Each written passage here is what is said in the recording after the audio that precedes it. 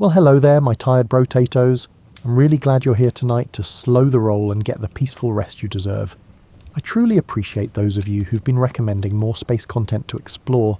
This is a carefully researched and thoughtfully written sleep story, shaped from historical records and designed to be calm, steady, and easy to follow. Just remember, you always have the option to simply listen and drift, or to learn something new if your mind feels curious. Tonight, we're stepping into the forgotten Apollo 8 mission and how it quietly echoes in the Artemis program, including Artemis 2, which recently returned back to Earth. Not as a loud headline moment, but as a quiet turning point that helped shape how we move through space. So if this calm, grounded history helps you unwind, feel free to follow, leave a like, and tell me where you're listening from and what time it is for you. And now, let your body relax into the pillow. Soften your shoulders, slow your breathing, and gently drift with me into the story. Hello, my tired dumplings. Welcome back. In December 1968, 3 humans left Earth's gravitational embrace for the first time in history and pointed themselves at the moon with nothing but faith in some calculations and a spacecraft built by the lowest bidder. You're about to discover why that audacious journey matters more than you might think, especially now that we are planning to do it all over again with Artemis. The forgotten story of Apollo 8 is not just about getting somewhere first, but about the moment when humanity looked back at itself from the darkness and saw something it had never seen before. You need to understand something about 1968 before we talk about rockets and moon orbits. This was not a good year for anyone who hoped the world might hold together. This was the year when the fabric of American society seemed to be tearing apart at the seams, when optimism felt naive and despair felt reasonable. The Vietnam War had turned into a grinding nightmare that played out on television every night. Families sat down to dinner and watched young men die in rice paddies halfway around the world. The Tet Offensive in January had shattered any illusions that the war was being won. Body counts scrolled across the screen like stock market numbers. The draft notices kept arriving in mailboxes across suburban America. College students burned their draft cards and marched in the streets. The war divided families, split communities, and made everyone question what America stood for. Martin Luther King Jr. had been assassinated in April on a motel balcony in Memphis. The man who preached nonviolence had been cut down by a bullet, and cities erupted in flames. Robert Kennedy had been shot in June just after winning the California primary, murdered in a hotel kitchen by another lone gunman with a cheap pistol. 2 leaders who represented hope for change were gone, and what replaced them was anger and confusion, and a sense that maybe peaceful change was impossible after all. Cities were burning. Riots tore through Newark and Detroit and Los Angeles and Washington. Students were occupying buildings and clashing with police. In Paris, they pulled up cobblestones and threw them at riot squads. In Prague, they faced down Soviet tanks with nothing but words and hope. In Mexico City, the government massacred students just days before the Olympics. The whole world seemed to be convulsing with rage and fear. The Soviet Union had just rolled tanks into Czechoslovakia to crush something they called the Prague Spring. For a few months, it had looked like communism might reform itself, might allow a little freedom and democracy. Then the tanks came, and the dream died under their treads. The Cold War was still frozen solid. The threat of nuclear annihilation still hung over everything like a sword suspended by a fraying thread. Every evening, Walter Cronkite delivered the news with the expression of a man watching a train wreck in slow motion. He was the most trusted voice in America, and even he looked tired. The optimism of the early 1960s, the new frontier spirit, the belief that America could do anything, all of it seemed to have drained away. What was left was exhaustion and division, and a nagging sense that the country was coming apart. NASA was supposed to be America's redemption story. The agency was supposed to prove that technology and determination could accomplish anything. President Kennedy had promised to land a man on the moon before 1970, and NASA was supposed to deliver on that promise. Space was supposed to be the arena where America won, where ingenuity triumphed over Soviet power, where the future looked bright instead of dark. Instead, NASA was behind schedule and struggling. The Apollo program had already killed 3 astronauts in a launch pad fire the previous year. Gus Grissom, Ed White, and Roger Chaffee had burned to death inside their capsule during a routine test because someone had designed a hatch that opened inward and could not be opened quickly. They had died screaming for help while technicians fumbled with the door. The investigation revealed sloppy workmanship, design flaws, and a culture of cutting corners to meet deadlines. The fire had been a wake-up call, but it also showed how dangerous this whole enterprise really was. The Saturn V rocket was barely proven. It had flown twice, both times unmanned, and both times it had worked, but not perfectly. The thing was 30 stories tall and contained enough explosive power to level a small city. It had to work flawlessly to send humans to the moon. One engine failure, one fuel leak, one stuck valve, and the rocket would either explode on the pad or break apart in flight. The engineers were confident, but confidence is not the same as certainty. The lunar module was not ready. This was the spacecraft that would actually land on the moon, and it was still being built. The design kept changing, the weight kept growing, the systems kept failing tests. There was no way it would be ready in time for a moon landing in 1969. The whole schedule was falling apart. Then someone at NASA had an idea so risky it made the engineers go pale.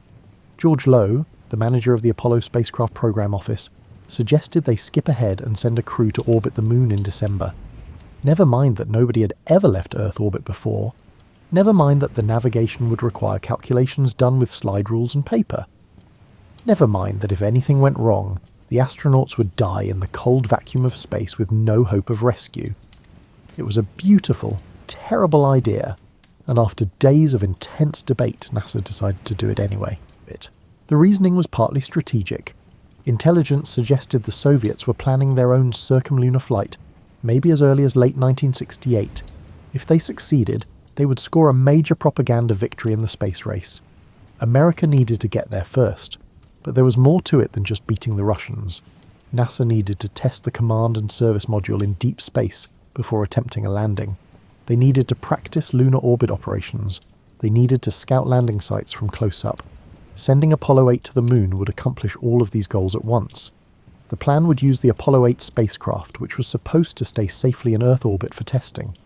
Instead, they would load it with 3 astronauts and fire them at the moon on a trajectory that demanded split-second precision. One wrong calculation, one failed engine burn, and the crew would either miss the moon entirely or slam into its surface at thousands of miles per hour. There was no margin for error and no backup plan. If the main engine failed, they would coast past the moon and into deep space until their oxygen ran out. If the navigation was off by even a fraction of a degree, they would come in too steep and burn up during re-entry, or too shallow and skip off the atmosphere like a stone on water, heading out into space forever. You have probably never heard of Frank Borman, Jim Lovell and Bill Anders unless you are a space history enthusiast. These 3 men were not the flashy test pilots who usually grabbed headlines. They were serious professionals who approached spaceflight like engineers solving a problem. Borman was a serious, no-nonsense Air Force officer who treated every mission like a military operation. He had flown on Gemini 7 with Lovell, spending 2 weeks in a capsule the size of a phone booth to prove humans could survive long-duration spaceflight. He was tough, disciplined, and completely focused on mission success. Lovell was calm and methodical, the kind of person you want next to you in a crisis. He had a gift for navigation and a steady temperament that never seemed to crack under pressure. He would later fly on Apollo 13 and help save that crew when everything went wrong. For now, he was the navigator, the one who would guide them to the moon and back using star sightings and math. Anders was the rookie, a brilliant engineer who had never flown in space before, but who would take one of the most important photographs in human history. He was younger than the others, less experienced, but incredibly competent. His job was to photograph potential landing sites and operate the cameras. He studied lunar geology and practiced with the Hasselblad until he could change film magazines in the dark. He knew this mission was his one chance to see the moon, and he wanted to make it count. They trained for the mission in about 4 months, which was nowhere near enough time to prepare for something this complex. The normal training cycle for an Apollo mission was over a year. They had a fraction of that. Every day was simulators and classrooms and briefings. They learned the spacecraft systems until they could operate them with their eyes closed. They practiced emergency procedures until the responses became automatic. They studied lunar maps until they could recognize craters by their shapes. They had to learn how to navigate by the stars using a sextant, like sailors from the age of exploration. The Apollo spacecraft had a computer, but it was primitive and could fail. If it did, the crew needed to be able to find their way home using nothing but a telescope, a star chart, and mathematics. Lovell spent hours in the planetarium practicing star sightings, learning to recognize constellations from angles he had never seen them before. From space, the stars do not twinkle. They are hard points of light against absolute black, and the patterns shift as you move away from Earth. They memorized hundreds of switch positions and emergency procedures. The spacecraft had over 600 switches and circuit breakers in the cockpit. Every one of them controlled something critical. Flip the wrong switch at the wrong time, and you could kill yourself and your crewmates. They practiced what to do if the computer failed, if the engine failed, if the communication system failed, if everything failed at once. They ran through abort scenarios where they had to get home using only backup systems. They learned to think fast and stay calm when alarms were going off and things were breaking. The families knew the risks. Borman's wife, Susan, later said she spent months expecting the worst. Every launch could end in a fireball. Every mission could bring back a flag-draped coffin instead of a smiling astronaut. The wives formed a support network, helping each other through the anxiety and the waiting and the forced smiles for the cameras. They were part of the program too, whether they wanted to be or not. The spacecraft they would fly was a marvel of 1960s engineering, which means it was primitive by modern standards but impossibly sophisticated for its time. The command module was a cone-shaped capsule barely large enough for 3 men to sit shoulder to shoulder. It had walls thinner than a soda can to save weight. Every pound mattered when you were trying to escape Earth's gravity. The engineers had shaved weight wherever they could, using titanium instead of steel, aluminum instead of titanium, and in some places materials so exotic they had never been used in aerospace before. The heat shield on the bottom was the only thing that would keep them from burning up during re-entry. It was made of a material called avcoat, a resin mixed with glass fibres and formed into a honeycomb structure. During re-entry it would ablate away, carrying heat with it as it vaporized. The shield had to survive temperatures of 5,000 degrees Fahrenheit. One crack, one manufacturing defect, one spot where the bonding was weak, and the heat would burn through into the cabin. The astronauts would die before they knew what was happening. The service module attached to the back held the big engine, the fuel tanks, the oxygen tanks, and all the systems that kept the command module alive. You could not access the service module during flight. It was a sealed cylinder bolted to the back of the capsule, and once you were in space, it stayed sealed. If something broke back there, you just had to hope it was not critical. The service module had the main engine that would slow them into lunar orbit and speed them up for the trip home. That engine had to fire perfectly twice, or the crew was dead. There was no backup. The whole assembly sat on top of a Saturn V rocket that was taller than a football field standing on end. The rocket was a masterpiece of controlled violence. It weighed 6 million pounds fully fueled. Most of that weight was fuel. The first stage alone held 203,000 gallons of kerosene and 318,000 gallons of liquid oxygen. When those propellants mixed in the combustion chambers of 5 F1 engines, they produced a total of 7.5 million pounds of thrust. That was enough to lift the entire mass of the rocket and accelerate it toward orbital velocity in less than 3 minutes. The rocket burned a mixture of kerosene and liquid oxygen in the first stage, then switched to liquid hydrogen for the upper stages. Liquid hydrogen is colder than anything you have ever touched. Stored at minus 423 degrees Fahrenheit, it boils at room temperature. Keeping it liquid requires constant refrigeration and thick insulation. It is also explosive, which makes it terrifying and perfect for rocket fuel. When it burns with liquid oxygen, it produces more energy per pound than almost any other chemical combination. The second and third stages used this fuel to push the spacecraft the rest of the way to escape velocity. When the Saturn V lit up, it produced more thrust than 500 jet fighters going full throttle at once. The noise was beyond description. It was not just loud. It was a physical force that hit you in the chest and vibrated your bones. People watching from 3 miles away reported feeling the sound as a pressure wave.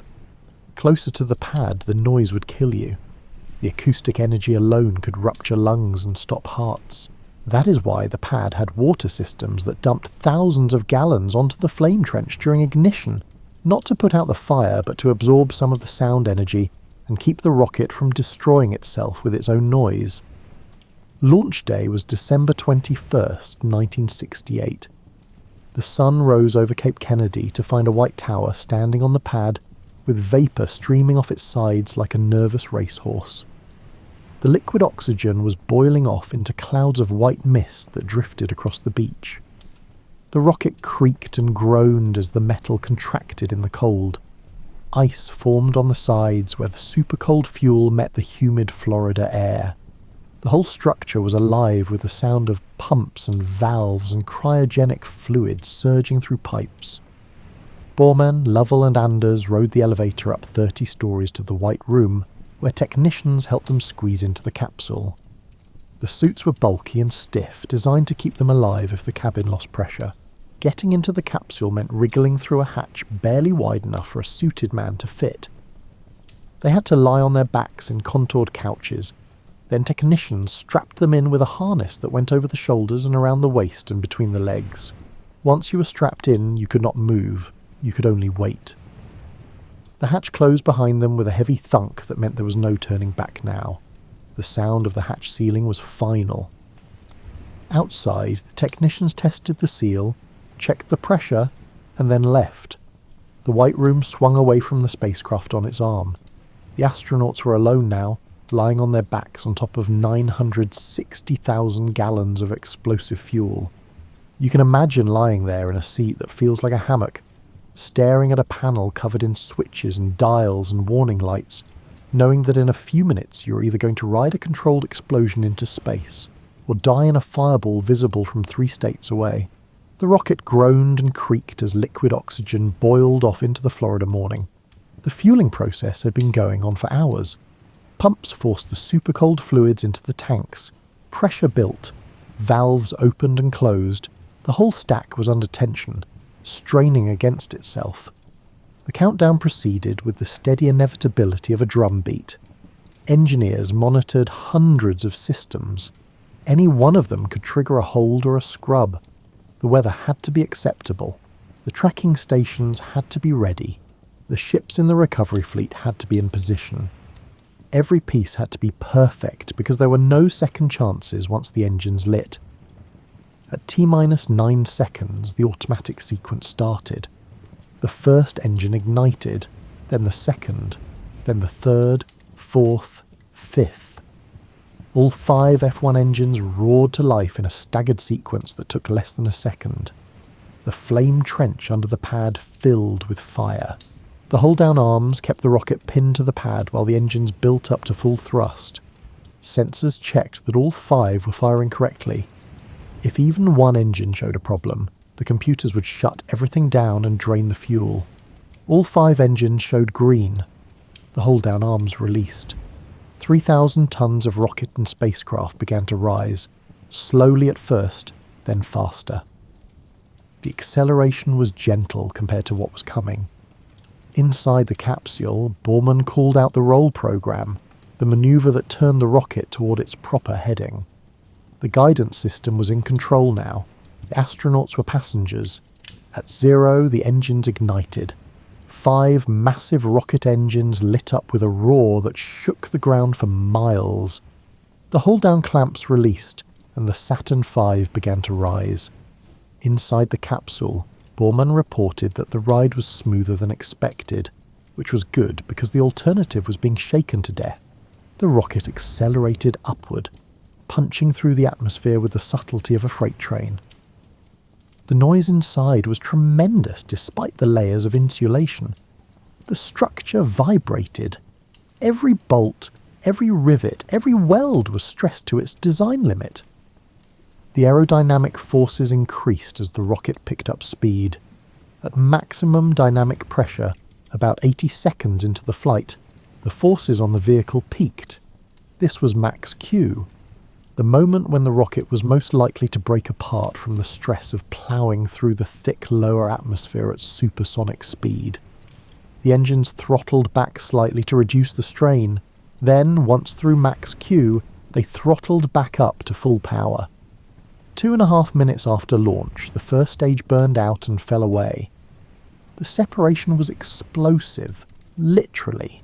Small charges fired to push the spent stage away from the still burning second stage.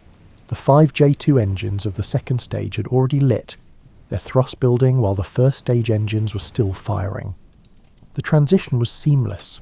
1 second you were on 5 engines, the next second you were on 5 different engines, smaller but more efficient, burning hydrogen instead of kerosene. This second stage continued the push toward orbit. The G-forces pressed the astronauts back into their seats.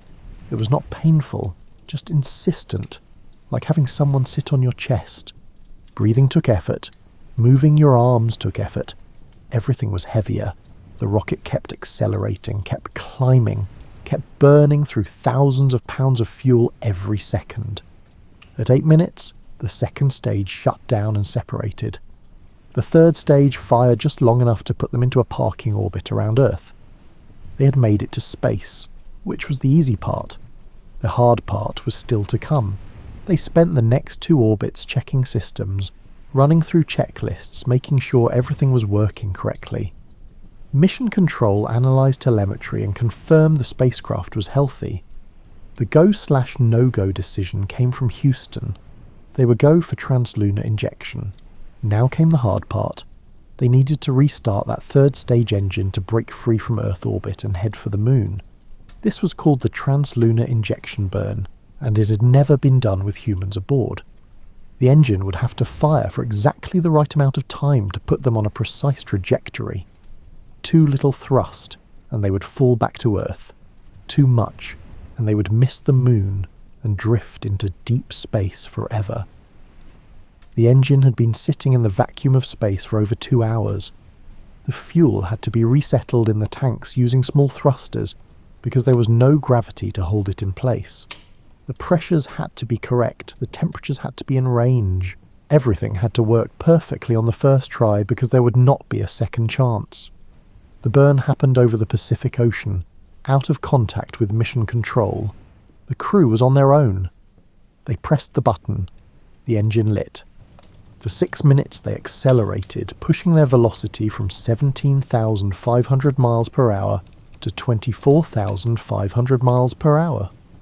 That extra 7,000 miles per hour was enough to escape Earth's gravity well.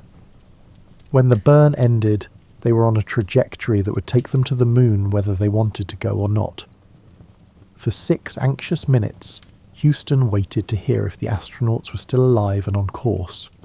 The tracking station at Carnarvon, Australia, picked up the signal first. When Lovell's voice came through, calm and professional, reporting that the burn was good and they were on their way, the tension in Mission Control broke like a fever.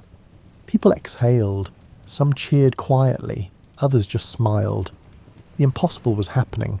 The Earth began to shrink behind them. At first it was a huge blue marble filling the window, then it was the size of a basketball, then a baseball, then a golf ball. The spacecraft rotated slowly to spread the sun's heat evenly across its surface, in a manoeuvre called passive thermal control, which the astronauts called the barbecue roll because it made them feel like a rotisserie chicken. The cabin was cold and cramped, and smelled like a mixture of metal and human bodies, and the faint ozone scent of electronics. There was no room to stand up or stretch out. You could float a little in zero gravity, but mostly you just tried to stay out of each other's way. Sleep was nearly impossible. The cabin was loud with fans and pumps and the endless clicking of relays. Every sound made you wonder if something was breaking. They spent Christmas Eve crossing the empty void between Earth and Moon, watching their home planet dwindle to a tiny blue dot in the vast darkness, knowing that if anything went wrong out here, nobody could help them. Mission Control could offer advice, but rescue was impossible. They were alone in a way that no human beings had ever been alone before. The flight to the Moon took 3 days, which sounds romantic until you realise what 3 days in a space capsule actually means. You are living in a volume about the size of a large closet with 2 other people who have not showered. Every smell lingers, every sound echoes. Privacy does not exist. The toilet is a plastic bag with a sticky rim that you try not to think about too much. The navigation system was a computer that had less processing power than a modern digital watch. It could do basic calculations and help the astronauts figure out where they were, but it could not do the complex orbital mechanics needed for the mission. Those calculations had been done by human computers back on Earth, mostly women with mathematics degrees who worked in rooms full of adding machines and slide rules. The trajectory had been plotted and double-checked and triple-checked, but it all depended on firing the engine at exactly the right moment for exactly the right duration. You need to picture what it means to aim for the moon.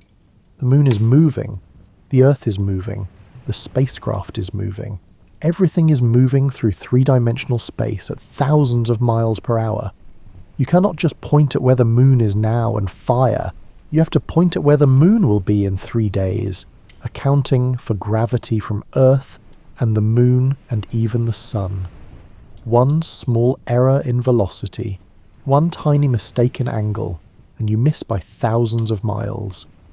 The astronauts checked their position by taking sightings on stars through a small telescope built into the spacecraft.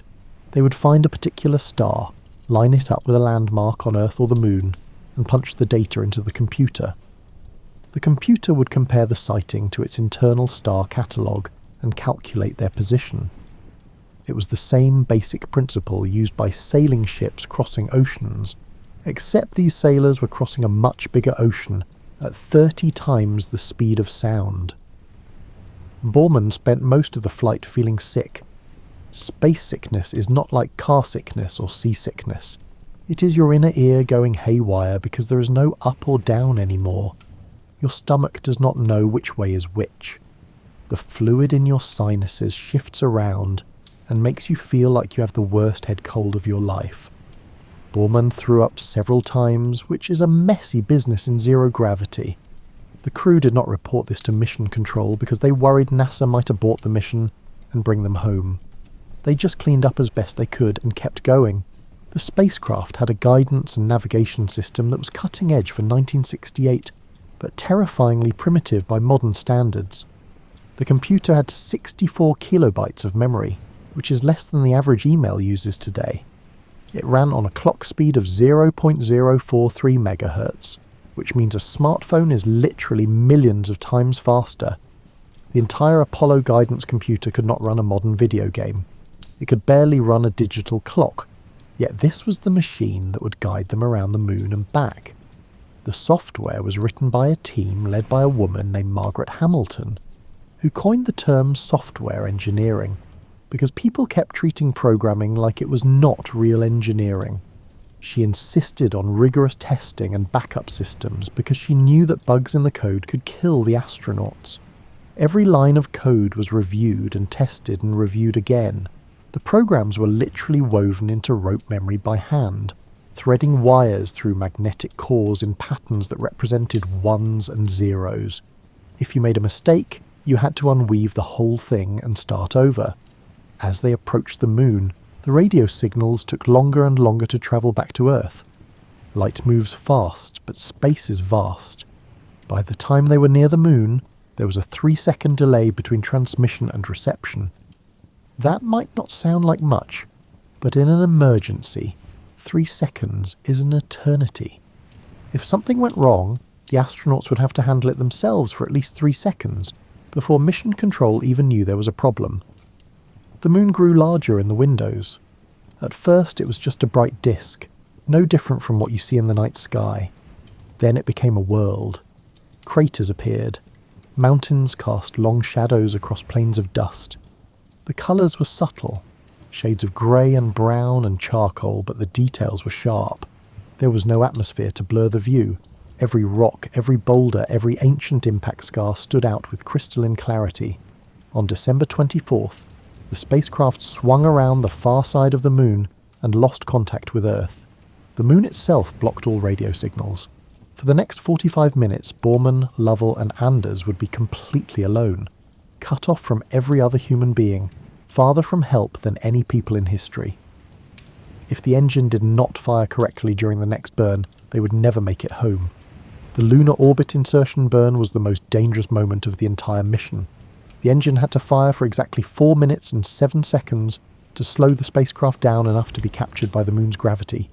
Too short, and they would slingshot back toward Earth on a trajectory that might miss the planet entirely. Too long, and they would crash into the lunar surface. The engine had to work perfectly. There was no backup. If it failed, they would loop around the moon and head back to Earth, which sounds fine until you realised a return trajectory would be wrong, and they would probably burn up during re-entry. Anders later described the moment when the engine was supposed to light as the longest 10 seconds of his life. They pressed the button. For a heartbeat, nothing happened. Then the whole spacecraft shuddered as the engine roared to life, pressing them back into their seats with a force that felt almost comforting after days of weightlessness. The burn had to be precise. They watched the clock count down. 4 minutes, 3 minutes, 2 minutes. The engine kept firing. 1 minute, 30 seconds, 10 seconds, shut down. The silence that followed was profound. They had no way to know if the burn had worked until they came back around the front of the moon and re-established contact with Earth. For all they knew, they were on a collision course with the surface or drifting off into deep space. The next 45 minutes would determine whether they lived or died. The spacecraft swung around the moon's far side, crossing terrain that no human eyes had ever seen. The far side is not dark, despite what people call it. The sun shines there just as it shines on the near side. It is just hidden from Earth by the bulk of the moon itself. What they saw was a landscape of ancient violence, crater upon crater upon crater, impacts layered over impacts going back billions of years. No wind had ever disturbed this dust. No water had ever flowed here. It was geology frozen in time, a museum of cosmic collisions. Then they came around the front and their radio crackled back to life. Mission Control called out to them. Lovell responded with the most beautiful words anyone at NASA had ever heard. They were in lunar orbit. The burn had worked. They were alive. Being in orbit around the moon is not like orbiting Earth. Earth orbit feels safe because you can look down and see cities and continents and clouds, all the familiar markers of home. You can see the curve of the horizon glowing blue with scattered sunlight. You can watch weather systems swirl across oceans. You can pick out coastlines and rivers and mountain ranges. Earth from orbit is beautiful and alive and reassuring. The moon has none of that. The moon is dead. It has been dead for billions of years. When you orbit the moon, you are circling a graveyard. The landscape below is frozen in time, a record of violence going back to when the solar system was young and chaotic. Nothing moves down there. Nothing changes except the slow march of shadows as the sun tracks across the sky. The stillness is profound and deeply unsettling.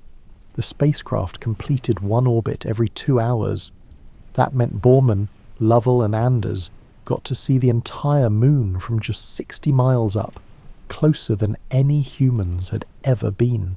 They floated in front of the windows and stared down at a world that looked like it had been bombed by asteroids for 4 billion years. Every feature had a story written in impacts and lava flows and slow erosion from temperature extremes that would crack steel. The moon was a textbook of planetary geology, every page written in rock and dust. The craters were everywhere, small ones inside bigger ones, overlapping in patterns that showed which impacts came first. The physics was simple. Something travelling at cosmic velocity hits something else. The kinetic energy converts to heat and shock in an instant. The surface explodes outward, throwing material up and out in a symmetrical pattern. What settles back down forms a circular crater with a raised rim, and sometimes a central peak where the crust rebounded from the impact. Some craters were so fresh that you could see the rays of debris splashed out from the impact, bright streaks of pulverized rock extending for hundreds of miles across the dark plains. The rays were brighter because the impact had excavated fresh material from below the surface, material that had not been darkened by billions of years of exposure to the solar wind and micrometeorite bombardment. These young craters stood out like scars on old skin. Other craters were so old they had been worn smooth by eons of thermal cycling and micrometeorite impacts. The sharp rims had degraded. The floors had filled in with debris from later impacts. Some were barely visible, ghost craters that you could only see when the lighting angle was just right, and shadows revealed faint circular depressions in the surface. The oldest parts of the moon dated back 4.5 billion years, to when the solar system was still settling down after its violent birth. You have to imagine what it feels like to look down at a landscape completely untouched by life. No trees, no grass, no bacteria, no fossils. Nothing has ever grown here. Nothing has ever crawled across this dust. The rocks have never been worn smooth by flowing water. The mountains have never been shaped by wind and rain and ice. Everything you see is the result of impacts and volcanic eruptions and the slow grinding forces of gravity and wind rustling leaves, water dripping, your own heartbeat. The moon has none of that. If you stood on the surface, you would hear nothing but your own breathing inside your helmet and the quiet hum of your life support system. No sound travels through vacuum. The silence would be so complete it would feel like pressure on your eardrums. It is beautiful and terrible at the same time. Beautiful because the landscape has a stark elegance, a purity of form that comes from being shaped by simple physical laws without interference. Terrible because it is so fundamentally hostile to everything living. One moment of exposure to vacuum would kill you. One puncture in your suit would be fatal. The environment does not care whether you live or die. It is indifferent in a way that Earth's environment never is. The mountains on the moon are different from Earth mountains. They were not pushed up by plate tectonics or shaped by erosion. They were formed by massive impacts that threw rock into the air and let it splash down in frozen waves. The mountain ranges around the Maria, the dark plains, are the rims of ancient impact basins. When something the size of a small planet hit the moon, it excavated a hole hundreds of miles across. The rim of that hole became a mountain range. Some of the peaks rise 20,000 feet above the plains, higher than anything in the Rockies. But they look wrong because they have no foothills, no gradual slopes leading up to the summits. They just jut up out of the flat surface like broken teeth. The angles are too steep. The transitions are too abrupt. These mountains were not built slowly over millions of years. They were created in seconds during catastrophic impacts. The Maria, the dark plains that make up the man in the moon when you look up from Earth, turned out to be ancient lava flows. Billions of years ago, massive asteroids punched through the moon's crust and let molten rock flood up from below. The impacts were so violent they fractured the crust down to the mantle. Magma welled up and spread across the impact basins, filling them with basalt that cooled into smooth plains. The lava flows are old now, 3 to 4 billion years old, but they look relatively smooth compared to the highlands. They have fewer craters because they formed after the main bombardment period when the solar system was still full of debris. The rock is dark because it is rich in iron and titanium. These are the seas of the moon, given poetic names like Mare Tranquillitatis and Mare Imbrium and Oceanus Procellarum. The Sea of Tranquility, the Sea of Rains, the Ocean of Storms. Beautiful names for plains of cold stone. Lovell took navigation sightings and updated the computer. The sextant was built into the spacecraft's optical system. He would find a known star, align it with a landmark on the moon's surface, and measure the angle between them. The computer would compare this to its internal star catalogue and calculate their position. This was celestial navigation, the same technique used by sailors for centuries, adapted for the space age. If the computer failed, they could navigate home using nothing but a slide rule and a star chart. It would be slower and less accurate, but it would work. Anders took photographs with a Hasselblad camera loaded with film, shooting frame after frame of the surface to help NASA scout landing sites for future missions. Borman kept track of their systems and communicated with Mission Control. All three of them tried to comprehend what they were seeing. This was the moon. They were actually here. After all the years of dreaming and planning and building, humans had finally left Earth and travelled to another world. The temperature extremes were staggering. On the sunlit side of the moon, the surface temperature reached 250 degrees Fahrenheit, hot enough to boil water. In the shadows, it dropped to minus 250 degrees, cold enough to freeze carbon dioxide solid. There was no atmosphere to moderate these extremes.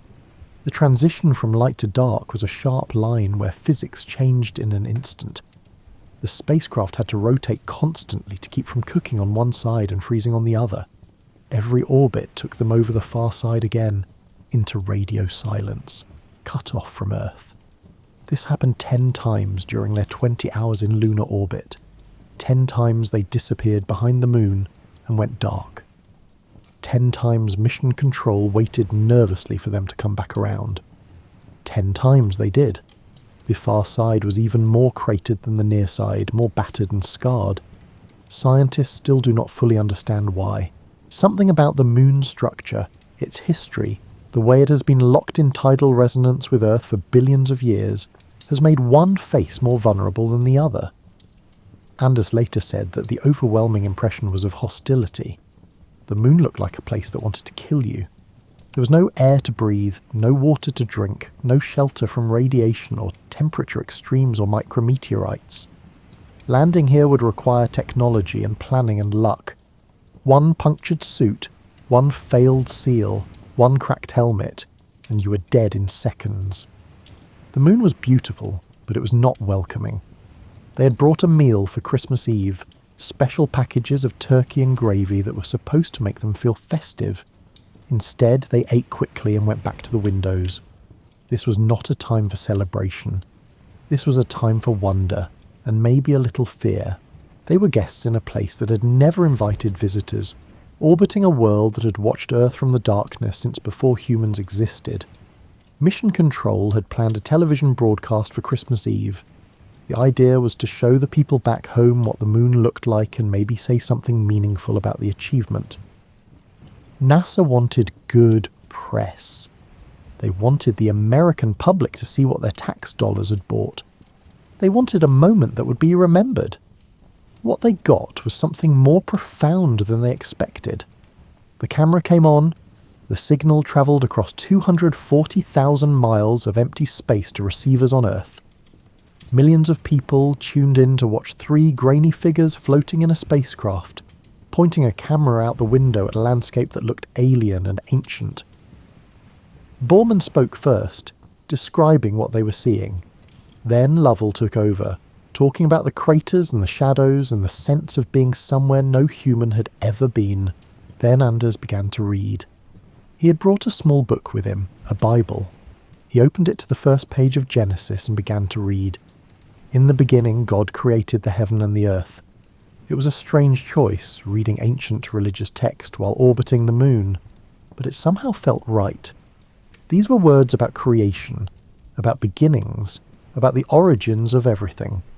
They were words that connected this moment to thousands of years of human wonder about the sky and what might be out there.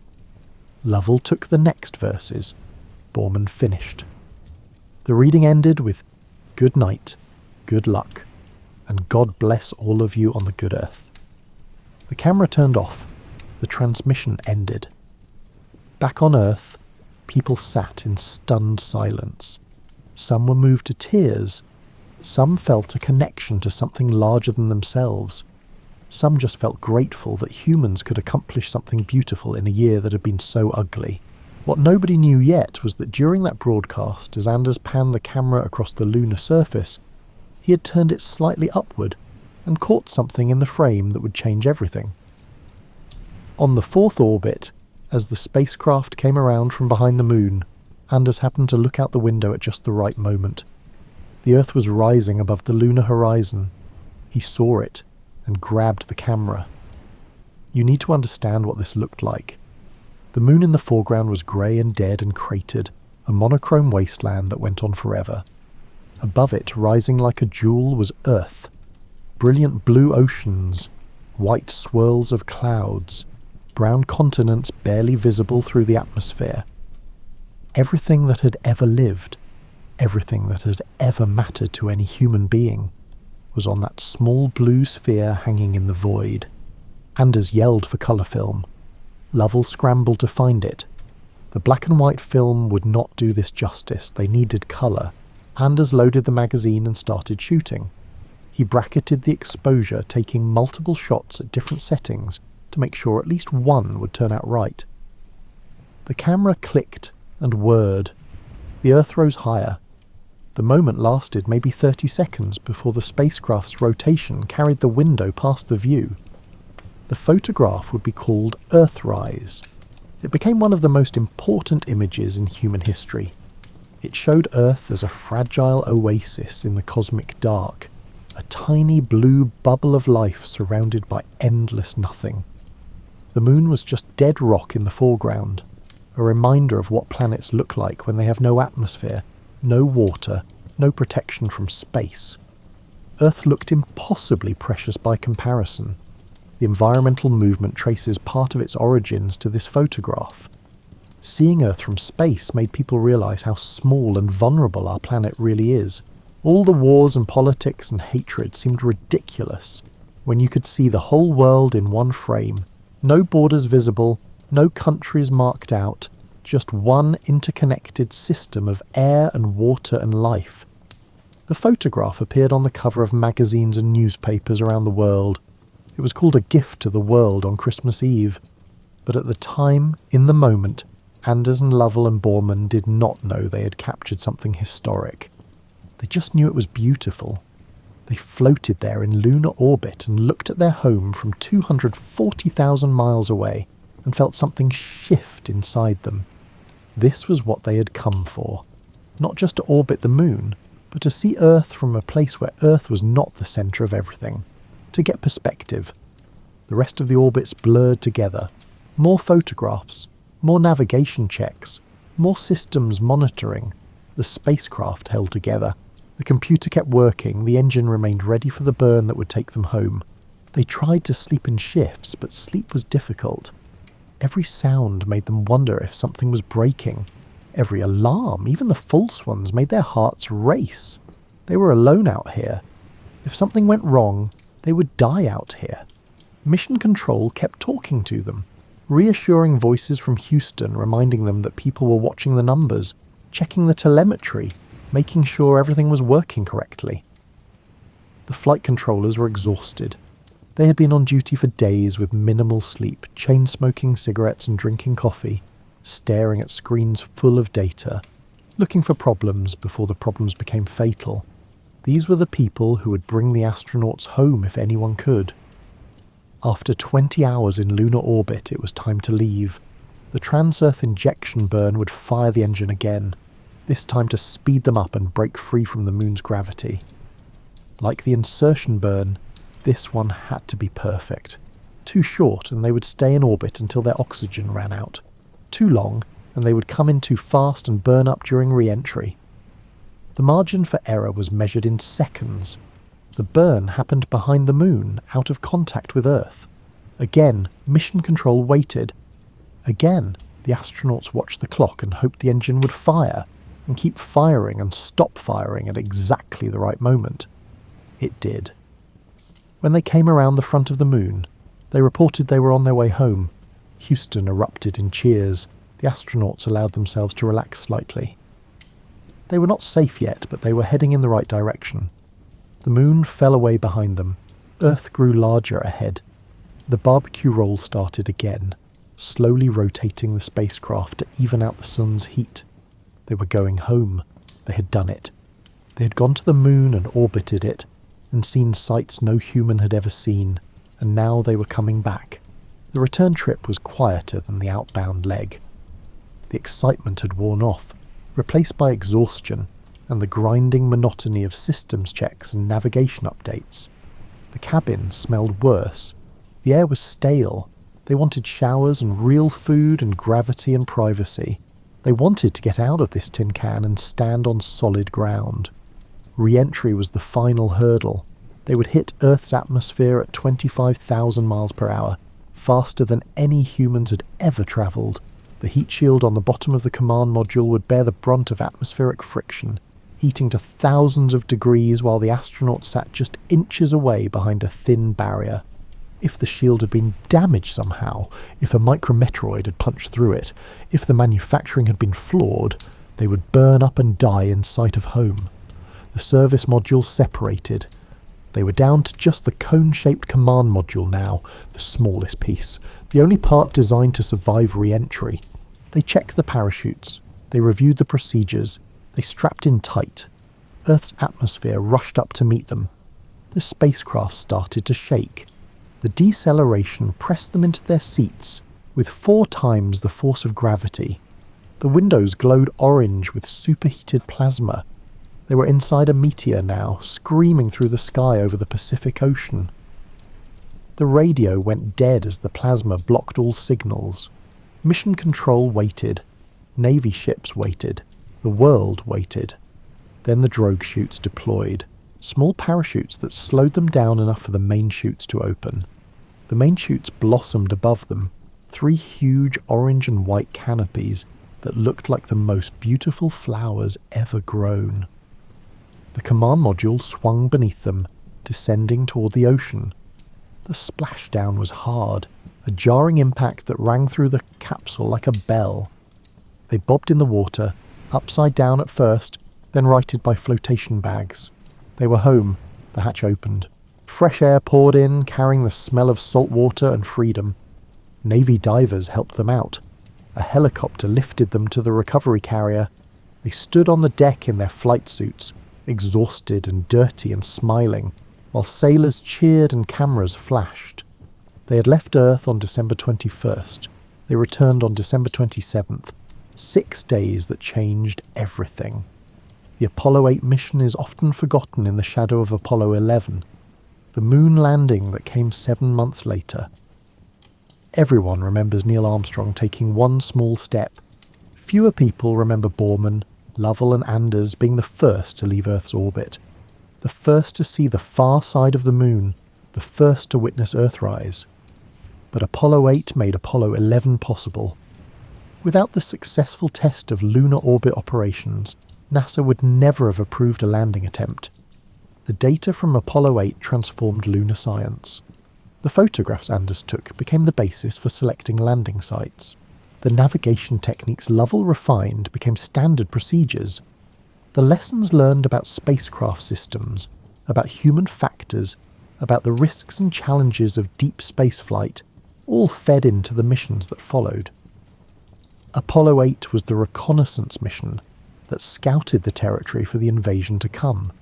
For the 3 astronauts, the experience was transformative in ways they did not expect. Borman became an advocate for international cooperation in space. Lovell flew again on Apollo 13, the mission that almost killed him, but also proved that NASA could improvise brilliant solutions under impossible pressure. Anders left NASA and went into government work, but he never stopped talking about the Earthrise photograph and what it meant. All 3 of them spent the rest of their lives trying to explain what it felt like to see Earth from the moon, and none of them ever quite found words adequate to the experience. The cultural impact was subtle, but profound. The 1960s had been about division and conflict and fear. The moon missions became about unity and achievement and hope. They showed that humans could cooperate on projects too big for any single nation.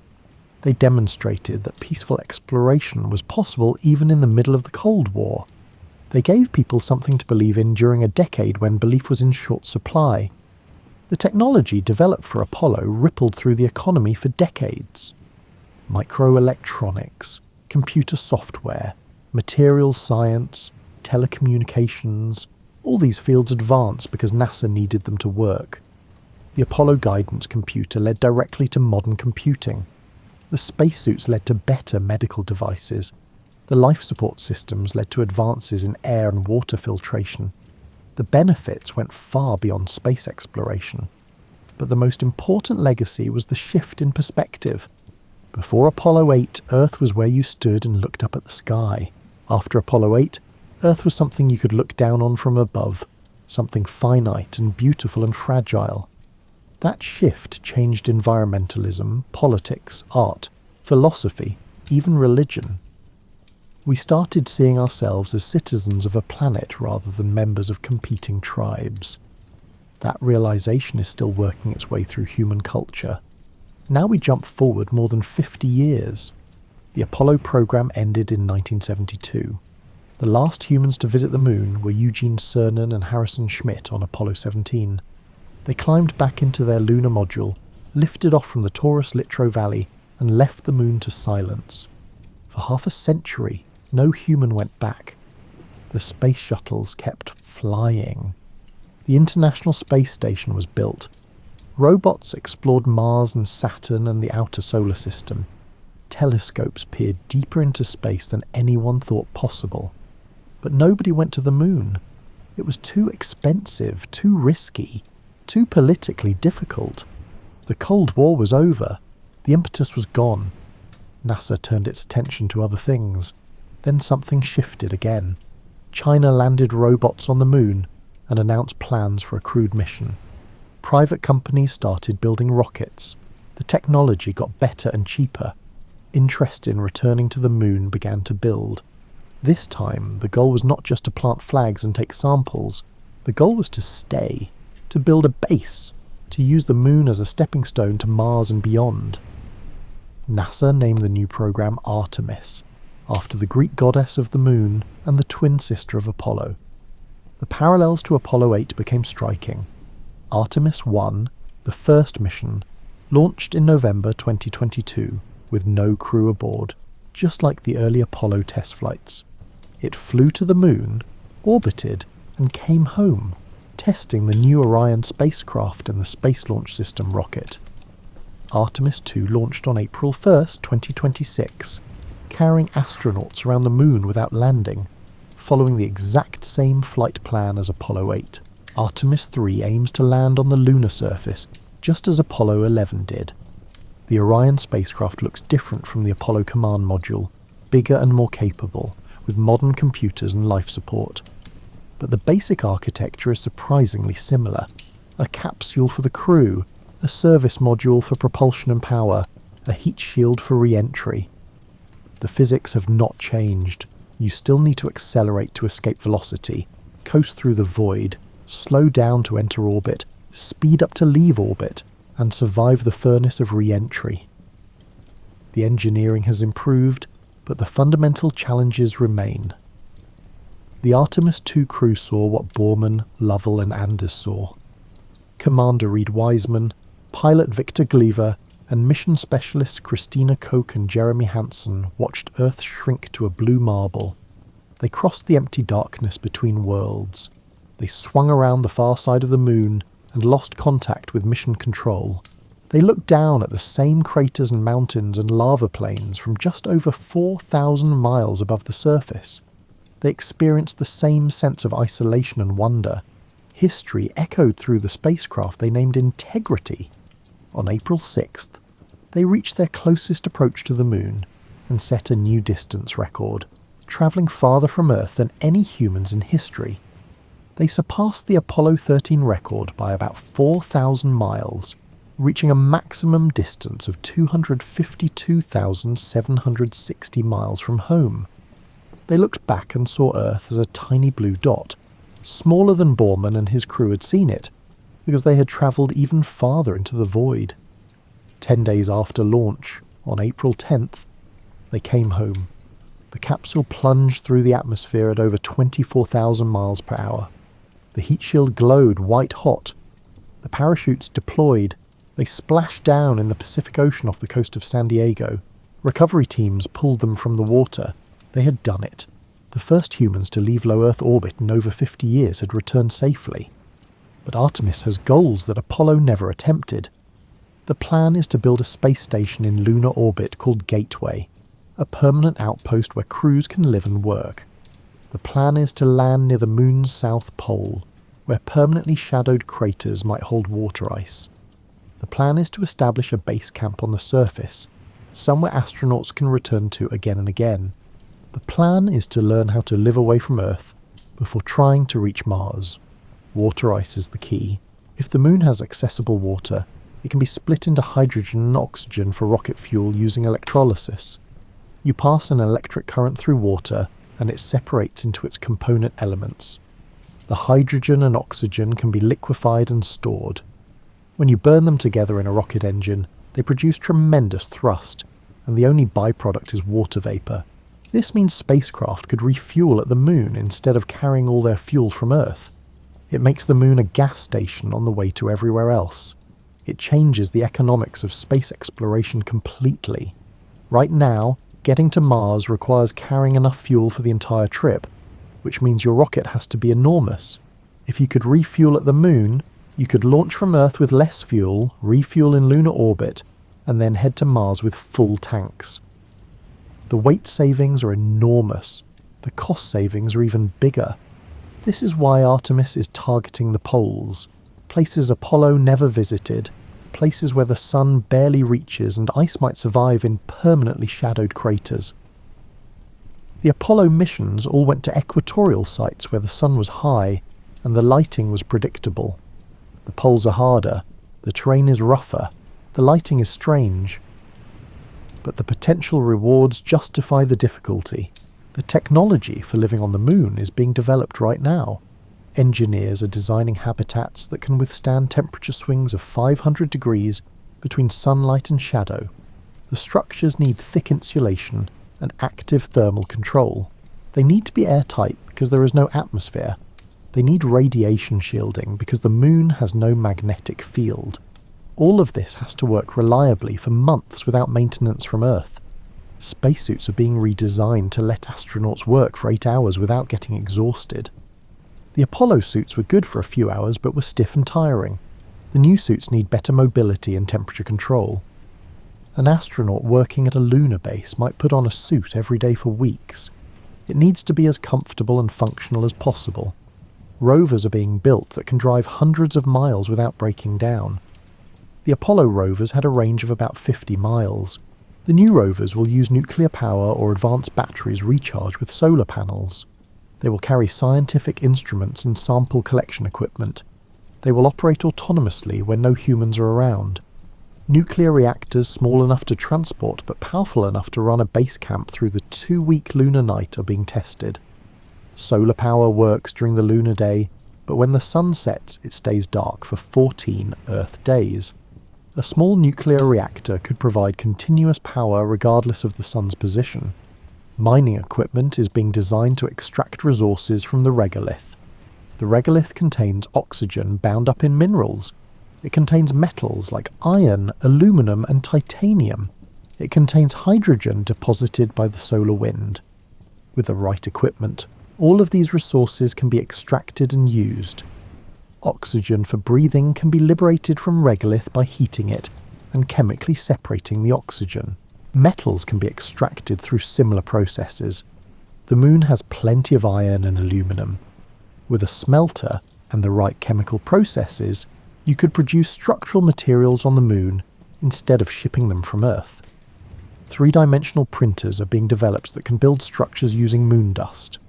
The dust, when melted and fused, forms a hard ceramic material similar to concrete. A robotic printer could construct walls and floors by melting regolith layer by layer, building up structures without any materials from Earth except the printer itself. This is called in situ resource utilization. It is the key to sustainable presence on the moon. Every kilogram you do not have to launch from Earth saves thousands of dollars. If you can produce 90% of what you need locally, the economics of a lunar base start to make sense. None of this existed during Apollo. The Apollo missions were flags and footprints expeditions. Land, explore, collect samples, come home. There was no infrastructure, no long-term planning. Each mission started from scratch. It was spectacular but unsustainable. Artemis is different. Artemis is about building something that lasts, about establishing a permanent foothold, about making the moon a destination instead of a brief visit. The goal is not to visit the moon 10 times and stop. The goal is to stay. The astronauts who flew Artemis II studied the Apollo 8 mission carefully during their training. They read the transcripts, watched the footage, talked to engineers who worked on the original program. They wanted to understand what Borman, Lovell and Anders experienced, what surprised them, what scared them, what inspired them. They knew they were following in those footsteps, literally retracing the same path through space. One major difference was the crew composition. Artemis II included a woman and a person of colour, groups that were excluded from Apollo. Christina Koch became the first woman to fly around the moon. Victor Glover became the first person of colour to leave low Earth orbit. Jeremy Hansen became the first Canadian to travel beyond Earth orbit. This was progress, long overdue, and it represented a change in who gets to be an explorer. The moon is for everyone this time, not just a select few. You might wonder why any of this matters. We went to the moon 50 years ago, took some photographs, brought back some rocks, and came home. Why go back? Why spend billions of dollars and risk lives to visit a dead world with no air and no water and nothing to see except dust and craters? The practical answers involve resource extraction and scientific research and technology development. The moon has helium-3, a rare isotope that might someday fuel fusion reactors. The moon has minerals and metals. The moon offers a low-gravity environment for manufacturing. The moon is a platform for telescopes that would work better without Earth's atmosphere in the way. The moon is a testbed for systems we will need on Mars. These are all valid reasons, economically and scientifically sound. But the real answer is deeper. We return to the moon because humans are explorers. We go places because they are there, because we can, because the act of going teaches us things about ourselves that we cannot learn any other way. Apollo 8 did not just show us the moon, it showed us Earth. It gave us perspective. It reminded us that we live on a fragile island in a very large ocean, and we need to take care of that island because it is the only one we have. Artemis will do something similar. It will remind a new generation that humans are capable of extraordinary things when we work together. It will inspire kids who watch the launches and dream about being astronauts. It will push technology forward in ways that benefit everyone, not just space programs. It will demonstrate that space is not just for superpowers but for international cooperation. Gateway will be built by multiple countries working together, just like the International Space Station. There is something profound about standing on another world and looking back at Earth. The astronauts who did it during Apollo came back changed. They talked about seeing Earth as one system, one interconnected whole, without the political divisions that seem so important from the ground. They talked about the unity of life, the improbable beauty of a planet that can support forests and oceans and cities. They talked about feeling a responsibility to protect that beauty. Artemis is giving more people that experience. Not everyone will go to the moon, but everyone can see what the astronauts see through cameras and virtual reality and live broadcasts. The Earthrise photograph changed minds in 1968. The real-time video from Artemis 2's lunar flyby in 2026 did something similar. Millions of people watched Earth rise above the moon's horizon, seeing for themselves what Borman and Lovell and Anders saw. That might be worth the cost all by itself. The echo between Apollo and Artemis is not just about repeating history. It is about building on what came before, learning from those first missions and pushing further. Apollo was a sprint, a race to get there first and prove it could be done. Artemis is a marathon, a commitment to stay and build and explore systematically.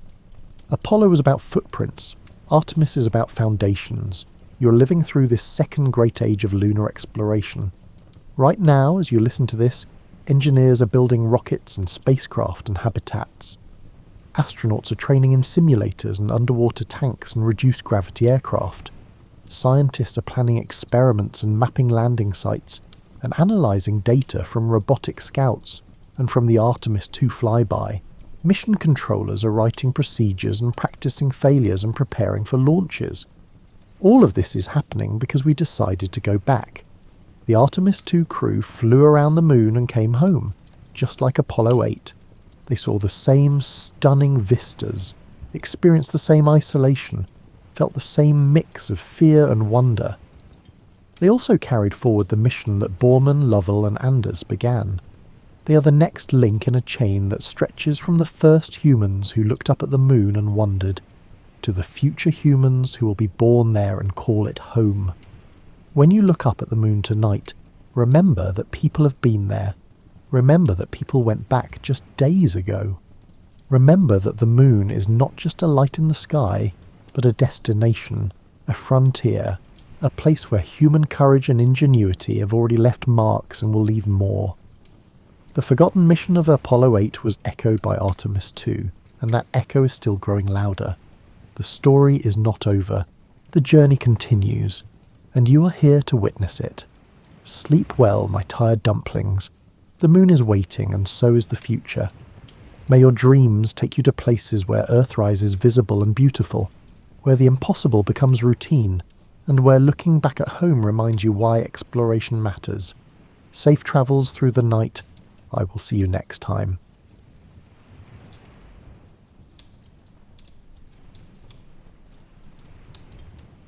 The smell reaches you first. Bread.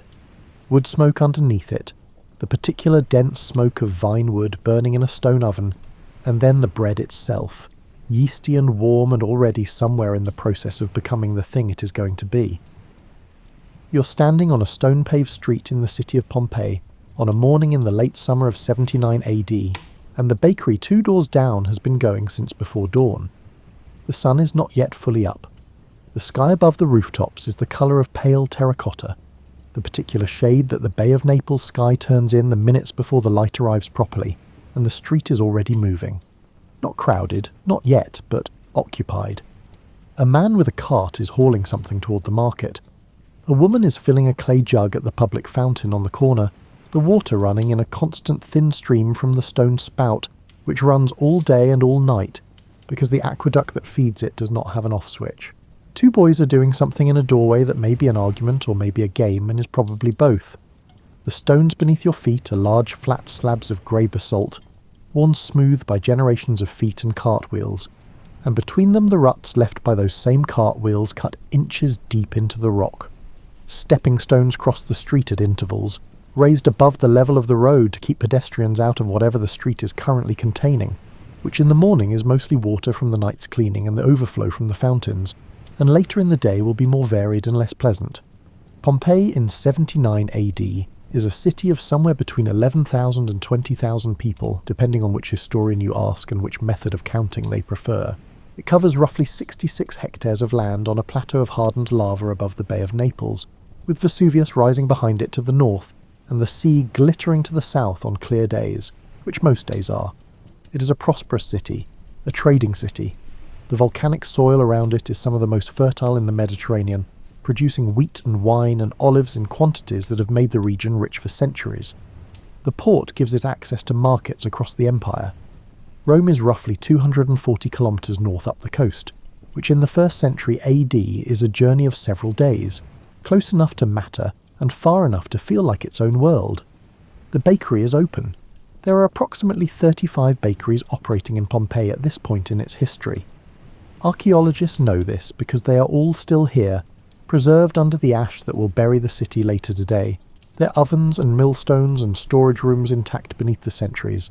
Each bakery serves its local neighbourhood, positioned on the main streets near grain supplies, and the larger ones have their own mills in a separate room, 4 or 5 large basalt millstones shaped like hourglasses, driven by donkeys walking in circles in the dark.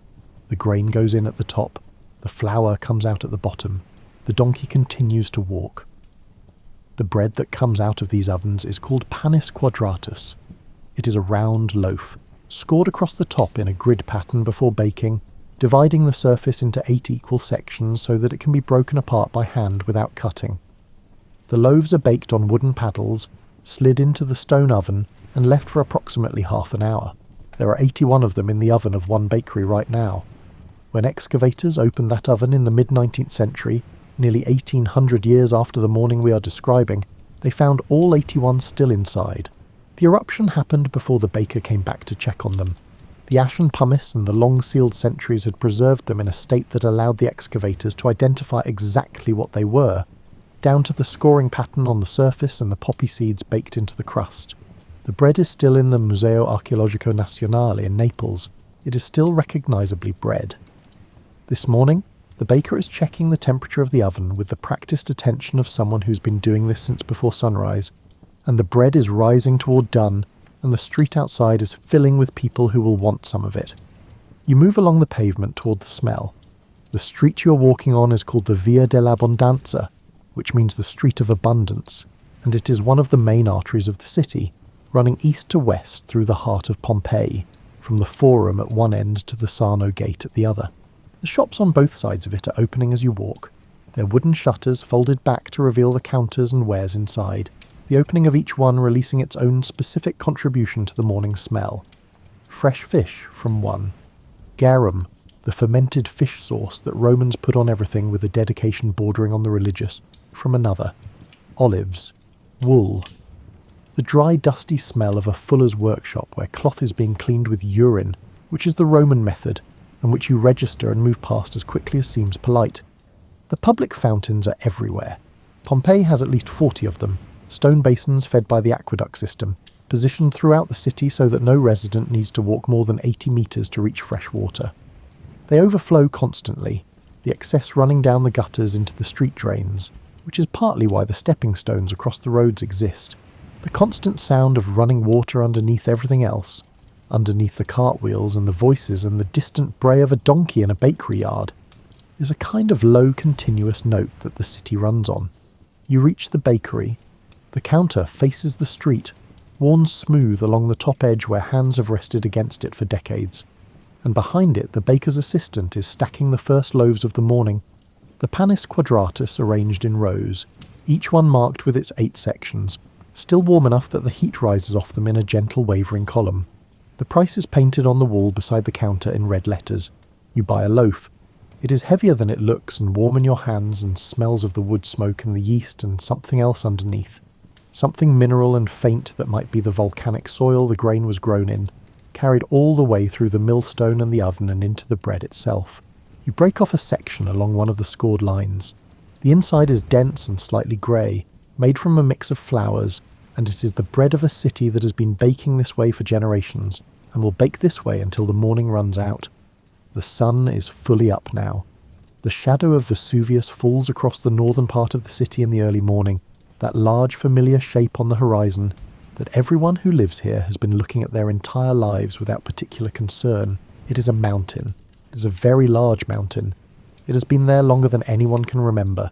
The soil around it is fertile beyond reason, and the air near it has a faint mineral sharpness, and occasionally, in recent months, there have been small tremors that rattle the cups on the shelves and are discussed in the tabernae for a day or two before being forgotten. The city does not worry about the mountain. The city is busy. The Forum is opening. The baths will be warm by mid-morning. There is an election campaign underway, and someone has painted a new endorsement on the wall of a building 3 streets over, the wet plaster still drying, the letters still bright red in the morning light. Pompeii has about 12 hours left, and neither of you knows it yet. For now there is only the bread in your hands and the sound of the city waking up around you. The cartwheels on the basalt stones and the water from the fountains and the donkeys turning in the dark bakery yards and the smell of vinewood smoke and yeast drifting down the Via dell'Abbondanza in the warm morning air of the 24th of August, 79 AD. The grand houses of Pompeii are not where you live. The ones tourists visit, the House of the Faun with its famous mosaic floors, the House of the Vetii with its painted walls and elaborate garden, those belong to a different Pompeii than the one you are occupying this morning. They belong to the Pompeii of wealthy merchants and landowners, the people whose names appear on election endorsements painted in large letters on street corners, the people whose dining rooms have dining rooms. You know those houses exist. You can see the walls of a few of them from where you are standing. You do not live in one. You live upstairs. The building you live in is called an insula, which means island, which is the Roman word for a multi-storey apartment block, and the name makes a kind of sense when you look at it from the street. The building sitting in its city block like a solid mass of rendered stone and timber, surrounded on all sides by streets and alleyways, the upper floors stepping slightly back from the lower ones in the casual asymmetry of buildings that have been added to over several generations by owners who are more interested in rent income than architectural consistency. The ground floor does not belong to you, the ground floor belongs to the shops. Pompeian buildings are typically organised this way, with commercial tabernae running along the street frontage, each one a single room opening directly onto the pavement through a wide doorway that can be sealed at night with a wooden shutter. The taberna beside the entrance to your stairwell sells oil and olives from large ceramic jars sunk into its counter. The one next to it sells wine by the cup from similar jars.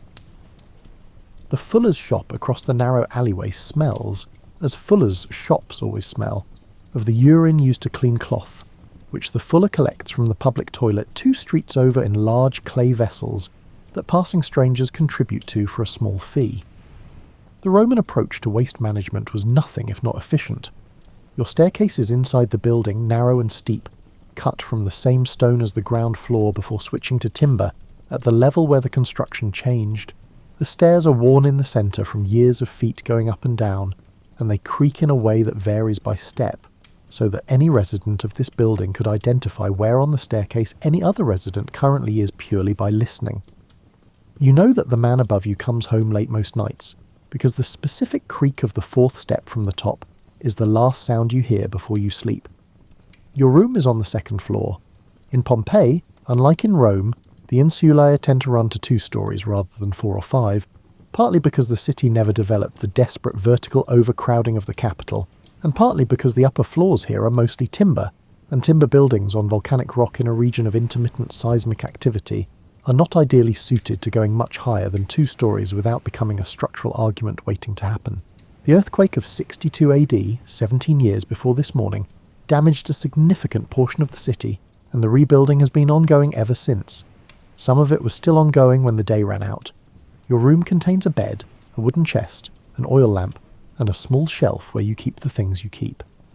The bed is a wooden frame with ropes strung across it, supporting a mattress stuffed with wool and dried grass that has been in use long enough to have settled into an approximate impression of your body, which is either comfortable or simply familiar. The window is an opening in the wall with wooden shutters that, when open, give you a view of the alleyway, the wall of the building opposite and a narrow strip of sky above it. When the window's open, the street comes in with it, every sound of the city arriving without filtering or distance, the cartwheels and the conversations and the water from the fountain at the corner, and the dogs and whatever the fuller's shop is currently doing. When the window is closed, the room is dark and still. You spend very little time in this room outside of sleeping. Pompeian apartments were not designed for living in the way that modern apartments are designed for living in. They were designed for sleeping in and storing things in. The rest of life happened outside, in the streets and the shops and the forum and the baths, because the city was the living space and the room was simply where you put your body when it needed to stop moving. The walls of your building are covered in writing. Not vandalism, not exactly, or not only. Graffiti in Pompeii is one of the most extraordinary archaeological records of ordinary Roman life, covering practically every available wall surface with election endorsements, personal announcements, insults, jokes, declarations of love, declarations of hate, advertisements, and the occasional philosophical observation. Archaeologists have catalogued more than 11,000 individual graffiti inscriptions from Pompeii, more than from any other site in the ancient world. They were scratched into plaster with a stylus, or painted on in red or black letters by professional sign painters called scriptores, who were hired to produce large, neat announcements on prominent walls. One inscription on a wall near the Forum reads, in Latin, that someone named Lucius Isticidius regards as his own the thief who stole his cloak at the baths. The grievance is approximately 2,000 years old, and it reads like something you might post on a neighbourhood message board this afternoon. Another announces an upcoming gladiatorial games in the amphitheatre, listing the date and the sponsor's name. Another endorses a local candidate for the office of aedile and notes that he gets good bread, which in Pompeii was a genuine political credential. Another simply says that a man named Attilius is a fool, which required no more context then than it does now. The wall of your building contributes to this conversation. Someone has written in red paint that the tavern keeper on the corner waters his wine, which is either a complaint or a warning or possibly both. Below it in a different hand, someone has added a single line questioning the first writer's authority to judge. Below that, a third person has drawn something that is either a fish or a rude gesture, and the ambiguity appears to be intentional. You read it on your way out this morning the way you read it every morning, the way you read a neighbourhood where the walls have been talking for decades. Your neighbour on this floor is a craftsman of some kind. A metal worker, perhaps, based on the occasional sound of hammering that comes through the shared wall in the late afternoon. You do not know his name. You know the rhythm of his days, the times he's home and the times he's not, the particular quality of his cough through the thin plaster wall that separates your respective lives. This is the texture of insular living, this intimate proximity between people who are strangers in the formal sense and neighbours in every practical one. Below you, In the ground floor taberna on the other side of the stairwell from the oil cellar, a woman is opening her shop. You can hear the wooden shutter folding back against the wall, the scrape and clatter of it, and then the particular quieter sound of her arranging whatever she sells on the counter. You do not know what she sells. You have never been in that shop. But you know that sound, the morning sound of her opening, the way the city opens itself one shutter at a time in the hour after dawn. The street outside is fully awake now. The sun is clearing the rooftops and the shadows on the alleyway wall are shortening, and somewhere in the distance the forum is opening for business. The lawyers and the money changers and the magistrates taking their positions for the day. The smell of bread from the bakery on the Via dell'Abbondanza has been replaced by the more complex smell of a city fully operational, smoke and animals and cooking, and the salt edge of the sea somewhere beyond the southern walls. Pompeii has been a city for several centuries before this morning. The Oscans were here first, then the Greeks, then the Samnites, then the Romans, who took it in 89 BC and made it a Roman colony and changed its name and built their forum and their baths and their amphitheatre in the Roman fashion, while leaving much of the older street plan intact. The streets of Pompeii run at odd angles because they were laid out before Rome got here, and Rome did not bother to straighten them. The city is a palimpsest of its own history, older buildings adapted and readapted, walls that have been painted and repainted and written on again, temples that began as one thing and became another. It is a city that has been inhabited so long and so continuously that it has absorbed everything that ever happened inside it, wearing that history the way the basalt streets wear the ruts from the carts, pressed in and permanent and entirely unremarkable to the people walking across it every day. Your building has been here for at least 2 generations. The stone of the lower floor is darker than the timber of the upper, darker and harder, and the doorframe at the bottom of your staircase has been worn smooth by the hands of everyone who ever reached for it going in and coming out. You reach for it now. The street receives you. The city is in the middle of its morning, and there is a great deal of it to be in. By mid-morning the bread is gone and you need something else. The thermopolium on the corner of the Via dell'Abbondanza has been opened since before you left your building. Its L-shaped counter facing the street with the circular opening sunk into the stone top where the ceramic dolia sit. Large, round-bellied jars holding whatever the establishment is selling today. The counter itself is faced with fragments of coloured marble, red and white and grey, set in patterns that catch the morning light.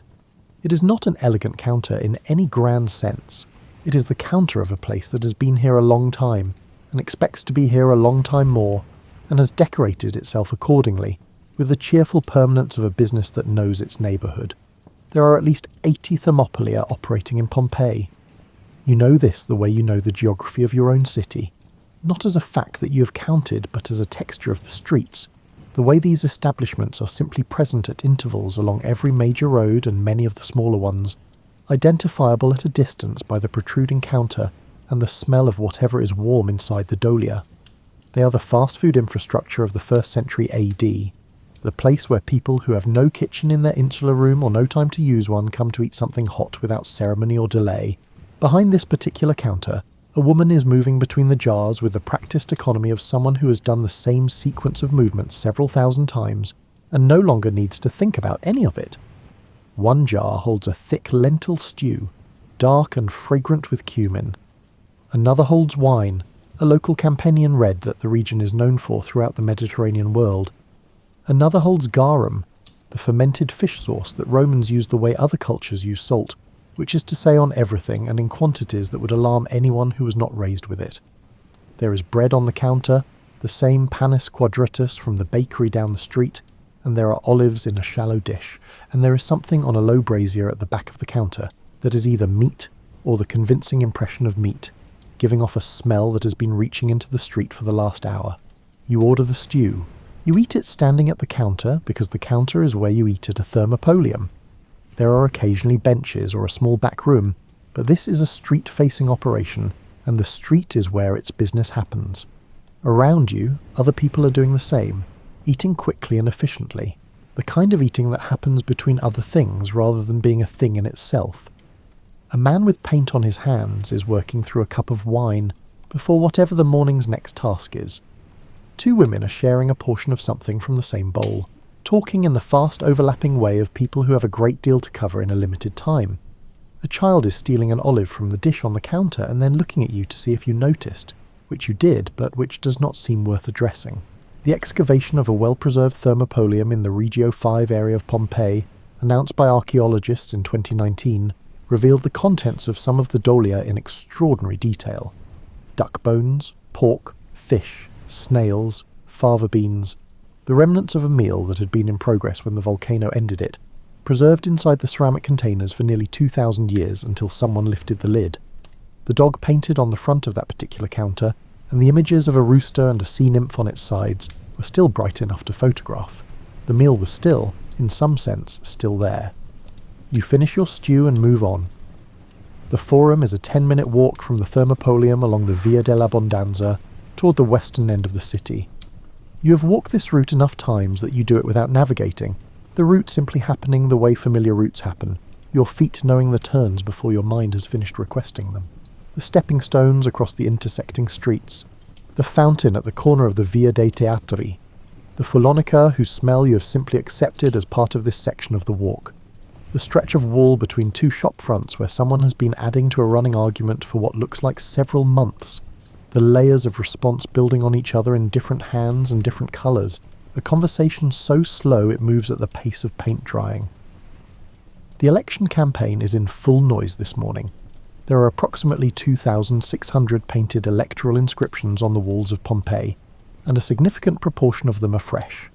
Elections for the city's magistrates happen every year in March, which is months away, but campaigns begin whenever a candidate decides to begin his campaign, and the city's professional sign painters, the scripturers who are hired to produce large, neat endorsements on prominent wall surfaces, have been busy. The inscriptions follow a recognisable pattern: a candidate's name, the office he's seeking, and then a line of endorsement from whatever group or individual is backing him. Some of these endorsements are straightforwardly respectable. The neighbours of Marcus Lucretius Fronto urge you to elect him aedile. The worshippers of Isis support Gnaeus Helvius Sabinus.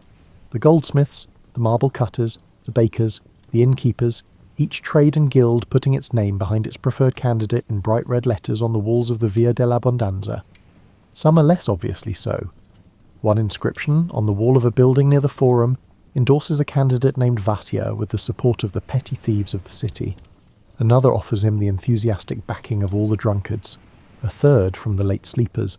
Whether these endorsements are genuine expressions of support from Pompeii's criminal underclass, or whether they are the work of opponents trying to damage the man's reputation by association, is a question historians have been debating for some time. The walls simply say what they say. One candidate, a man named Gaius Julius Polybius, has taken a more direct approach. His endorsement simply notes that he provides good bread. Not that he is honest, not that he is financially prudent, not that the marble cutters speak highly of him, that he provides good bread. This is, in the context of Pompeian politics, a genuinely meaningful claim. Bread was distributed as a political tool throughout the Roman world, and a candidate who controlled or was associated with a reliable bakery had something tangible to offer the voting population. The fresco in the house of one of his supporters, excavated in the 1940s, shows a man in a toga handing bread across a counter to the electorate, with the formal gravity of someone who understands that this gesture is also a campaign event. You pass that fresco on your way to the Forum. The Forum opens up in front of you at the end of the Via dell'Abbondanza, and the scale of it is, as always, slightly larger than you expect it to be after the narrow streets. It is a long rectangular space, roughly 150 metres by 38, paved in travertine limestone that is pale and bright in the morning sun, and surrounded on three sides by colonnaded buildings whose function between them covers most of what a Roman city government is required to do. The Temple of Jupiter at the northern end, the Basilica along the western side where legal proceedings happen, where contracts are witnessed and debts argued over, and property disputes conducted with the passionate attention that Romans bring to property disputes. The Comitium, where votes are cast during elections, the Macellum, the market building where food vendors operate under a roof, and the smell is a concentrated version of the smell of the whole city. The Forum is not quiet at this hour, it is never quiet.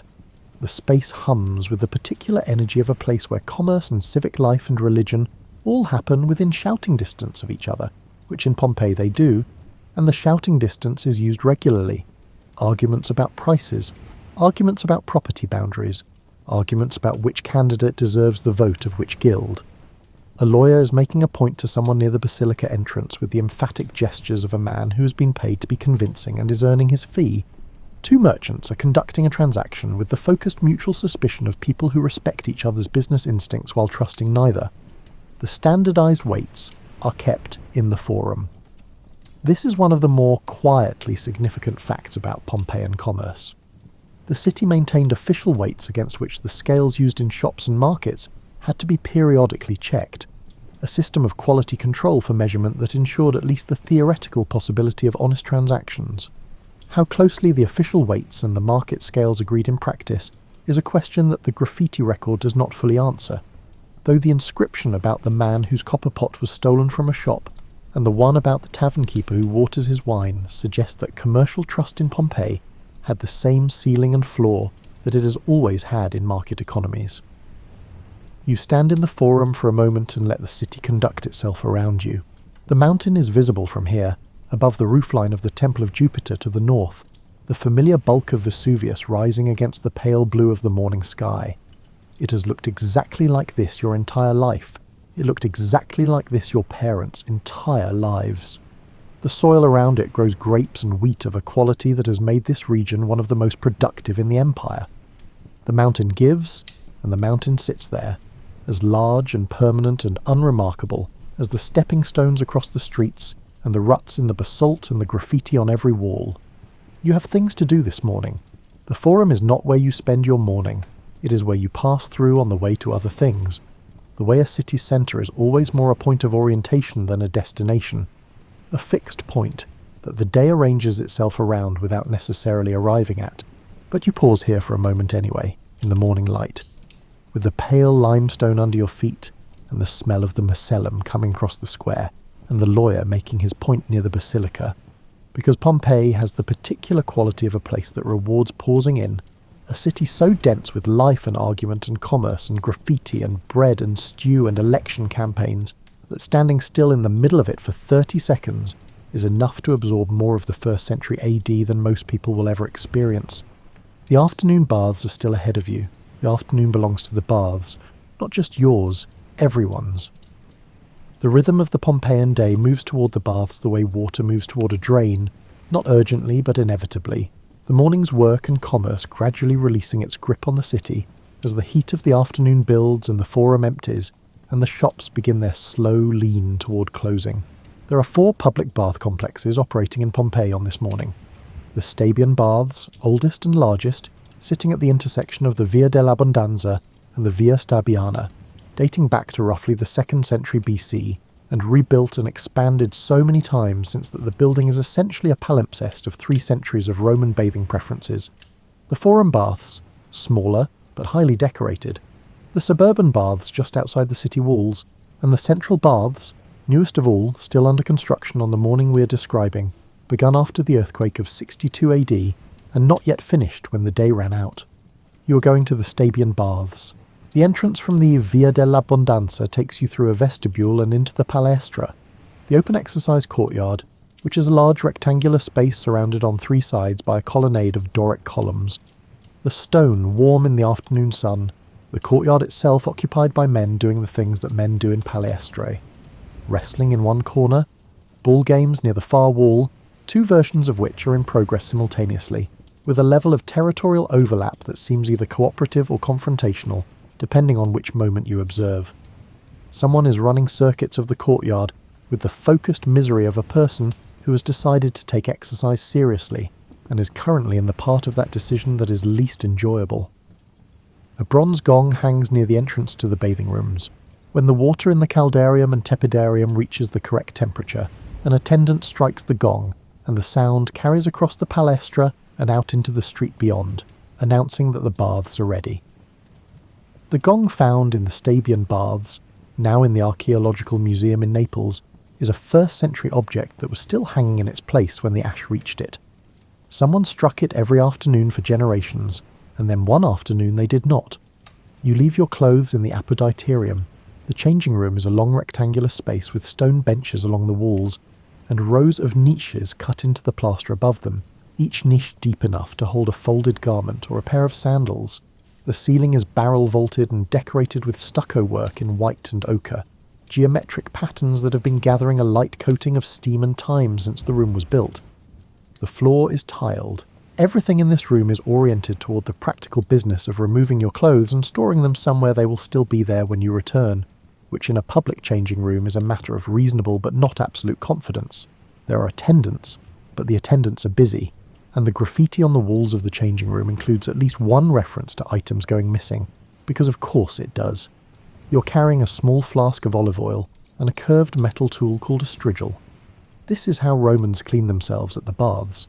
There is no soap in the modern sense. What you do instead is cover your skin in oil from the flask, allow it to sit for a moment, and then scrape it off along with the dirt and sweat using the curved blade of the strigil, working from shoulder to wrist and hip to knee with the practiced efficiency of a process that you have been performing since childhood. The oil loosens whatever the skin has accumulated during the day. The strigil removes it. The result, combined with what the hot rooms are about to do, is a cleanliness that is different from what soap produces, but arrives at roughly the same destination. The tepidarium is the first room. It is a warm room, not hot, designed to prepare the body for what comes next by raising the temperature gradually. The walls are thick, and the heating comes from below, through the hypocaust, a system of hollow flooring supported on stacks of terracotta tiles that allows hot air from the furnace room to circulate beneath your feet and rise into the walls through channels built into the plaster. The floor of the tepidarium is warm to stand on.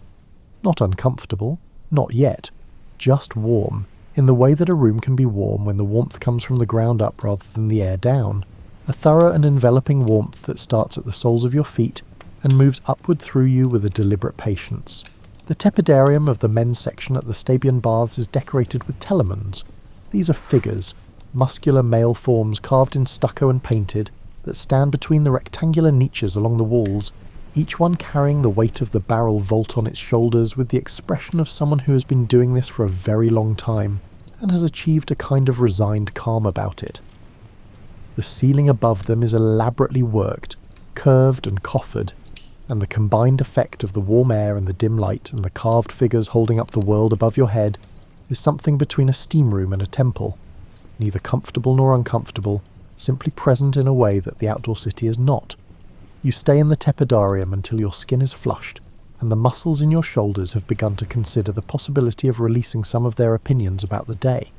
The caldarium is the next room, and it is considerably more serious. The hot room at the Stabian Baths contains a large marble-lined pool along one wall, the alveus, where bathers can lie back against the sloped sides and let the hot water do what hot water does, which is disagree with tension in a way that tension eventually loses. At the far end of the room, on a raised base, is the labrum, a large circular basin filled with cool water that you can splash onto your face when the heat becomes more than you want. The walls of the caldarium are warm to the touch, the heating channels inside the plaster carrying the same heat that comes through the floor, so that the room is warm from every surface simultaneously. A total warmth that is either exactly what your body needed, or precisely 1 degree too much depending on the moment. The room is not quiet, the baths are never quiet. The sound in the caldarium is the particular acoustic of a tiled room with water and steam, all voices arriving slightly blurred and echoing, conversations overlapping with the slap of water and the scrape of strigils on skin. People are talking about the election. People are talking about the price of grain. Someone is talking about the games at the amphitheatre next month with an enthusiasm that suggests he has money on the outcome. A man near the labrum is conducting what appears to be a business negotiation with someone across the pool, their voices carrying over the water with the practiced projection of people who understand that the baths are also an office. The philosopher Seneca, writing about Roman baths in an essay that has survived 2,000 years, described the noise of the establishment above which he was trying to work as including the groan of men weightlifting, the slap of hands on oiled bodies during massage, the shout of the pastry seller, the sausage man, the confectioner, each with their own distinct cry. He found it distracting. He also described it with a specificity that makes clear he had spent considerable time listening to it, which suggests that whatever he said about distraction, the baths held him the same way they held everyone else. You scrape the oil from your arms in the hot room and lie back against the sloped wall of the alveus, with the warm water at your shoulders and the voices of the city moving through the steam around you. The afternoon is at its deepest point now. Outside, the streets are quieter than they were this morning. The heaviest commercial traffic has passed.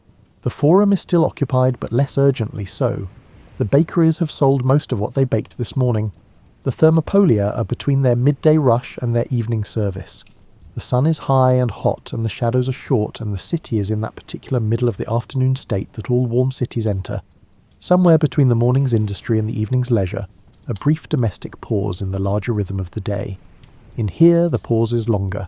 The frigidarium is the last room. It is circular, painted yellow with green branches along the lower walls, and in the centre of it a cold plunge pool sits recessed into the floor. The water cold enough that stepping into it after the caldarium produces a full-body response that is approximately equal parts shock and relief. The cold tightens everything the heat loosened. The skin closes. The blood moves. The ancient writers who described this moment used words suggesting that the cold bath made them feel stronger and more supple in their limbs, which is precisely what it feels like, a recalibration. The body reminded of its own edges after the long dissolution of the hot room. You stand in the frigidarium for a moment after the plunge, dripping on the tiled floor, letting the air of the room finish the work that the water started. The baths are not done with the day. They will run until the light fails and beyond. People will come and go through the afternoon and into the evening, the changing room cycling through its population of Pompeians at every level of wealth and occupation, the graffiti on the walls accumulating its record of visits and opinions and missing items.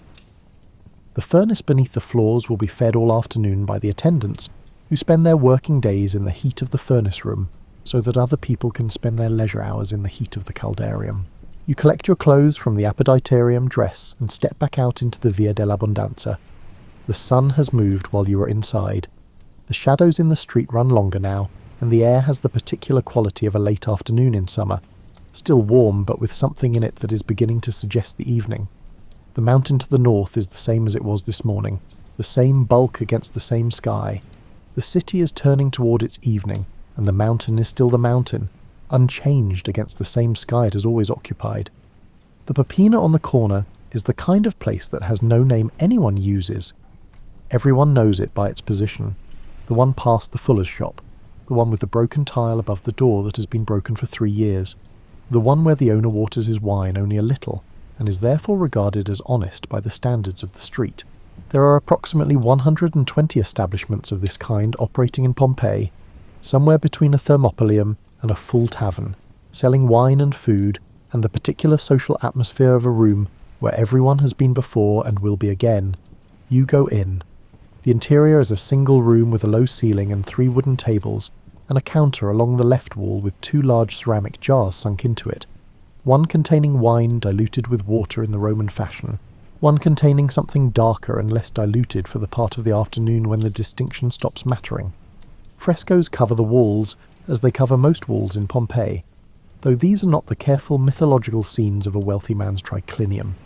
These are the frescoes of a Popina, scenes of men playing dice, 2 figures at a table with cups between them, someone gesturing at someone else with the expansive imprecision of a person who has been sitting in this room for some time. The figures in the frescoes are doing exactly what the people in the room are doing. This may be intentional. You sit at the table nearest the door, the wine arrives in a ceramic cup without being asked for, which is the custom, and you add water from the jug on the table in the ratio that seems correct for late afternoon, which is less water than you would have added in the morning, and more than you will add in the evening. The Campanian wine of this region has been exported across the Mediterranean for centuries. The volcanic soil that makes the farmers of the region wealthy, and the mountain that has made that soil what it is, are connected in a way that nobody in this room is thinking about while they drink. The conversation in the Popina is the conversation of people at the end of their working day. Someone is complaining about the price of timber. Someone else is saying that the price of timber is not the problem, that the problem is the supplier, and that the supplier has always been the problem, and that everyone in the room already knows this about the supplier. A young man near the back wall is reading a letter aloud to an older man who either cannot read or has forgotten his reading tablet. The young man's voice low and deliberate, working through the words with the care of someone reading another person's news for them. What the news is, you cannot tell. The older man is listening with his hands flat on the table. There have been small tremors in the last few days. This is the kind of thing that gets mentioned in Pompeii, briefly and without particular alarm. because Campania has always had tremors, and the people who live here have always had a casual relationship with them. The writer Pliny the Younger, describing the region to the historian Tacitus some years after the events we are approaching, noted that earth tremors were not particularly alarming in Campania because they are frequent. This was simply true. The earthquake of 62 AD had been the worst in living memory, and had caused serious damage across the city, and the rebuilding had occupied the better part of 17 years, and even now, in 79, there were buildings still mid-repair, scaffolding still up on the Temple of Venus near the Forum, the central baths still under construction, the city carrying its recovery the way any city carries a large repair, constantly and in the background. The tremors of the last 4 days have been smaller than that. Much smaller. Someone at the table near the counter mentions them in the way you mention weather, as a fact of the day rather than an event. There is some brief discussion of what the tremors might mean, which for most people at this table defaults to the religious interpretation. The gods conducting whatever business requires periodic shaking of the ground, which is their prerogative and which the correct offerings will address. Someone mentions that the springs near the edge of the city have been running low, or not running at all in some cases, which is strange for August but not impossible. Someone else mentions that the dogs have been behaving oddly. This observation receives the response it usually receives, which is mild agreement, and then a return to the subject of the timber supplier. The mountain is visible through the open door of the Popina. Not looming, not threatening, not doing anything that a mountain does not ordinarily do. Just there. The upper slopes of Vesuvius are covered in vegetation, vineyards and forest running up to what appears from here to be the summit, though what looks like the summit from Pompeii is actually the rim of the old collapsed crater, the true volcanic structure invisible behind it. Spartacus camped on those slopes with his rebel army more than a century ago, using the mountain as a fortress, and the vines there grew strong on the same soil that grows the grapes in the cup you are currently drinking. The city has lived beneath this mountain for as long as the city has existed. Not despite it, but partly because of it. The fertility of the volcanic soil is the reason the farms surrounding Pompeii produce what they produce. The reason the olive oil and wine from this region move on ships across the Mediterranean. The reason the city is prosperous enough to have a forum and 4 public baths and 80 thermopolia and 120 popinae and an amphitheatre that seats 20,000 people. The mountain and the city are in a relationship so old and so unexamined that it has become invisible, the way all relationships become invisible when they have been the same for long enough. The afternoon light is beginning to shift. Not dramatically, not yet, but the quality of the light coming through the door has changed from the flat white of mid-afternoon to something with slightly more angle to it. The shadows in the street outside running a few degrees longer than they were an hour ago. The oil seller across the street is moving his display inside. The fuller's shop has gone quiet. You finish your wine. The walk back to your building takes you past the bakery on the Via dell'Abbondanza, which has been closed for an hour now, the shutter down, the morning's work done. Past the public fountain on the corner, still running its thin, constant stream into the basin, the overflow trickling down the gutter into the drain. Past the wall where the election endorsements are drying in the afternoon sun, the red letters of the latest one still bright against the white plaster, the name of the candidate and his virtues and the names of his supporters standing ready to greet the morning traffic. Someone has added something new below the endorsement since this morning. A single line, scratched into the plaster with a stylus, in the casual cramped handwriting of someone who was walking past and had a thought and acted on it. You cannot read it from here, it does not matter. There will be another one below that by tomorrow, and another below that, and the wall will go on accumulating its record of the city passing by, for as long as the city is passing by. Your building is ahead. The staircase will creak on every step as it always does. The room will be dimmer than the street. Your neighbour above will arrive home at some point in the early evening, announced by the 4th step from the top. The oil lamp will need filling before it gets fully dark. Tomorrow the bread will be in the oven before dawn. Tomorrow the fountain will be running at the corner. Tomorrow the mountain will be exactly where it has always been. Somewhere in the next few hours, while the city settles into its evening and the popini fill and the oil lamps come on in the windows of the insulae and the thermopolia send their smells into the darkening streets, a small tremor moves through the ground beneath Pompeii. The cups on the shelves rattle briefly, the wine in the jars shivers. The city notes it, and continues. The morning of the 24th begins like any other morning. The bakeries are firing their ovens before dawn. The public fountains are running their constant thin streams into their stone basins. The staircase in your building creaks in its sequence as the first people of the day descend to the street. Around midday the mountain opens, not with warning, not with a sound that gives the city time to understand what it is hearing before it arrives. The eruption column rises from Vesuvius within minutes to a height that Pliny the Younger, watching from across the Bay of Naples at Misenum, describes in a letter written years later as resembling an umbrella pine tree, a great trunk rising to enormous height and then spreading outward into branches. He is 29 kilometres away when he writes this. The column reaches 20 kilometres into the sky and begins moving southeast toward Pompeii. The first thing that falls on the city is pumice, small white porous stones, some the size of a thumbnail and some the size of a fist, arriving in a hail from a sky that has darkened so rapidly that noon looks like dusk. The pumice is warm to the touch. It falls at a rate of roughly 15 centimetres an hour, building on the streets and the rooftops and the forum and the awnings of the Thermopylae and the courtyard of the Stabian baths with a steady, relentless accumulation that has no intention of stopping. The city begins to empty. Not all at once. Not in a single panicked wave. People make decisions at different speeds and with different amounts of information, and the information available in the first hour of the eruption is partial and confusing.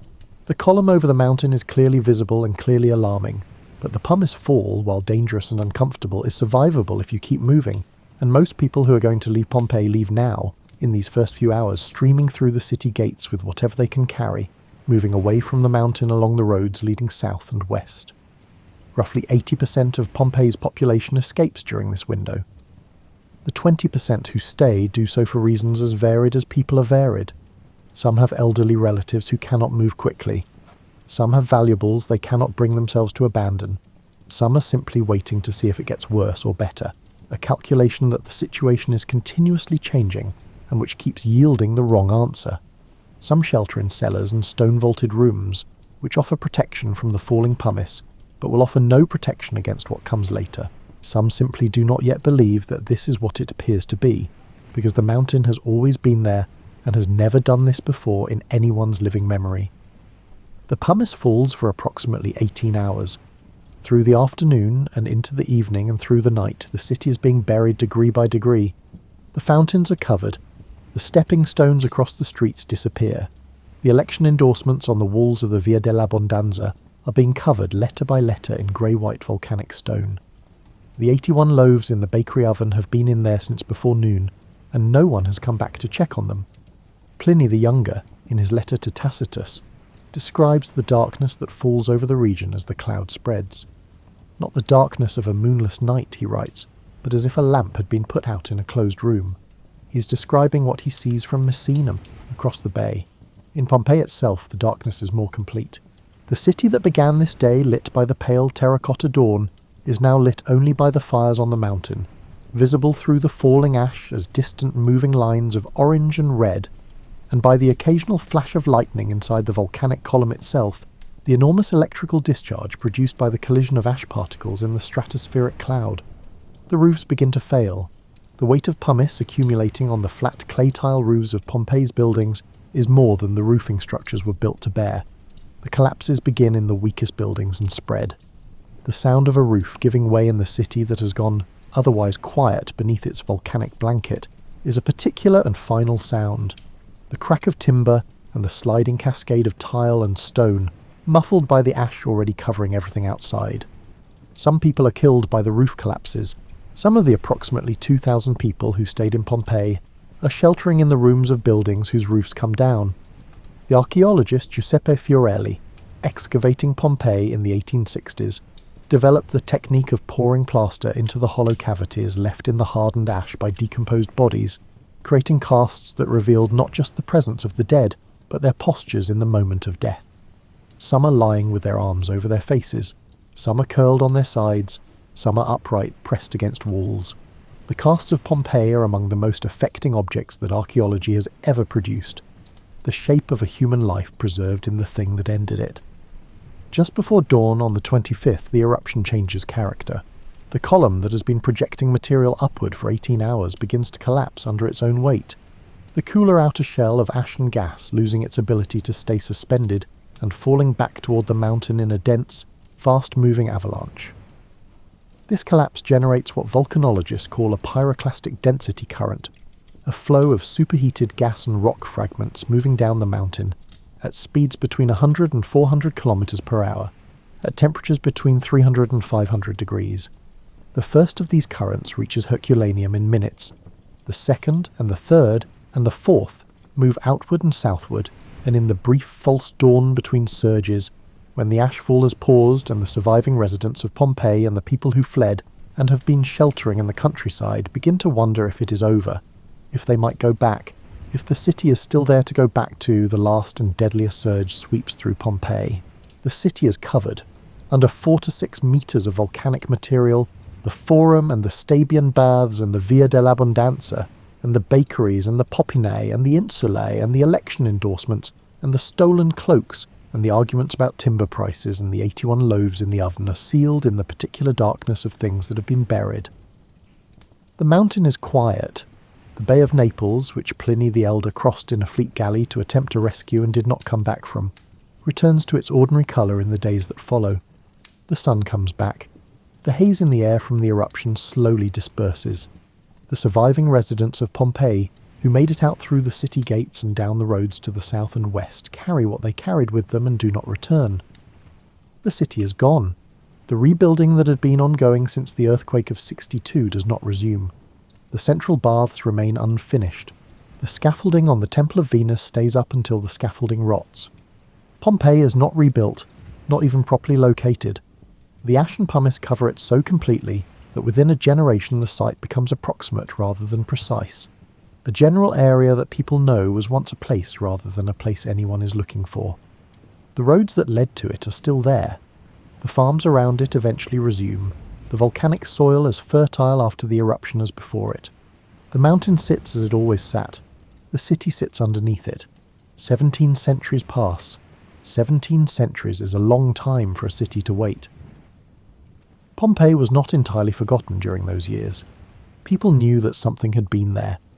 The roads that led to it were still there. Farmers working the volcanic soil above it occasionally turned up fragments of tile or pottery, or pieces of carved stone that suggested there was something below. The general area was known as Civitas, the city, because enough people remembered enough to preserve the category without being able to name what was inside it. In 1748, workers digging foundations for a royal palace broke through into rooms. The rooms had walls, the walls had colours, the colours had not faded.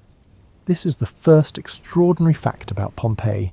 The ash that buried the city sealed it from air and moisture so completely that the frescoes on the walls of houses excavated in the 18th century were still bright when the ash came off them.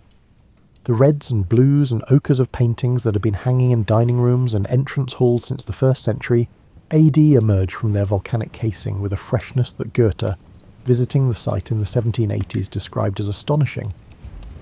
What the ash had preserved was not a ruin, it was a pause.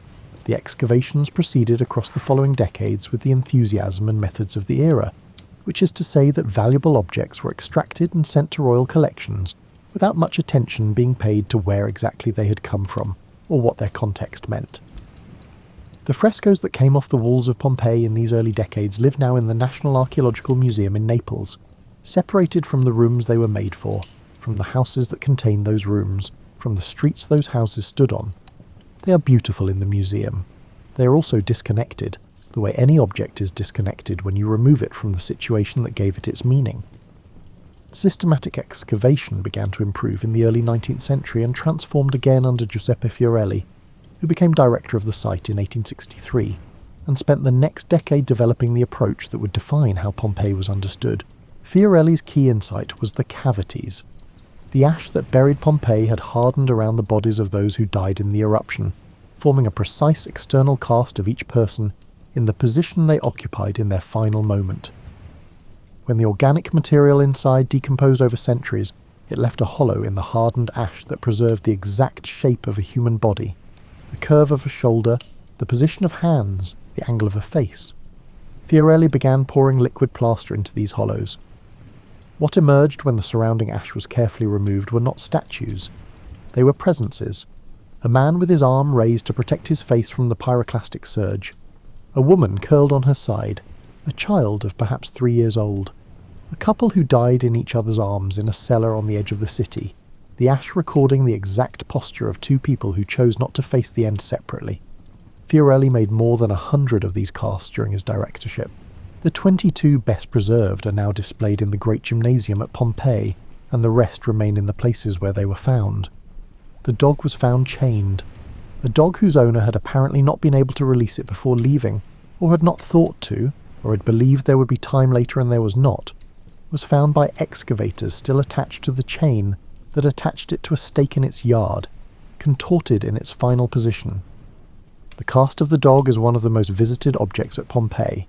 It is also one of the most ordinary, a domestic animal in a domestic situation, the kind of thing that happens every day in every city in the world, the routine constraint of a pet made permanent by catastrophe.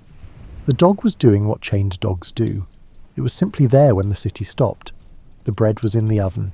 The 81 loaves of panis quadratus that were baking in the oven of one bakery on the morning of the 24th were found by excavators in the mid-19th century when the sealed oven was opened. They had been in there for approximately 1800 years. They were carbonized, black and compressed, but unmistakably loaves. The scoring pattern across their surfaces still visible, the division into 8 portions that allowed them to be broken by hand still clear in the carbon. They are in the National Archaeological Museum in Naples. They are still recognisably bread. The graffiti is still readable. More than 11,000 inscriptions survive on the walls of Pompeii, protected by the same ash that covered and preserved everything else. The man whose cloak was stolen at the baths, the petty thieves endorsing Vatia for Edil, the declaration that a candidate provides good bread, the assertion that a certain tavern keeper waters his wine, the line about Auge and Alutinus, the I was here of Gaius Pomidius Dipolus, who noted the exact date of his visit, the running arguments and declarations of love and election endorsements, and gladiatorial statistics and shopping lists and complaints that the ash stopped mid-sentence and kept exactly as they were. When excavators opened the rooms of Pompeii in the 18th and 19th centuries and found these walls, they found a city still in the middle of its conversations. The conversations had simply been paused rather than concluded. The graffiti was still making its points to whoever was standing in front of it, 2,000 years after the person who wrote it had stopped caring about the outcome. What Pompeii gave the world when it came back was not just an archaeological site. It was a new way of thinking about the past as something that could be inhabited rather than merely studied. The city's discovery in the mid-18th century arrived at exactly the moment when European art and architecture were searching for a new vocabulary, and Pompeii provided one. The neoclassical movement that swept through painting and design and architecture in the late 18th and early 19th century drew directly from the excavated rooms of Pompeii. The vivid wall paintings that came out of the ash, their geometric borders and their illusionistic landscapes and their mythological scenes, ended up reproduced in country houses in England and parlours in France, and public buildings across the Western world. A city that had been sealed for 17 centuries shaped the aesthetics of a civilization. The excavations have never stopped. New sections of Pompeii are still being uncovered. In 2019, the contents of the Thermopylaeum in the Regio 5 area were revealed. The duck bones and the pork and the snails still in the dolia after 2,000 years. In 2021, the room of 2 men was found, their bodies preserved in positions suggesting they died in an embrace, one older and one younger, possibly a master and a slave. In 2023, a richly decorated banquet hall was uncovered with frescoes of mythological figures still vivid on its walls. The city has been giving up its rooms for nearly 3 centuries and has not yet given up all of them. Somewhere under the ash that has not yet been moved, there are still rooms with their doors closed and their walls painted and their objects where someone left them on a morning in 79 AD. The morning that began like any other morning, the bread in the oven, the fountains running, the staircase creaking, the election endorsements drying on the walls of the Via dell'Abbondanza. There is a particular thing that Pompeii does to the people who visit it that no other archaeological site quite replicates. Other sites show you what was. Pompeii shows you what was interrupted. The difference between those two things is the difference between reading a completed sentence and reading a sentence that stops in the middle of a word and leaves you standing in the silence of what was about to come next. You walked those streets this morning.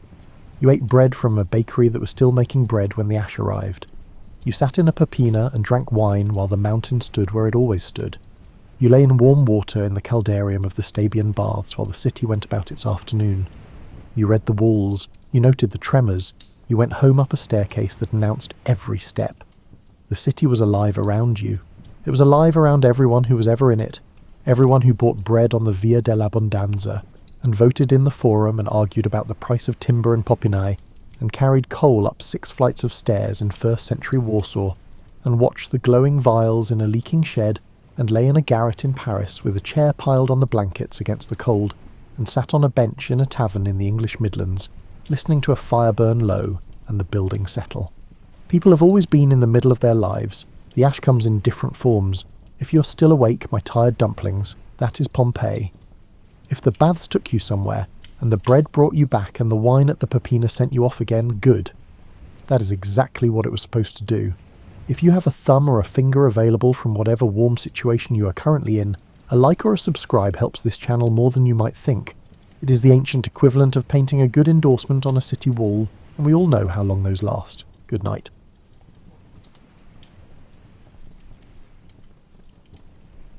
Tonight you will journey through the quiet history of the tools we use to eat. From the earliest carved spoons to the gleaming silverware on modern tables, these simple objects have witnessed thousands of years of human ingenuity and social change. Settle in as we explore how humanity learned to dine with grace. You are sitting at a table right now, or perhaps lying in bed, and within arm's reach there are probably utensils. A fork rests in your kitchen drawer.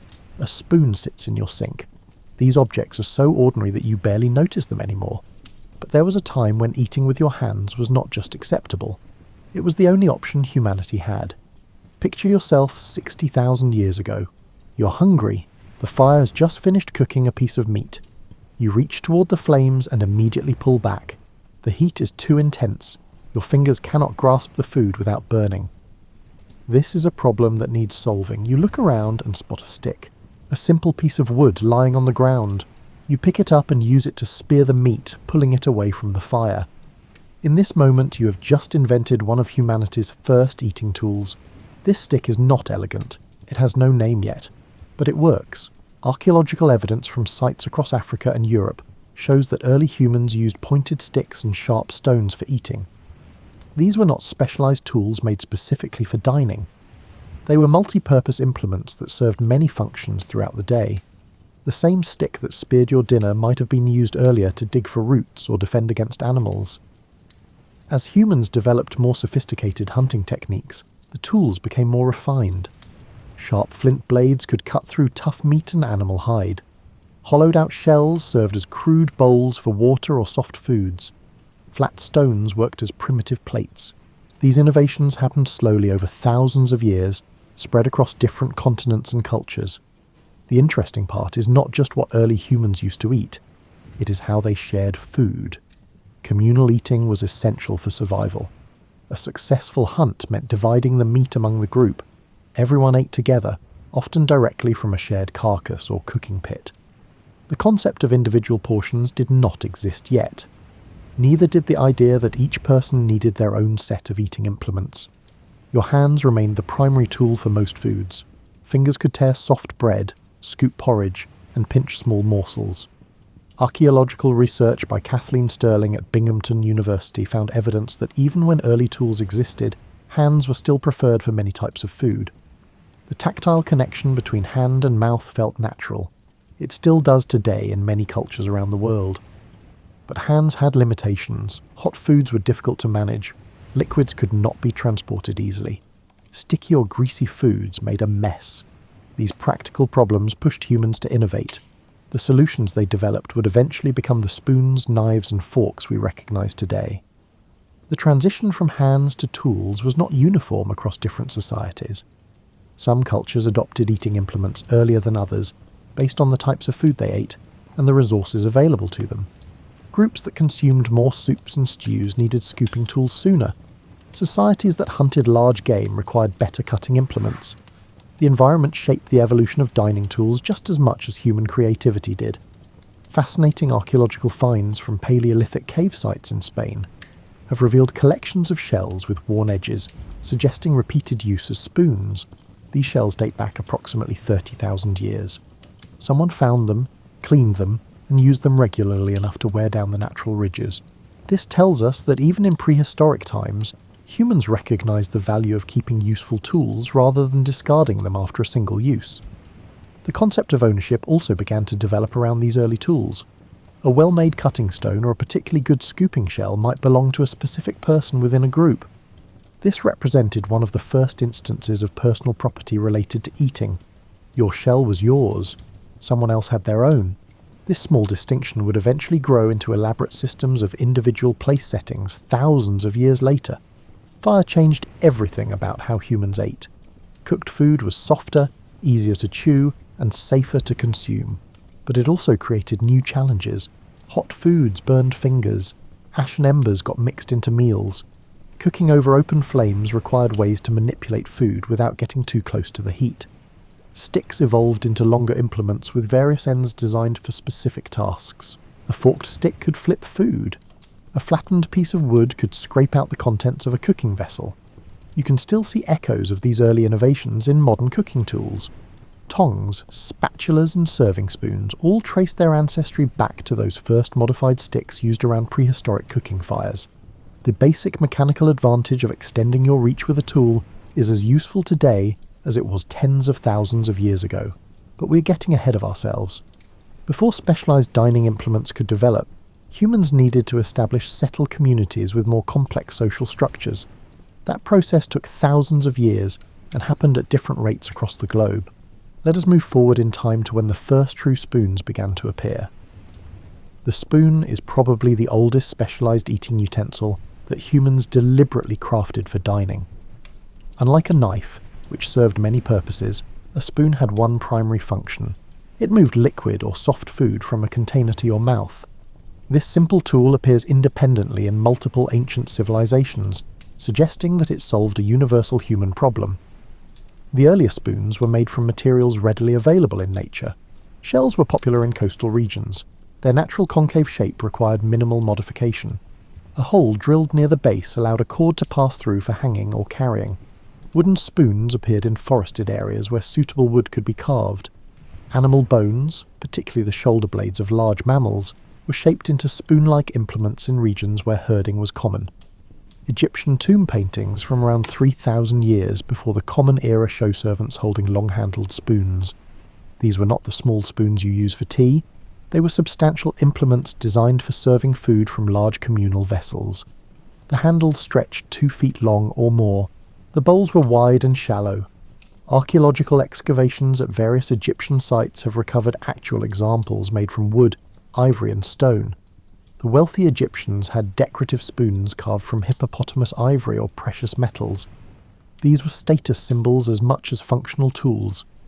A particularly elaborate example in the British Museum features a handle carved into the shape of a swimming girl, pushing a duck-shaped bowl in front of her. This spoon was probably never used for eating. It may have held cosmetics or incense instead. But it shows how early humans understood that utilitarian objects could also be beautiful. Greek and Roman civilizations took spoon design further. The Romans developed 2 distinct types. The larger one was called a ligula. It had a pointed handle that could be used to extract shellfish from shells or reach into narrow-necked bottles. The smaller version, called a cochlea, had a handle with a sharp end specifically designed for eating eggs and shellfish. This dual-purpose design showed sophisticated thinking about how eating tools could serve multiple functions. Roman spoons were made from various materials depending on the owner's wealth. Bronze was common among middle-class families. Silver was reserved for the wealthy. The poorest Romans made do with wooden spoons or simply used bread to scoop their food. Archaeological sites across the former Roman Empire have yielded thousands of spoon examples, telling us that these implements were widespread and commonly used. But here is something interesting. Romans did not use spoons for everything. They still ate much of their food with their hands, even at elaborate banquets. The spoon was specifically for foods that could not be easily managed otherwise. Thick stews, porridge, eggs, and certain sauces required a scooping tool. Everything else was finger food. The idea that all food should be eaten with utensils was still many centuries away. Chinese civilization developed spoons independently and much earlier than Western cultures. Archaeological evidence from the Shang dynasty, roughly 3,500 years ago, shows bronze spoons being used at royal courts. These spoons had deeper bowls and shorter handles than their Western counterparts. The design made sense for the types of food eaten in Chinese cuisine. Rice porridge, soups, and other liquid-based dishes were staples of the diet. Chinese spoons were also made from ceramic materials, which was unusual for the time. Pottery technology in ancient China was highly advanced. Glazed ceramic spoons could be mass-produced more easily than metal ones. They did not rust or corrode. They were smooth and pleasant to put in your mouth. The main drawback was fragility, but clay was abundant and cheap enough that broken spoons could be easily replaced. The shape of Chinese spoons remained remarkably consistent for thousands of years. The wide, shallow bowl and short handle became the standard design. Even today, traditional Chinese soup spoons maintain this ancient form. This continuity suggests that the design was so well suited to its purpose that improvement was unnecessary. Sometimes the first solution really is the best one. In medieval Europe, spoons became more common but were still not universal. Most households had only a few spoons, usually made from wood or horn. These were communal items shared by everyone at the table. The idea of each person having their own spoon was a luxury reserved for wealthy families. Travellers often carried their own personal spoons when journeying, since they could not count on inns or hosts to provide them. The materials used for spoon making reflected regional resources and social class. English spoons from the medieval period were frequently made from horn, which was plentiful from the cattle industry. The horn was heated until soft, pressed into moulds, and then cooled to set the shape. These spoons were durable and reasonably water-resistant. They had an unfortunate tendency to taste like horn if not properly treated, but they were affordable for common people. Wealthier medieval households owned pewter spoons. Pewter is an alloy of tin with small amounts of copper and other metals. It was cheaper than silver, but still represented a significant investment. A set of pewter spoons might be listed in a will as valuable property to be inherited by the next generation. Church records from the period document disputes over spoon ownership between family members after someone died. The handles of medieval spoons became increasingly decorative over time. English spoons from the 14th and 15th centuries often featured ornate finials on the end of the handle. These decorative tops came in many forms. Some depicted saints, others showed secular figures or abstract designs. The finial served no functional purpose, but it added beauty to an everyday object. It also helped identify ownership when multiple families ate together at large gatherings. The word spoon itself comes from an Anglo-Saxon term meaning a chip or splinter of wood. This etymology reminds us that spoons started as simple carved implements before evolving into more sophisticated tools. The linguistic connection to wood persists, even though most modern spoons are made from metal. Language often preserves these historical memories long after the original context has been forgotten. Religious significance attached itself to spoons in various cultures. In medieval Christianity, spoons were sometimes blessed and used in baptism ceremonies to give the holy water to infants. Special apostle spoons featuring carved figures of the 12 apostles were popular christening gifts in England. Wealthy godparents would give a complete set of 12, while more modest gifts might include just 1 or 2 spoons bearing the saint after whom the child was named. But most spoons throughout history were humble, functional objects with no particular significance beyond their utility. A wooden spoon stirring porridge in a peasant cottage was just a tool for eating. It became worn and stained with use. Eventually it cracked or broke and was replaced with another carved from the same materials. These ordinary spoons do not survive in museum collections, but they were the implements that most humans actually used for most of history. The spoon was revolutionary in its own quiet way. It allowed humans to consume foods that would otherwise be impossible to eat neatly. It reduced waste by enabling complete consumption of liquids and semi-liquids. It permitted hot foods to cool slightly in the bowl of the spoon before reaching your mouth. These advantages seem obvious now, but they represented genuine improvements in the human dining experience when they were first adopted. The knife holds a strange position in dining history. It was essential yet dangerous, utilitarian yet threatening. Unlike the peaceful spoon, the knife carried violent connotations. The same blade that carved your dinner could just as easily be turned into a weapon. This dual nature shaped how knives were used at the table and what rules developed around them. Early humans used sharp stones and flint blades for cutting food. These tools were indistinguishable from hunting and butchering implements. There was no separate category of dining knife. A blade was a blade. If you needed to cut something, you used whatever sharp edge was available. The idea that eating knives should be different from other knives had not yet developed. Bronze Age cultures began producing metal knives around 5,000 years ago. These were stronger and held an edge better than stone tools. They could be resharpened repeatedly. The wealthy owned knives with decorated handles made from bone, horn, or precious materials. The poor made do with simpler implements. But regardless of social class, most people carried a knife with them as an everyday tool. Medieval Europe elevated knife carrying to a social expectation. A man without a knife was unprepared for life. You needed a knife to eat, to work, to defend yourself, and to perform countless daily tasks. Historical records show that knife ownership was so common that specific legal distinctions developed between knives that were tools and knives that were weapons. The difference often came down to blade length and whether the knife was designed primarily for stabbing. At medieval dining tables, each person brought their own knife. Hosts did not provide cutlery. You were expected to arrive with your personal eating knife already tucked into your belt or hanging from your clothing. This knife was yours. You maintained it, sharpened it, and were responsible for its use. The concept of matched sets of dining knives provided by the host came much later. The design of eating knives gradually changed to distinguish them from fighting knives. Blades became shorter, tips became less pointed. Some cultures, particularly in France, mandated that table knife points be rounded to reduce the possibility of using them as weapons. This happened in 1637, when Cardinal Richelieu reportedly became disgusted by dinner guests picking their teeth with the sharp points of their knives. He ordered that all pointed knives be ground down and that all new table knives be made with rounded ends. This change took time to spread across Europe. English table knives maintained pointed tips well into the 18th century. Regional variations persisted based on local customs and manufacturing traditions. But the general trend was clear. Eating knives were becoming specialized tools designed specifically for dining, rather than multi-purpose blades suitable for any task. The blade materials reflected technological advances in metallurgy.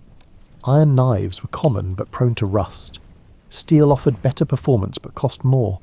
Silver knives appeared on wealthy tables, though silver is too soft to hold a sharp edge well. These were more about display than function. The truly wealthy might use silver-handled knives with steel blades, combining beauty with practicality. Knife handles became increasingly elaborate. Craftsmen carved handles from staghorn, which was durable and attractive. Ivory was prized for high-end knives despite being expensive and difficult to work. Wood remained the most common handle material for ordinary people. Different woods offered different properties. Dense hardwoods like oak were durable but heavy. Softer woods were lighter but wore out faster. The matching of knives to specific tasks developed gradually. Large knives for cutting meat, smaller knives for fruit, specialized fish knives with broader, shorter blades, butter knives with rounded edges and no sharp point at all. Each variation represented a refinement of purpose. As dining became more formal, the number of specialized knives at a place setting increased. But here is what often gets overlooked in histories of table knives. For most people through most of history, one knife did everything. The proliferation of specialized knife types was a luxury of the wealthy. A farmer's family might own 2 or 3 knives total for the entire household. These knives cut bread, meat, vegetables, and anything else that needed cutting. The idea that you needed a separate knife for fish would have seemed absurd. Social rules around knife use became increasingly complex. Medieval etiquette books warned against pointing knives at other diners, cleaning your nails with your knife at the table, or picking your teeth with the point. These prohibitions tell us that people were doing all these things regularly enough to require explicit rules against them. Human behavior at the table was apparently much more casual than later generations imagined. The way knives were positioned on the table carried meaning. Knife blades pointing inward toward your plate showed peaceful intent. Blades pointing outward could be interpreted as threatening, or at least rude. In some cultures, laying your knife down with the blade facing toward another person was considered an insult. These subtle rules of knife placement persisted into the modern era in modified forms. Women and knives had a complicated relationship throughout history. Genteel women in medieval and early modern Europe were often discouraged from carrying large knives or using them too vigorously at table. This was tied to broader ideas about feminine delicacy and appropriate behaviour. Cutting your own meat was sometimes considered unfeminine. A proper gentleman would cut meat for the ladies at his table. This custom seems ridiculous now, but was taken seriously for centuries. The sharpening and maintenance of dining knives was an important household task. Dull knives made eating difficult and appeared slovenly. Skilled knife sharpeners travelled from house to house, offering their services. Some wealthy households employed servants specifically to maintain cutlery. A well-kept knife indicated a well-run household.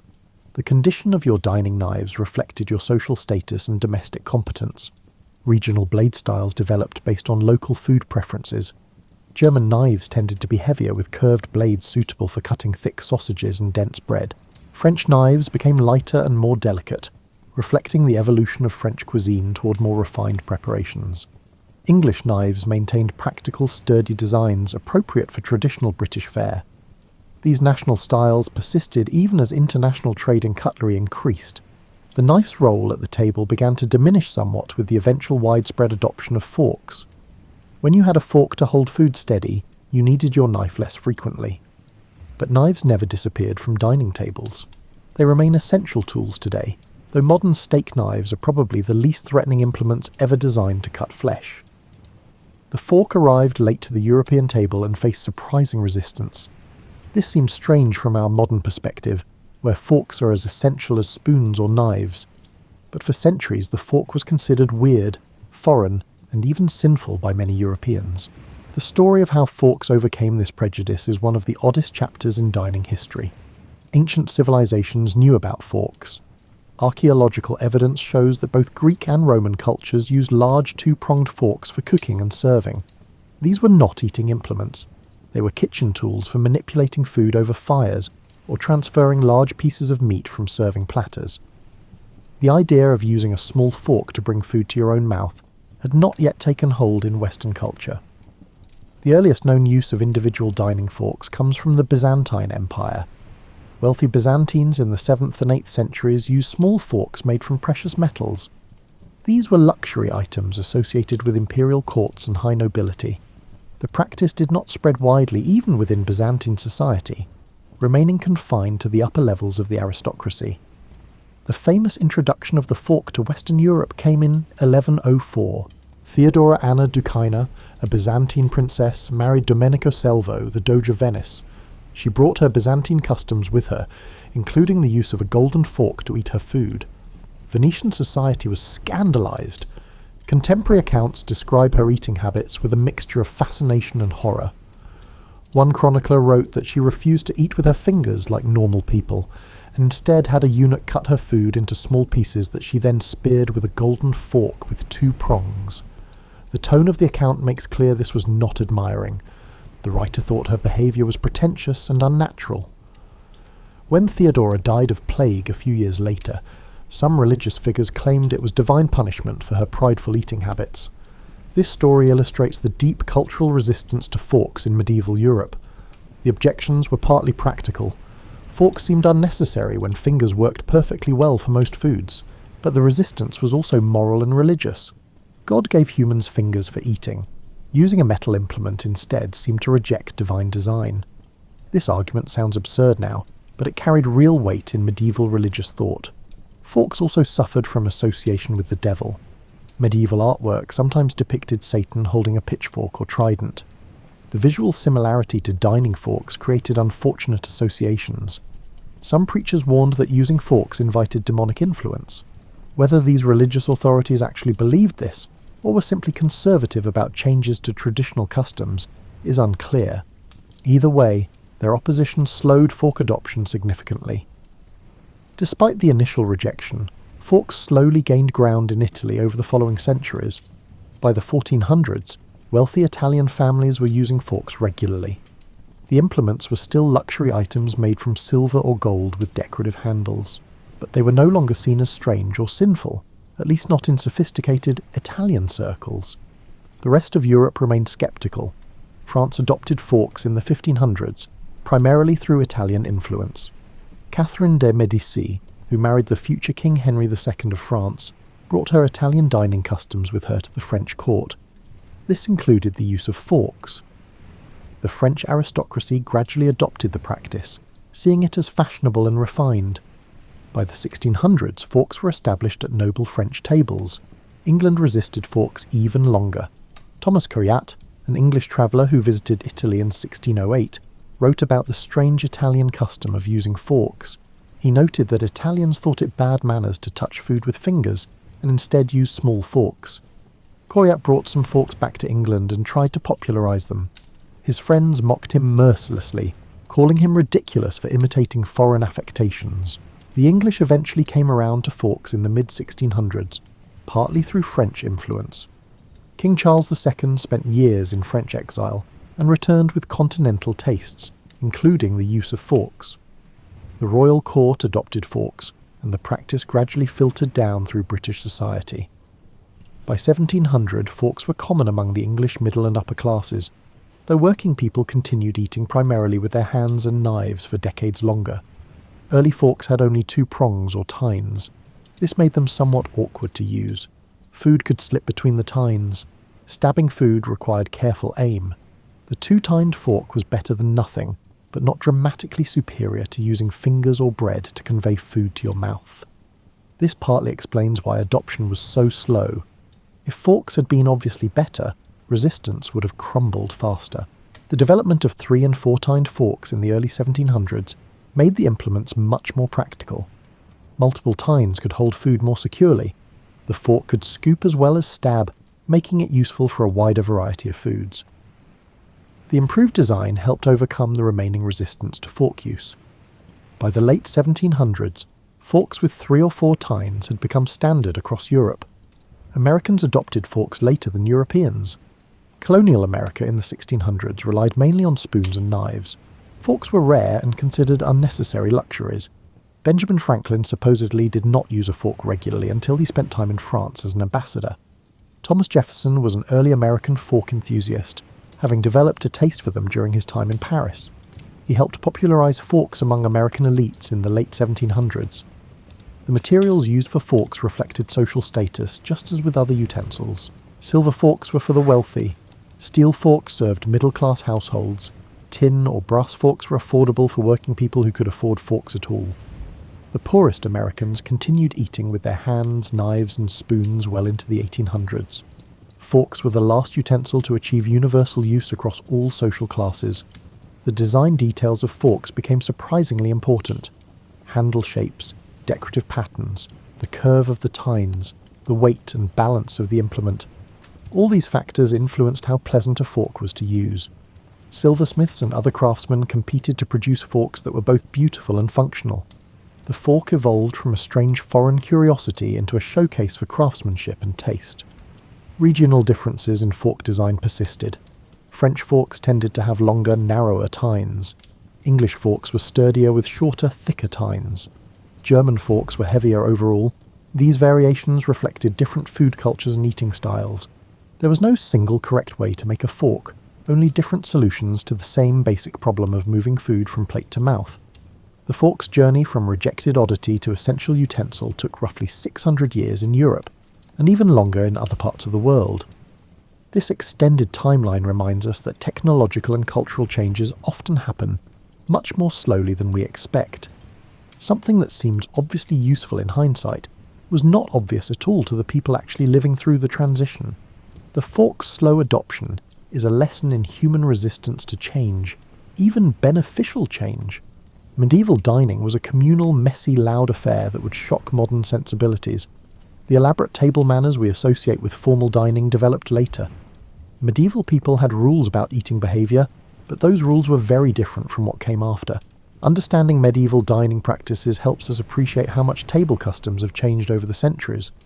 Most medieval meals happened around a shared table, though not everyone had an actual table. Poorer households used boards laid across trestles that could be taken down after the meal. The word board as a synonym for meals comes from this practice. You sat at the board to eat. The table as permanent furniture in a dedicated dining room was a later development for most people.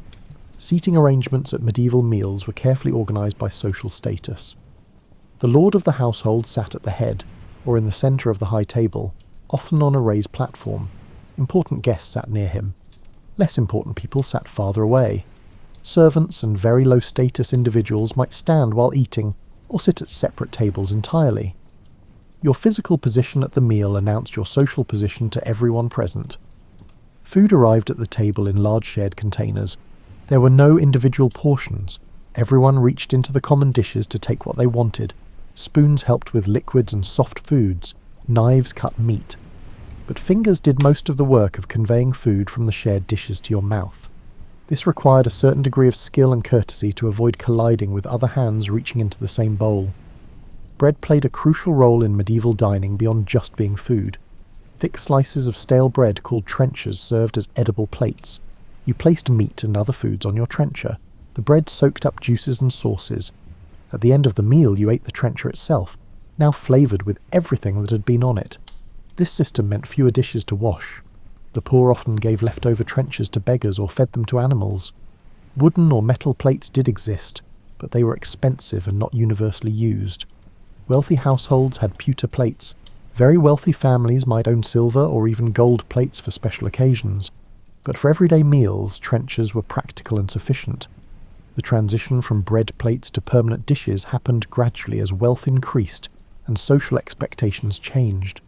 Sharing drinking vessels was common. A large cup or horn might circulate around the table, with multiple people drinking from it. This seems unhygienic by modern standards, but medieval people had different ideas about cleanliness and disease transmission. Sharing a cup was a sign of fellowship and trust. Refusing to drink from the common vessel could be interpreted as an insult. The etiquette books from the medieval period reveal what behaviours needed to be corrected. These books existed precisely because people were doing impolite things that needed to be discouraged. One popular text warned against putting already bitten food back into the shared dishes. Another cautioned against wiping your greasy hands on the tablecloth. These prohibitions tell us that both behaviours were common enough to require explicit rules against them. Blowing your nose at the table was apparently a significant concern. Multiple etiquette manuals address this issue, usually advising you to turn away from the table if you must blow your nose and to avoid using the tablecloth as a handkerchief. The frequency with which this comes up suggests it was a persistent problem. Medieval dining apparently included a lot of nose blowing. Spitting was also regulated by dining etiquette, though not banned entirely. The advice was to spit discreetly and away from the table. Some texts suggest spitting under the table rather than on top of it. The goal was not to eliminate spitting, which was seen as sometimes necessary, but to manage where and how it happened. Modern readers find this disturbing, but context matters. Medieval ideas about bodily functions differed from ours. Belching was treated more permissively than we might expect. Some medieval sources suggest that suppressing a belch was unhealthy and potentially dangerous. Loud or excessive belching was discouraged as rude, but moderate belching was acceptable or even expected after a good meal. This contrasts sharply with modern Western etiquette, where any audible belching is considered embarrassing. Hand-washing before and during meals was emphasized in medieval etiquette. Servants circulated with basins of water and towels so diners could rinse their fingers between courses. This makes sense given that hands were the primary eating implements. Greasy fingers needed frequent cleaning. The ritual of hand-washing also provided breaks in the meal and opportunities for conversation. Table conversation had its own rules. Speaking with your mouth full was discouraged, though the definition of full may have been different than ours. Talking too loudly or dominating the conversation was considered rude. Discussing unpleasant topics during meals was frowned upon. Religious discussions were encouraged as appropriate table talk. Political gossip was popular but risky, depending on who was listening. Medieval banquets could last for hours with multiple courses. Entertainment between courses was common at noble households. Musicians played, jugglers performed, poets recited verses. The meal was not just about eating, but about demonstrating wealth, power, and cultural refinement. The food itself was secondary to the social spectacle. The types of food served at medieval meals varied dramatically by social class. Nobles ate roasted meats, game birds, and elaborate dishes with expensive spices. Common people ate porridge, bread, vegetables, and occasional small pieces of meat. The variety of dishes at a noble table would seem overwhelming today. 10 or 12 different meat dishes at a single meal was not unusual. Most diners would taste only a few of these, with leftovers going to lower status household members and servants. Seasonings and sauces in medieval cuisine were much stronger than we might expect. Heavy use of spices, vinegars and sharp flavours characterised upper-class cooking. This partly reflected the need to preserve and disguise the taste of meat that was not quite fresh. But it also showed wealth. Expensive imported spices from Asia were status symbols as much as flavour enhancers. The more heavily spiced your food, the richer you appeared. Desserts existed but were different from what we think of today. Sweet dishes might be scattered throughout the meal rather than saved for the end. Fruits, nuts, and sweetened wine appeared between savoury courses. The firm division between savoury and sweet courses had not yet been established. Medieval palates apparently enjoyed more variety and contrast within a single meal. Table manners in medieval times were about demonstrating your social status and respect for others at the table. The specific rules mattered less than the underlying principle of orderly hierarchical dining. Everyone needed to know their place and behave accordingly. The rise of the middle class in later centuries would complicate this system as more people aspired to dine like nobles. This created demand for clear published rules about proper table behaviour. The modern etiquette book was born from this need. The making of utensils was a skilled trade that combined artistic vision with practical engineering. A well-made spoon or knife required knowledge of materials, design principles, and the needs of users. The craftspeople who made dining implements were part of long traditions of metalworking, wood carving, and material science that stretched back generations. Silver was the most prestigious material for fine utensils. Pure silver is too soft for practical use, so silversmiths created alloys with small amounts of copper to increase hardness. Sterling silver, which contains 92.5% silver, became the standard for quality silverware. The term sterling itself may derive from the Easterling merchants who brought high-quality silver to England in the Middle Ages. Making a silver spoon required multiple steps. The smith first melted the silver and poured it into a mould to create a rough blank. Then came the careful work of hammering the blank into shape on an anvil. Each strike had to be precise. Too much force in the wrong place could crack the silver. The bowl of the spoon needed to be hammered gradually thinner and curved to the right depth. The handle had to maintain enough thickness for strength while being comfortable to hold. Decoration was added through various techniques. Engraving involved cutting designs directly into the silver with sharp tools. This required steady hands and artistic skill. A single slip could ruin hours of work. Embossing pushed designs up from the back of the silver, creating raised patterns on the front. This technique was used to add coats of arms, initials, or decorative motifs to spoon handles. Some silversmiths combined multiple decoration methods on a single piece. Hallmarks stamped on silver utensils told you important information about the piece. The maker's mark identified who made it. The assay mark certified the silver content. The date letter showed when it was made. The town mark indicated where it was assayed. These marks helped prevent fraud and established accountability. A piece of silver with proper hallmarks was guaranteed to meet certain standards. Pewter served as an affordable alternative to silver for middle-class households. This alloy of tin with small amounts of copper, antimony, or bismuth could be cast in moulds much more easily than silver. A pewterer could produce multiple identical spoons or plates from the same mould. This made pewter utensils cheaper and more available than hand-forged silver. But pewter had significant drawbacks. Early pewter alloys sometimes contained lead, which we now know is poisonous. The lead made the pewter easier to work, but leached into acidic foods. Wealthy customers preferred lead-free pewter despite the higher cost. Regulations eventually banned lead in pewter, used for dishes and utensils, but enforcement varied by region and period. Pewter also had aesthetic limitations. It looked duller than silver and tarnished more easily. Repeated use left visible wear marks. The soft metal bent and dented with modest force.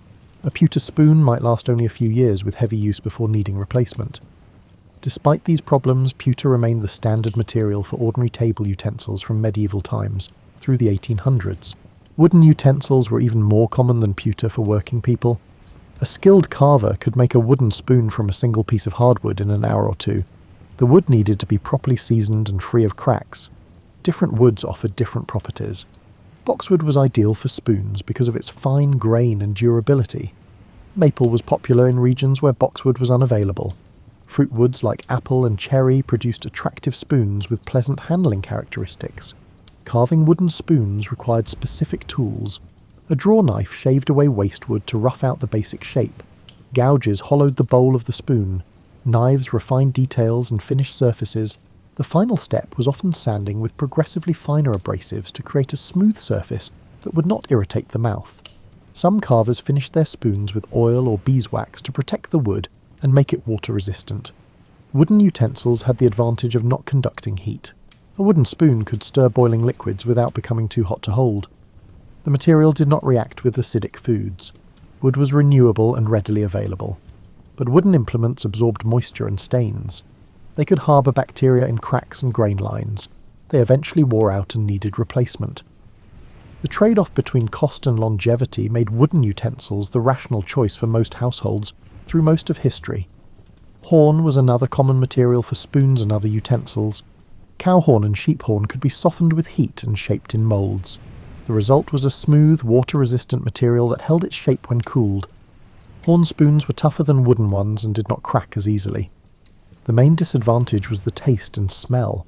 New horn utensils could impart unpleasant flavours to food until they were thoroughly cleaned and used enough times to wear off the outer layer. Bone served similar purposes to horn. Cattle bones, particularly the leg bones, provided solid material that could be carved or worked. Bone was harder than horn and did not soften with heat the same way. This made it more difficult to work, but also more durable in the finished product. Bone handles on knives were common.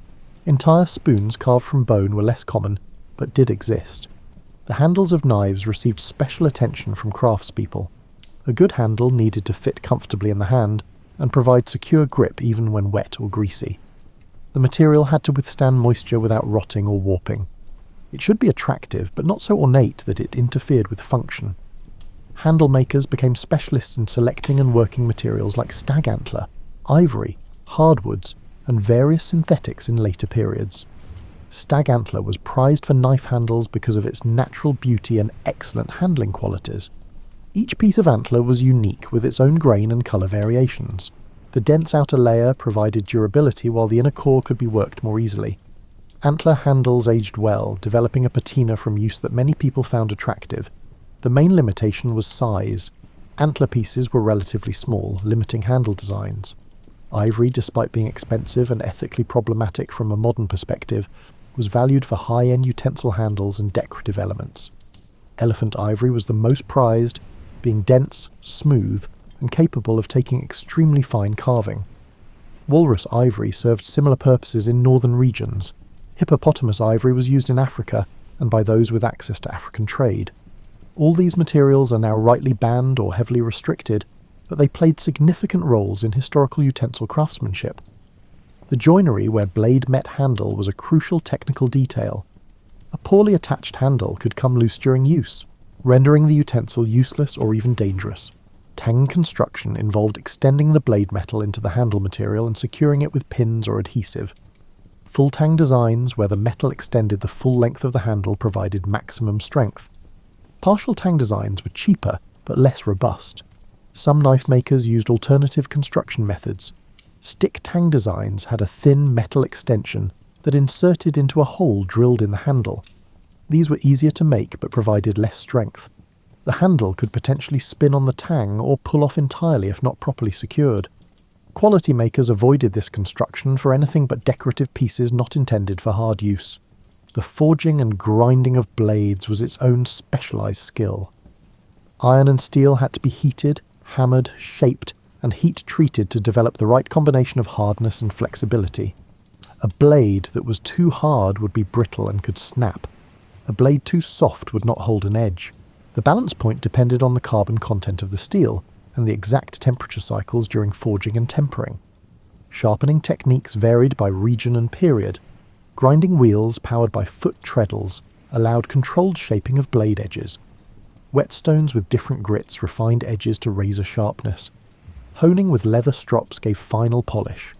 Professional sharpeners travelled from town to town offering their services. A skilled sharpener could extend the useful life of a knife or other edge tool by years. The craft guilds that regulated utensil making enforced quality standards and protected trade secrets. Apprentices spent years learning the trade under master craftsmen. Journeymen travelled to gain experience in different workshops before potentially becoming masters themselves. This system ensured that traditional skills passed from generation to generation. It also restricted competition and kept prices high, which benefited established craftspeople, but made fine utensils expensive for consumers. Regional styles developed based on local materials and traditions. English silversmiths favoured certain handle shapes and decorative motifs. French makers preferred different proportions and ornamental styles. German metalworkers had their own distinctive approaches. These regional differences were recognisable to educated consumers who could identify a spoon or knife's origin by its design characteristics. The Industrial Revolution transformed utensil manufacturing. Mechanised production made standardised utensils much cheaper and more available. Drop forging could shape metal quickly without extensive hand hammering. Rolling mills produced uniform sheets and blanks. Electroplating allowed base metal utensils to be coated with thin layers of silver, giving the appearance of solid silver at a fraction of the cost. These innovations democratised access to decent utensils, but reduced the distinctiveness of individual pieces. The dinner table as we know it today emerged gradually from the late 1700s through the 1800s. The idea that each person should have their own complete set of matched utensils was relatively new. So was the concept of specific utensils for specific foods. The modern place setting is the result of increasing formality, social competition, and manufacturing capabilities that made elaborate table settings possible. The matched set of utensils developed as a marker of good taste and household order. Rather than each family member having their own personal spoon, knife, and fork with no particular relationship to each other, the ideal became sets where all the pieces shared the same pattern and style. Manufacturers began producing utensils in matching patterns, specifically marketed as complete sets. The number of pieces in a proper set expanded dramatically. A basic setting might include a dinner knife, dinner fork, salad fork, soup spoon, and teaspoon. More elaborate services added fish knives and forks, dessert spoons and forks, serving pieces, and specialised implements for specific foods. By the late 1800s, a complete formal service could include dozens of different utensil types. This proliferation of specialised utensils was partly functional. Different foods genuinely benefited from different tools, but it was also about social signalling. Knowing which utensil to use for which course demonstrated education and refinement. The complexity of the rules served to separate those who knew from those who did not. Table settings became a form of social gatekeeping. The fish knife provides an excellent example of specialisation that was more about etiquette than necessity. Fish knives appeared in the mid-1800s with broad, flat blades and no sharp edge. The shape supposedly helped lift fish without breaking it apart. The lack of sharp edge was based on the theory that cutting fish was unnecessary since it was naturally tender. In practice, regular knives worked perfectly well for fish, but using them marked you as ignorant of proper form. The asparagus tongs, lobster forks, snail tongs, and other highly specialised implements represent the peak of this trend. These tools solved minor problems in eating particular foods, but they also made dining more complicated and exclusive. Wealthy Victorian households might own sets of utensils they used only a few times per year, kept in special storage to prevent tarnish. The arrangement of utensils on the table followed increasingly rigid rules. Forks went on the left side of the plate, knives and spoons on the right. Utensils were placed in the order they would be used, working from the outside toward the plate. Dessert utensils might be placed above the plate. These conventions varied slightly by country, with European and American practices diverging in some details, but the basic principle of ordered arrangement became universal in formal dining. The practice of eating European style versus American style created another layer of rules. European diners kept the fork in the left hand throughout the meal, with tines pointed downward. Americans cut food with knife and fork, then switched the fork to the right hand with tines pointed upward to convey food to the mouth. Both styles worked perfectly well, but each culture considered its own method obviously correct and natural. Stainless steel revolutionized utensil manufacturing in the early 1900s. This alloy of steel with chromium and nickel resisted rust and tarnish, far better than traditional steel or silver. Stainless steel utensils could be washed roughly and required no special care. They made practical, everyday flatware accessible to everyone regardless of social class. The metal had only one significant drawback for manufacturers and retailers. Stainless steel utensils lasted so long that customers rarely needed replacements. The appearance of stainless steel initially disappointed some consumers. Early stainless alloys had a dull greyish appearance compared to the bright shine of silver. Manufacturers worked to develop stainless formulations and finishing techniques that more closely resembled silver's appearance. The material's practical advantages eventually overcame aesthetic concerns. By the mid-20th century, stainless steel had largely replaced silver for everyday dining in most households. Silver retained its prestige for formal occasions and as an indicator of wealth. Sterling silver flatware remained a traditional wedding gift and family heirloom. The care required for silver, regular polishing to prevent tarnish, careful storage, hand washing rather than dishwasher use, became part of the appeal. Owning silver flatware signalled that you had time and resources to maintain it properly. Patterns in flatware became another element of personal expression and social identity. Manufacturers offered hundreds of pattern choices from simple and modern to ornately traditional. Your choice of pattern supposedly reflected your taste and personality. Brides registering for flatware faced pressure to select patterns they would still like decades later, since matching pieces were essential to a proper set. The informal movement in mid-20th century America challenged some of these rules. Casual dining became more acceptable even for dinner parties.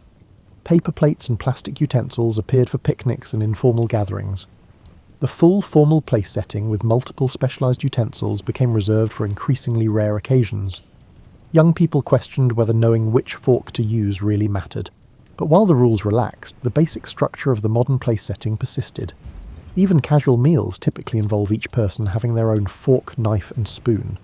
The idea of individual utensils for each diner has become so embedded that communal eating from shared dishes with shared implements seems unhygienic or uncivilized to many Western diners, despite this being standard practice for most of human history and remaining common in many cultures today.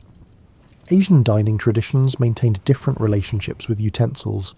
Chopsticks developed as the primary eating implement in China, Japan, Korea and Vietnam. These two-stick tools required different skills than Western utensils but were equally effective once mastered. Chopsticks could pick up small morsels, break apart larger items, and even serve as mixing tools. The cultural divide between chopstick and fork cultures persisted into modern times, with each group sometimes viewing the other's eating implements as strange or difficult. The globalization of the late 20th and early 21st centuries brought chopsticks and Western utensils into closer contact. Many Asian restaurants in Western countries provided both chopsticks and Western utensils, allowing diners to choose. Some Western restaurants serving Asian cuisine pushed customers to use chopsticks as part of an authentic experience, though this occasionally veered into cultural performance rather than practical necessity. The mingling of utensil traditions continues to evolve. Environmental concerns have recently influenced utensil choices. Disposable plastic utensils, once seen as convenient and hygienic, are now recognized as problematic waste products.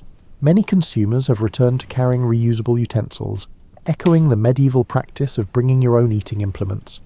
The specific concerns have changed, but the pattern of people adapting their utensil use to broader social values continues.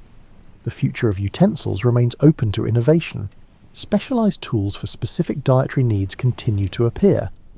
Adaptive utensils help people with disabilities eat independently.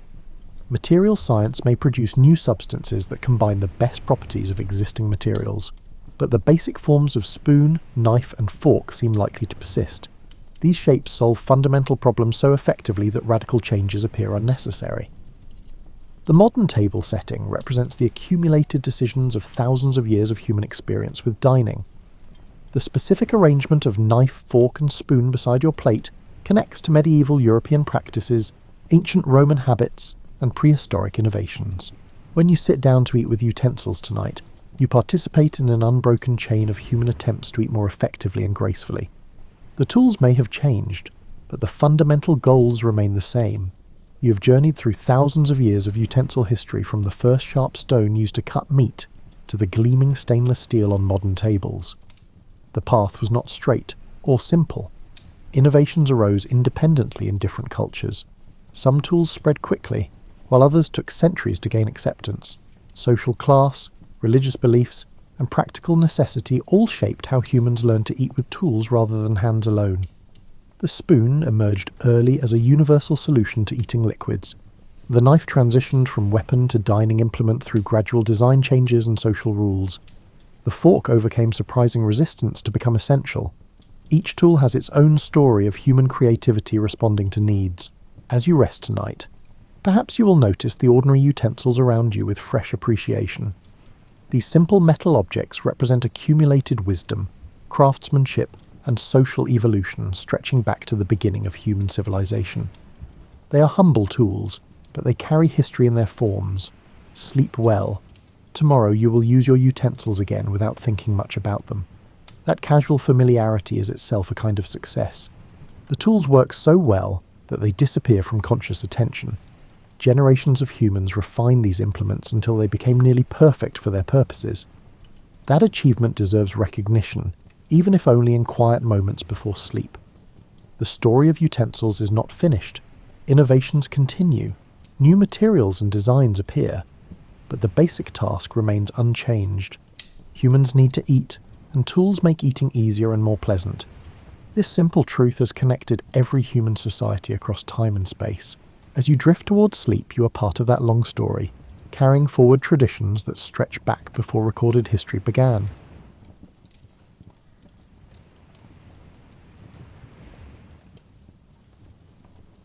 Your eyes open slowly, and the first thing you notice that is wrong is the light. It's not the clean, bright morning you're used to. Instead, a murky, yellowish glow filters through a window that seems smaller than it should be. The glass is thick and slightly wavy, and condensation has gathered in the corners like tiny pools waiting to spill.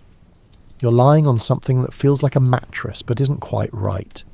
It's firmer than you expect, and you can feel the individual ridges beneath the fabric, horsehair stuffing, though you don't know that yet. The sheets are rough against your skin, not the smooth cotton you remember going to sleep in.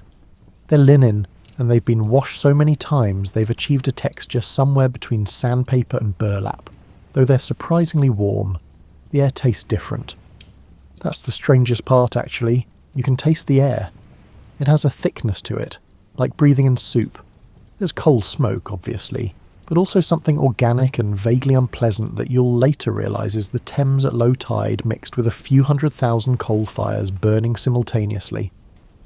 Victorian London doesn't just smell, it announces itself with every breath. As you sit up, your body feels the same, but the room is entirely foreign. The ceiling is high, much higher than modern rooms, but the space somehow feels cramped anyway. Dark wallpaper, with an intricate pattern of flowers or vines covers the walls, and you realise with a start that there's no light switch. In fact, there are no electrical outlets at all. The room is lit by that strange window, and by the remnants of whatever coal fire burned in the small fireplace last night. You're wearing a nightshirt that feels like it's been cut from sail canvas. It's long, reaching past your knees, and there's absolutely nothing underneath it. The Victorians had very different ideas about sleepwear, and comfort wasn't high on their priority list. Modesty and practicality won that battle decisively. Standing up requires more effort than you expect. The floor is cold, proper cold that seeps through your bare feet like you're standing on a block of ice. The floorboards are bare wood, and you can feel every splinter and groove. There's a thin rug beside the bed, but it does little to combat the chill that seems to radiate from the very foundation of the building. The fog outside isn't like fog you've experienced before. This is the famous London pea super, a combination of natural mist and coal smoke that creates something almost supernatural. It presses against the windows like something alive, turning the street below into a series of shadows and suggestions rather than actual shapes. You can hear the city though, the clatter of horse hooves on cobblestones, the cry of a street vendor somewhere in the murk, and the perpetual background hum of a million people going about their morning routines. Your modern instincts kick in, and you look for your phone. Of course, there isn't one. No phone, no laptop, no tablet, no screen of any kind. The silence in the room is complete except for the sounds drifting up from the street and the occasional creak of the building settling. It's the kind of quiet that makes you realise how much ambient noise you're used to. No refrigerator hum, no HVAC system, no electronics of any kind emitting their barely perceptible frequencies. There's a washstand in the corner with a ceramic pitcher and basin. The water in the pitcher has a thin skin of ice on it. This is how you'll wash your face this morning, by breaking ice with your fingers and splashing freezing water on your skin. The Victorians were apparently made of sterner stuff than modern humans, or perhaps they just didn't have a choice in the matter. A looking glass hangs above the washstand, and when you peer into it you see yourself but different. Your face is the same, but there's something in your expression. Perhaps it's the early morning confusion, or maybe it's the dawning realization that you're about to spend an entire day without any of the conveniences you've taken for granted your whole life. The room tells stories if you know how to read them. There's a chamber pot tucked discreetly under the bed, because bathrooms in the modern sense don't exist in most Victorian homes. There's a small coal scuttle by the fireplace with a few lumps of coal still in it. Your clothes for the day are laid out on a wooden chair that looks hand-carved and probably older than some modern countries. Getting dressed in Victorian clothing is going to be an adventure unto itself, but first you need to face that icy water and prepare yourself for a day in a world where everything familiar has been replaced with historical authenticity. The fog continues to press against the windows, and somewhere in the distance you hear a church bell marking the hour. It's 7 in the morning, and London is already awake. Stepping out onto a Victorian London street is like walking onto a stage where every person is an actor, and the set design is both magnificent and slightly horrifying. The fog has lifted somewhat, revealing a world that's simultaneously more impressive and more disturbing than you imagined. The cobblestones beneath your feet are uneven, worn smooth in some places and jagged in others. You're wearing boots now. Proper Victorian boots that button up the side and take approximately 10 minutes to put on correctly. They're stiff, uncomfortable, and will probably give you blisters by noon, but they're better than the alternative. The streets here collect things you don't want touching your bare feet. The buildings loom above you in a way that modern architecture rarely manages. Victorian London was built upward out of necessity, and the result is streets that feel like canyons with ornate facades. Every building is different, each one competing to be more elaborate than its neighbours. There's carved stonework, decorative brickwork, and architectural flourishes that serve no practical purpose except to demonstrate that the owner had money to spend on looking prosperous. But the real star of the show is the sensory overload that hits you from every direction. Let's start with the horses, because Victorian London ran on horsepower in the most literal sense possible. Everywhere you look, there are horses, pulling hansom cabs, hauling delivery wagons, carrying individual riders, and standing patiently while their owners conduct business. And horses, as you're rapidly discovering, produce waste at an impressive rate. The streets are covered in it. Not completely, because there's an entire economy built around collecting horse manure, but enough that watching your step becomes second nature within minutes. Crossing sweepers, usually children, wait at intersections with their brooms, ready to clear a path through the muck for a penny. It's clever, entrepreneurial, and deeply depressing all at once.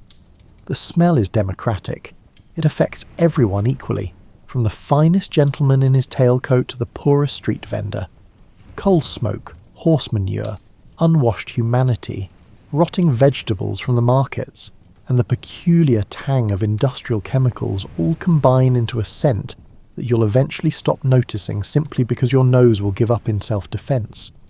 The noise is extraordinary. Without modern sound insulation or noise pollution laws, Victorian London operates at a volume that would violate every noise ordinance in a contemporary city.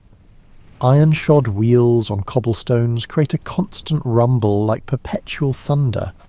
Street vendors call out their wares in practiced rhythms that cut through the other noise. Horses whinny, dogs bark, children shout, and everywhere there's the background percussion of a city made of metal and stone banging against itself. The people are the most fascinating part. Everyone is wearing layers upon layers of clothing because central heating doesn't exist, and Victorian morality demands that every inch of skin be covered. The men are in suits or work clothes, all of them wearing hats of some description. Top hats for the wealthy, cloth caps for workers, and bowlers for the middle class. Removing your hat indoors or when greeting a lady is mandatory. Social signalling was practically an Olympic sport in Victorian times. The women are engineering marvels. Those dresses you've seen in movies, they're actually understating the complexity. Under those beautiful fabrics is a construction project involving corsets, petticoats, bustles, and enough fabric to upholster a small sofa. Women's fashion in the 1880s was designed to create a specific silhouette that required substantial architecture to achieve. The result is that women move differently, smaller steps, careful postures, and an awareness of their clothing that modern fashion rarely demands. Social class is visible at a glance. The wealthy glide by in private carriages, their clothing pristine and elaborate. The middle class walks or takes omnibuses, their clothes respectable but practical. The working poor wear whatever holds together, often visibly patched and worn thin from years of use. Children from poor families often go barefoot even in cold weather, their faces smudged with the ever-present coal dust that settles on everything. The street vendors add a carnival atmosphere to the urban landscape. Pie sellers carry their wares in wooden trays hung from their necks, calling out, "Hot pies," "meat pies," in voices trained to carry half a block. Flower girls offer posies from baskets that look bigger than they are. Men sell everything from matches to bootlaces to mysterious items you can't quite identify. Each one has their own pitch, their own territory, and their own regular customers who they know by sight. The omnibuses, horse-drawn precursors to public buses, lumber through the streets like mobile chaos. They're painted in bright colours, advertising their routes, and they're always full. The driver sits up top, exposed to the weather, while passengers cram inside or climb the stairs to the open-air upper deck. It costs a few pence to ride, and the conductor moves through the crowd collecting fares with practised efficiency. Hansom cabs zip through the traffic with the agility of sports cars, their drivers shouting warnings to pedestrians who don't move fast enough. These are the taxis of Victorian London, and their drivers are legendary for knowing every street and shortcut in the city. They're also legendary for their colourful language when other traffic gets in their way, though you're not supposed to acknowledge hearing it. The architecture tells you where you are in London's complex social geography. The grand buildings of Westminster and the West End advertise imperial power and wealth. The commercial chaos of the city, London's financial district, bustles with clerks and businessmen.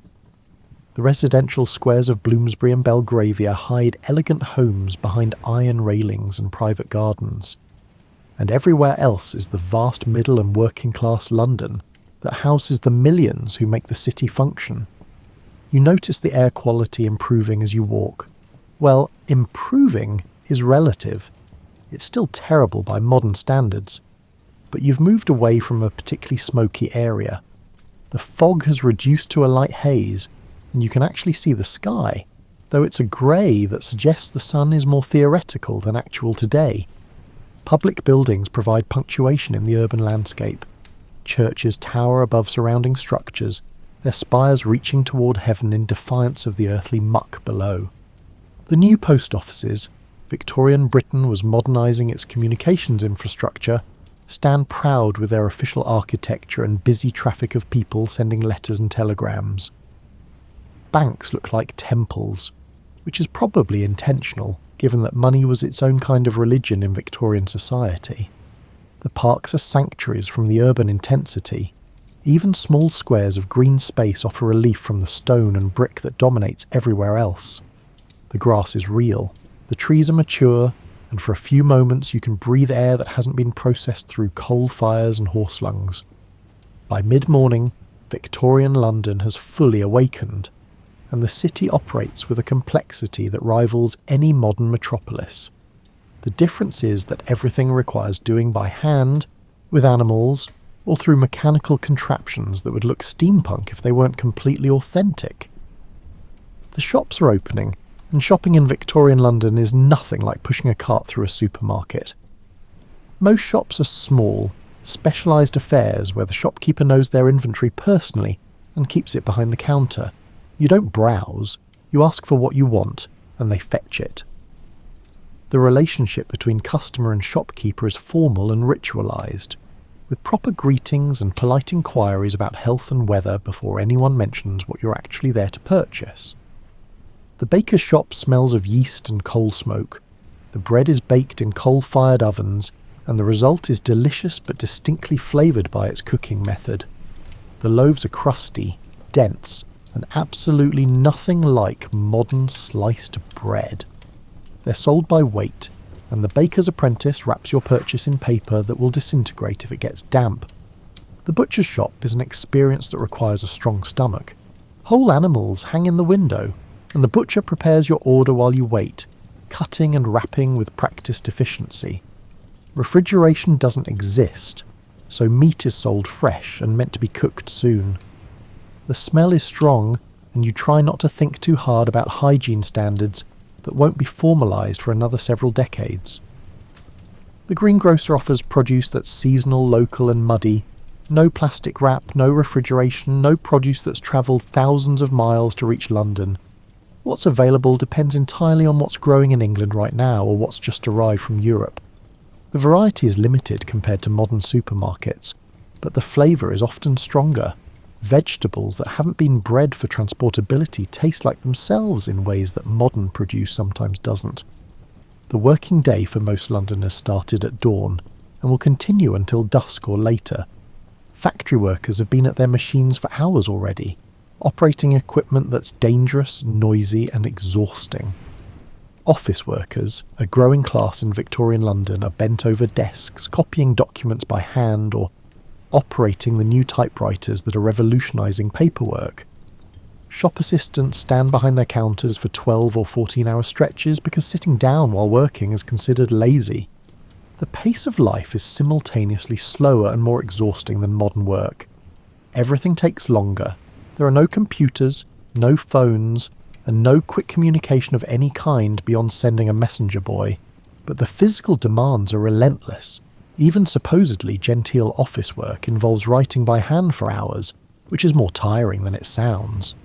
Street life provides constant entertainment if you're observing rather than participating. The urchins running errands, the ladies doing their morning shopping with servants carrying their purchases, the businessmen hurrying to appointments, the police constables walking their beats in their distinctive uniforms and tall helmets. Everyone is part of an intricate social choreography that operates on rules you're only beginning to understand. The postal system is remarkably efficient. Letters posted in the morning will be delivered that same day in London, carried by postmen who walk their routes multiple times daily. The telegraph, Victorian London's fastest communication technology, can send messages across the country in minutes, though it's expensive and used primarily for important business or emergencies. The class system is visible in every interaction. The wealthy don't acknowledge the poor unless they're servants or tradespeople providing services. The middle class imitates the wealthy while trying to distance themselves from the workers. The poor navigate a world where their existence is often treated as a necessary evil or an unfortunate reality to be ignored. It's uncomfortable to watch, even more uncomfortable to participate in, and completely normal to everyone around you. The afternoon in Victorian London operates on different rhythms than the morning. By 2 o'clock, the city has shifted gears. The frantic morning energy has settled into something more sustained and purposeful, though no less busy. Lunch is a concept that varies wildly by class. The wealthy are sitting down to elaborate multi-course affairs in their dining rooms, served by staff who appear and disappear silently. The middle class might have a simple meal at home or in one of the new restaurants that are becoming fashionable. Workers grab whatever they can afford from street vendors, a pie, some bread and cheese, perhaps a cup of tea from a vendor with a portable urn. The tea itself deserves attention, because Victorian Britain ran on tea the way modern society runs on coffee. Strong, black and sweetened with sugar that's still enough of a luxury that people measure it carefully. Milk is added if you can afford it, and the result is a drink that's more fortification than refreshment. Tea breaks punctuate the working day like markers on a timeline. Brief respites from labour that's often monotonous and always demanding. The streets have changed character since morning. The commercial deliveries that dominated early hours have given way to personal traffic. Ladies visiting for afternoon calls, gentlemen conducting business, and servants running errands for their employers. The traffic is still intense, but it's more varied, more social, and less about getting goods from one place to another. The public houses, pubs, are open, and they serve as social centres for working-class London. These aren't the charming establishments you might imagine from period dramas. They're often crowded, smoky, and filled with people seeking temporary escape from lives that are physically exhausting and financially precarious. The beer is warm, flat by modern standards, and considerably stronger than contemporary brews. For the middle and upper classes, afternoon visiting is serious business. Ladies call on each other's homes according to elaborate social protocols. You leave cards, and you sit in parlours drinking tea and engaging in conversation that's simultaneously gossip and intelligence gathering. Who's engaged? Who's in financial trouble? Who's been seen with whom? Information flows through these afternoon calls like data through modern social networks. The Victorian parlour is a stage set designed to display wealth and good taste. Every surface is covered with something. Doilies, decorative objects, photographs in elaborate frames, and books carefully chosen to suggest intellectual interests. The furniture is heavy, dark, and arranged to encourage formal conversation rather than relaxation. Comfort is less important than propriety. Children from wealthy families are supervised by nannies and governesses, learning the skills and knowledge appropriate to their class. Boys will eventually go to schools that prepare them for universities or business. Girls learn accomplishments like music, drawing, and languages that will make them attractive marriage prospects. Working-class children are often working themselves, in factories, as servants, or helping their families with piecework done at home. The afternoon also brings educational and cultural opportunities for those with time and money. Museums are open, though many charge admission fees that limit access to the middle and upper classes. Libraries exist, but are primarily subscription services. You pay an annual fee for borrowing privileges. Public education is expanding but still limited, and literacy rates reflect this reality. Hyde Park and other green spaces fill with afternoon strollers, the wealthy parade in their finest clothing seeing and being seen. The middle class takes more modest walks, enjoying fresh air that's marginally less polluted than the streets. The very poor might pass through on their way to other destinations, because leisure time is a luxury they can't afford. The light begins to change as afternoon progresses toward evening. The sun, which has been filtering weakly through cloud and smoke all day, starts its decline. The shadows lengthen, and there's a subtle shift in the city's energy. The afternoon's purposeful activity begins transitioning toward the evening's different rhythms. Street vendors change their offerings. Fewer vegetables and flowers, more hot food and small comforts for people heading home from work. The pie sellers do brisk business, as do the chestnut roasters who appear with their portable braziers, filling corners with the smell of roasting nuts that provides temporary relief from less pleasant urban odours. Traffic intensifies as businesses begin closing and workers head home. The omnibuses become even more crowded, packed with people who can afford the fare. Those who can't walk, often considerable distances, to reach homes in neighbourhoods that are cheaper because they're farther from employment centres. The Thames, which has been a presence all day, you can smell it even when you can't see it, becomes more prominent as you move toward the river. The docks are busy with ships from around the world, loading and unloading cargo that will be distributed throughout Britain.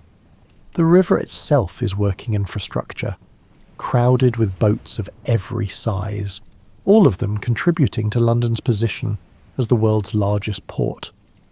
Watching the Thames, you're reminded that Victorian London was the centre of a global empire.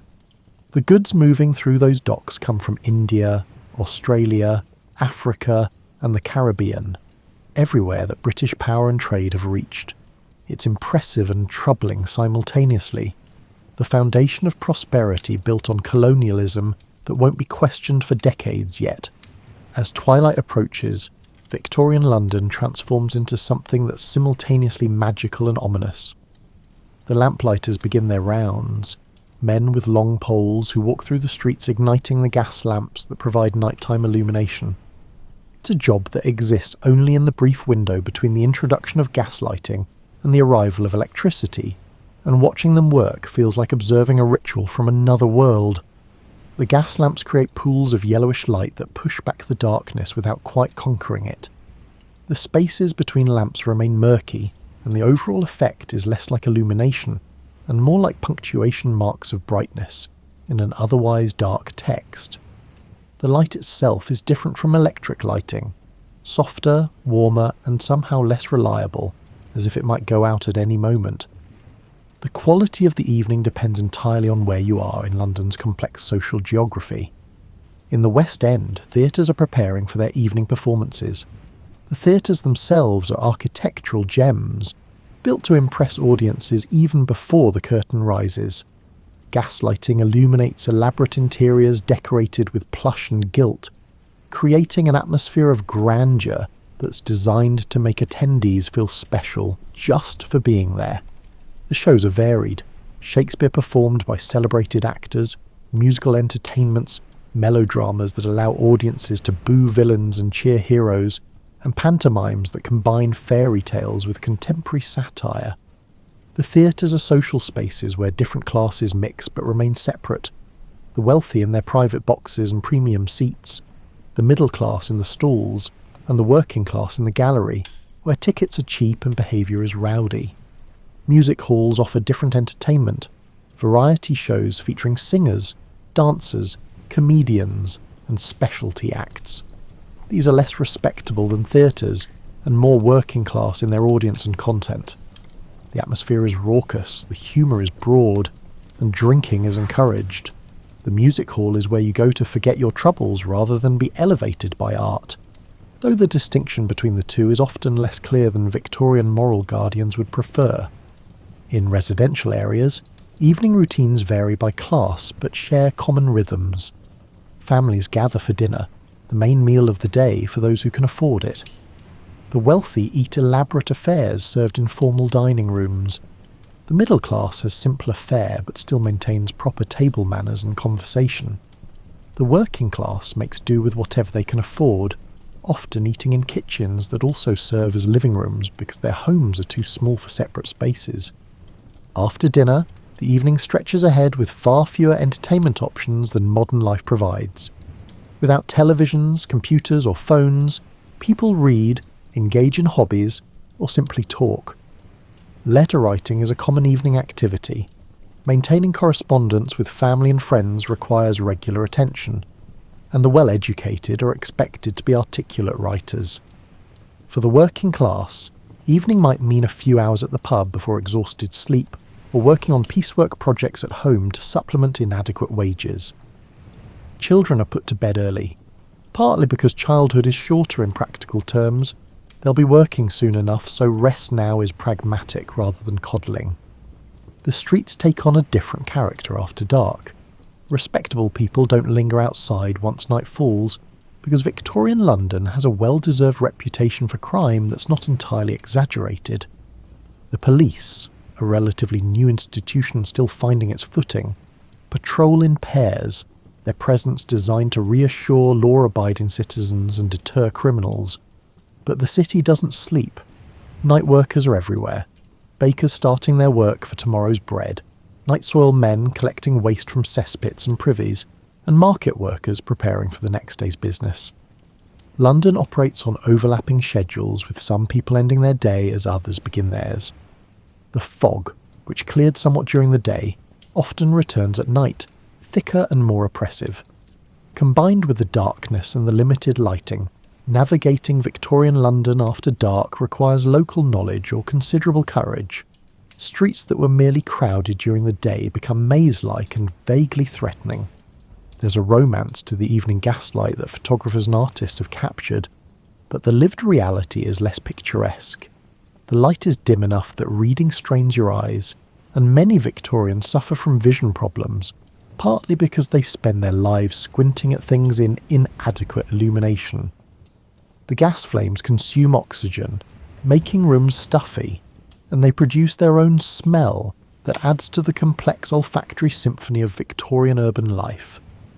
For those with evening social engagements, dinner parties, card games, social calls, elaborate preparations are required. Evening dress is formal and highly specific and takes substantial time to put on correctly. Women's evening gowns are even more complex than their day wear, with lower necklines that scandalise foreign visitors but are perfectly acceptable within the confines of private entertainment. The dinner party is a performance where multiple courses are served. Conversation follows strict guidelines about appropriate topics, and every gesture and word is evaluated according to social rules that have been refined over generations. Getting through an evening without committing some faux pas requires constant attention to etiquette that modern people would find exhausting. Deep night in Victorian London is when the city reveals its most honest face.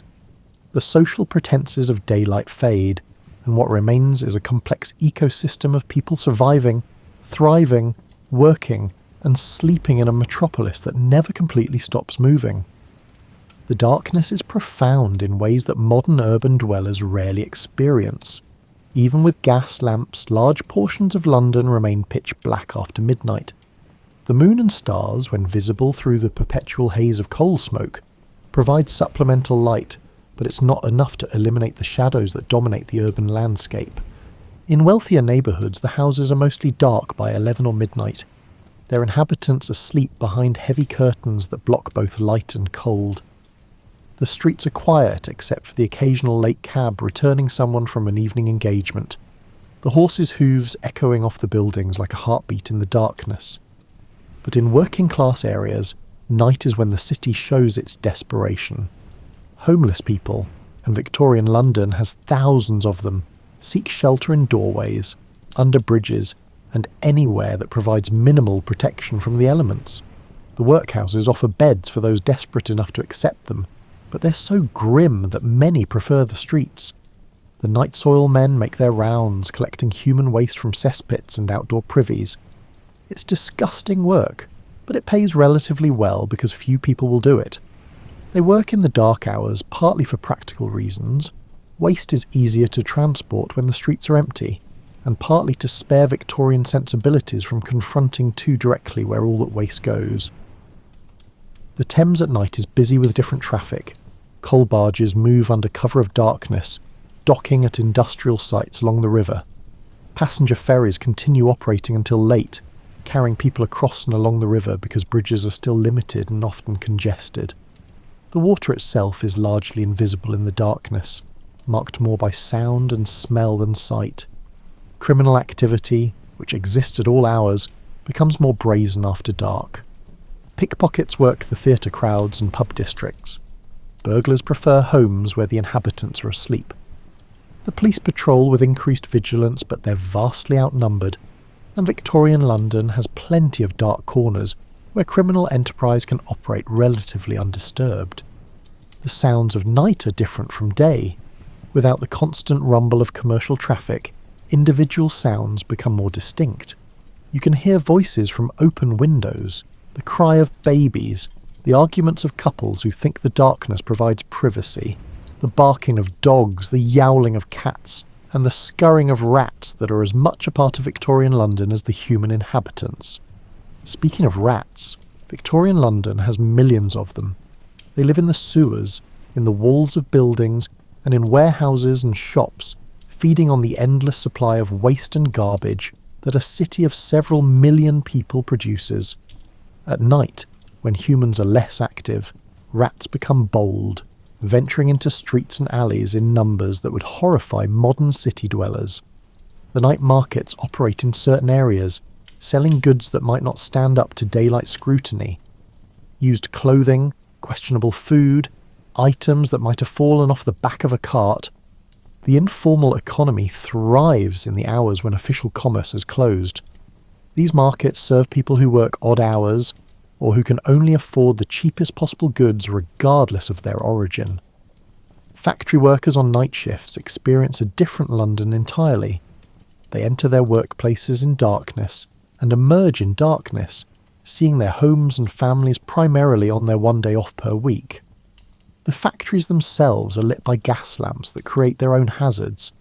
The combination of open flames and industrial machinery has predictable results, and factory fires are a regular occurrence. The bakers start their work around 3 in the morning, firing up ovens and beginning the process of producing the bread that will be sold throughout the coming day.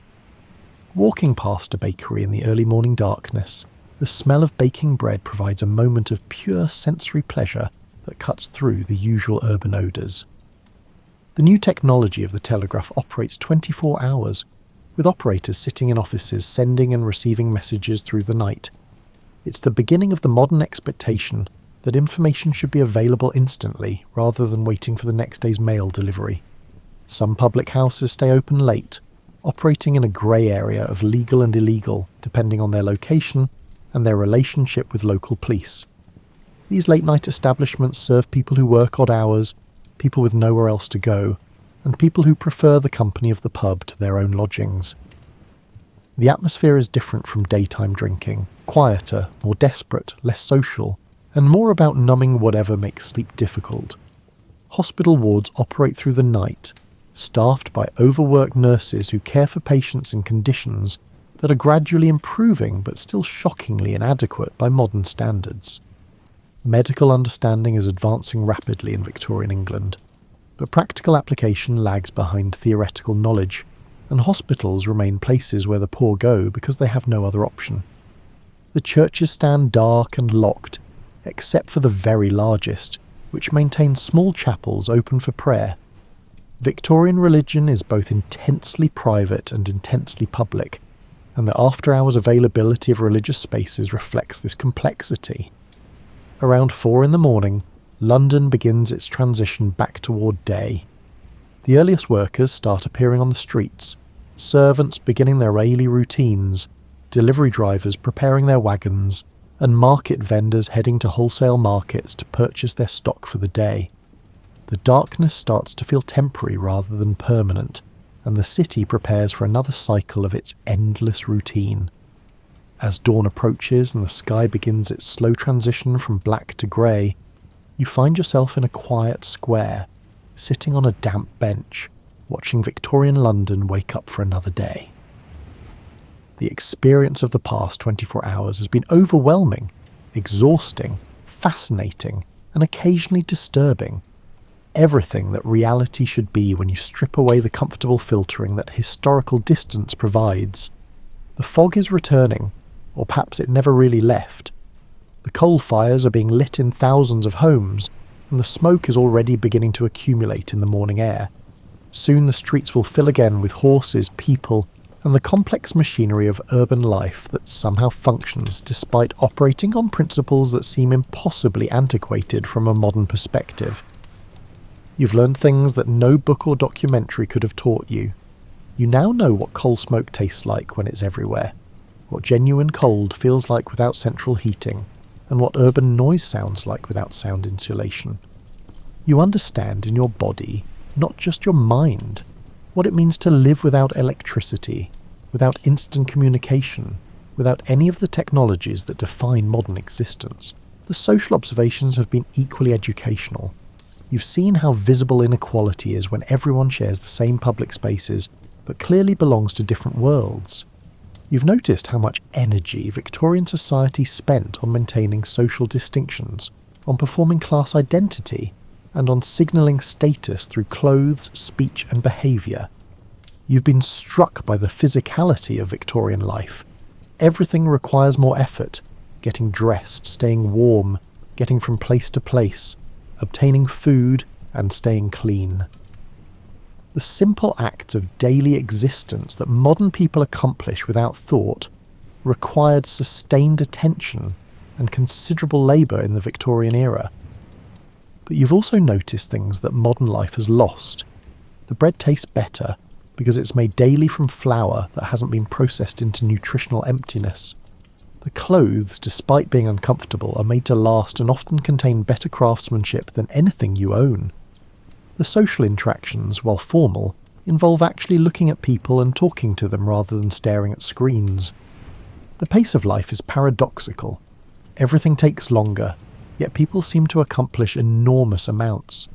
The Victorian era was one of incredible productivity, innovation, and expansion, all achieved without computers, without modern transportation, and without instant communication. it suggests that maybe modern efficiency isn't quite as efficient as we like to think, or perhaps that efficiency isn't the only measure of a society's success. The dangers of Victorian London have been real and present throughout your journey. Disease, accident, crime, and poverty, all of them are closer to the surface than in modern developed societies. The social safety net that modern people take for granted doesn't exist. If you're poor, sick or unlucky, your options range from limited to non-existent. The environmental conditions have been a revelation. Modern people think they understand historical pollution because they've seen photographs of smoggy cities. But photographs don't convey the taste of the air, the way smoke irritates your throat, the omnipresent coal dust that settles on everything, the smell of the Thames, or the sound of thousands of horses producing waste faster than it can be collected. Yet there's beauty here too. The architecture is genuinely impressive, built by craftsmen who took pride in their work. The gaslighting, however inadequate, creates atmospheric effects that electric lights can't match. The sense of community in working-class neighbourhoods, born of shared hardship and mutual dependence, represents something that modern suburban isolation often lacks. The people you've observed have been the most interesting part. They're not the simplified historical figures from textbooks or the romantic characters from period dramas.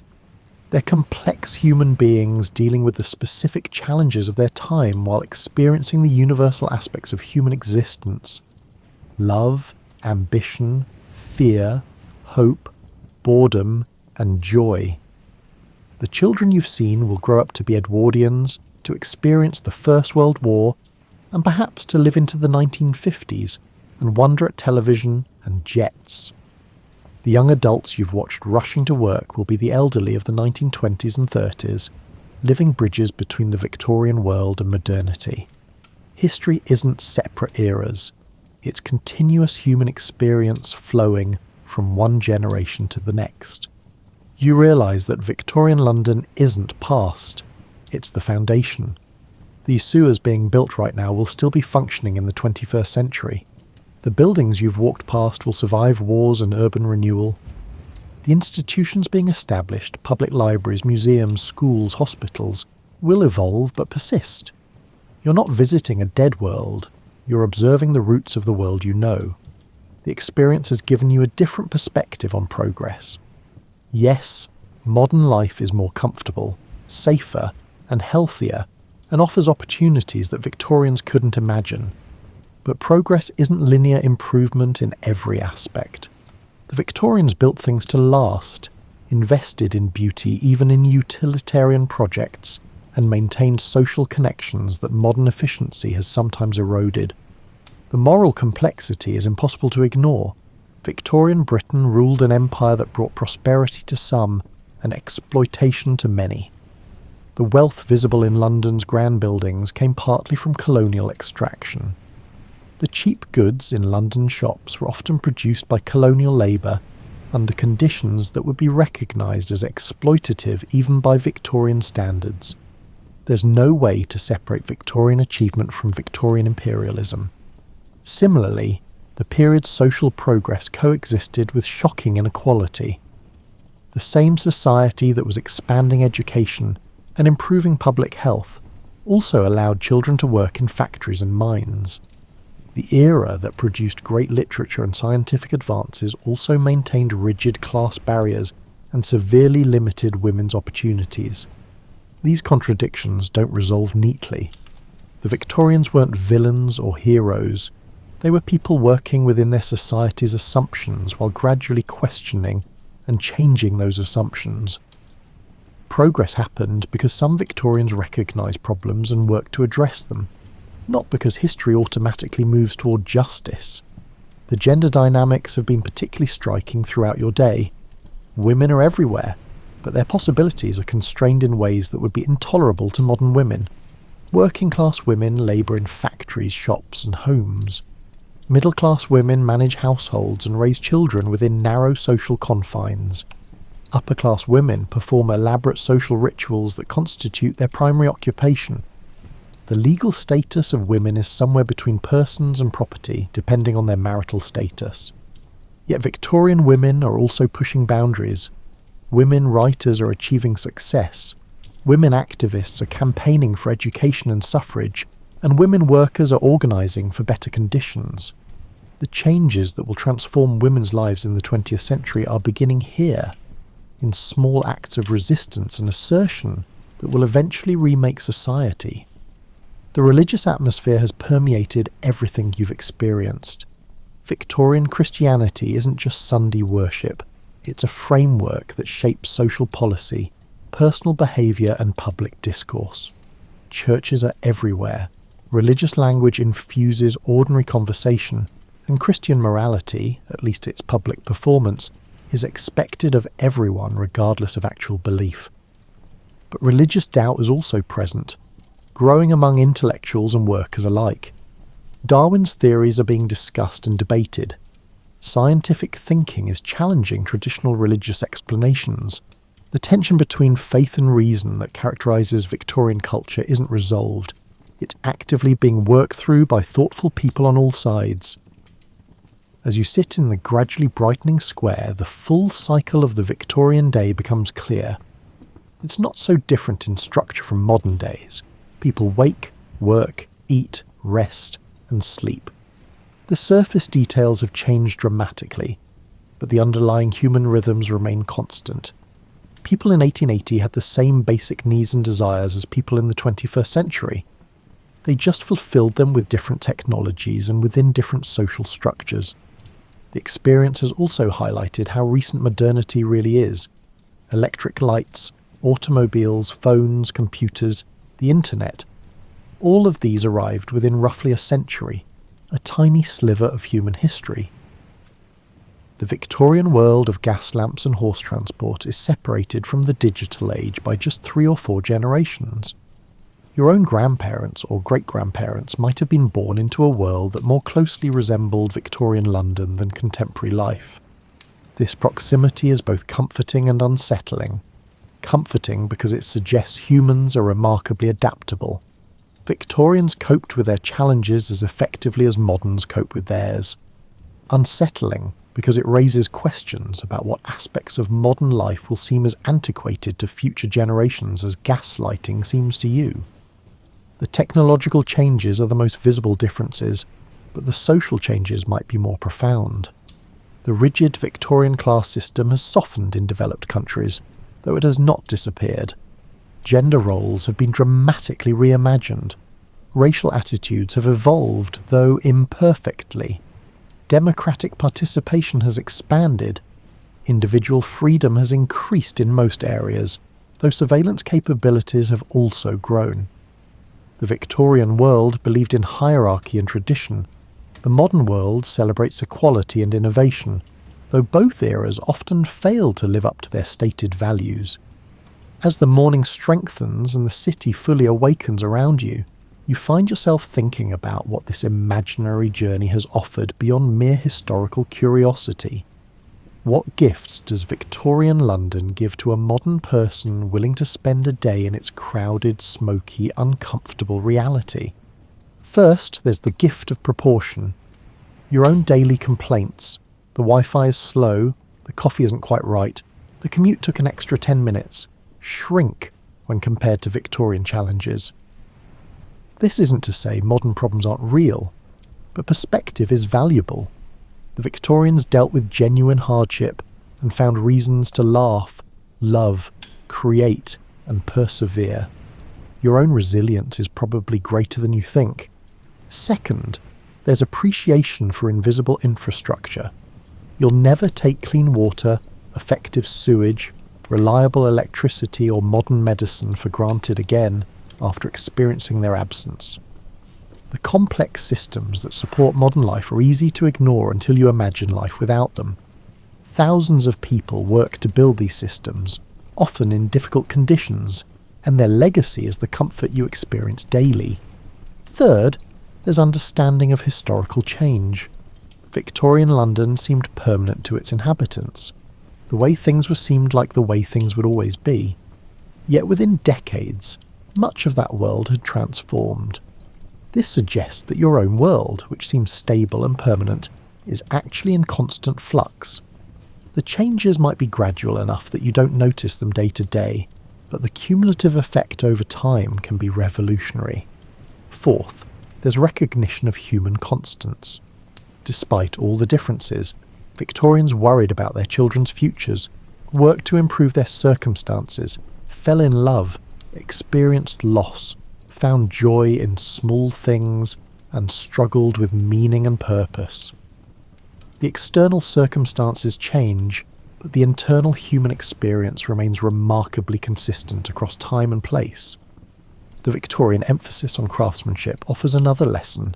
In a world of mass-produced disposable goods, there's something appealing about objects made by skilled hands to last generations.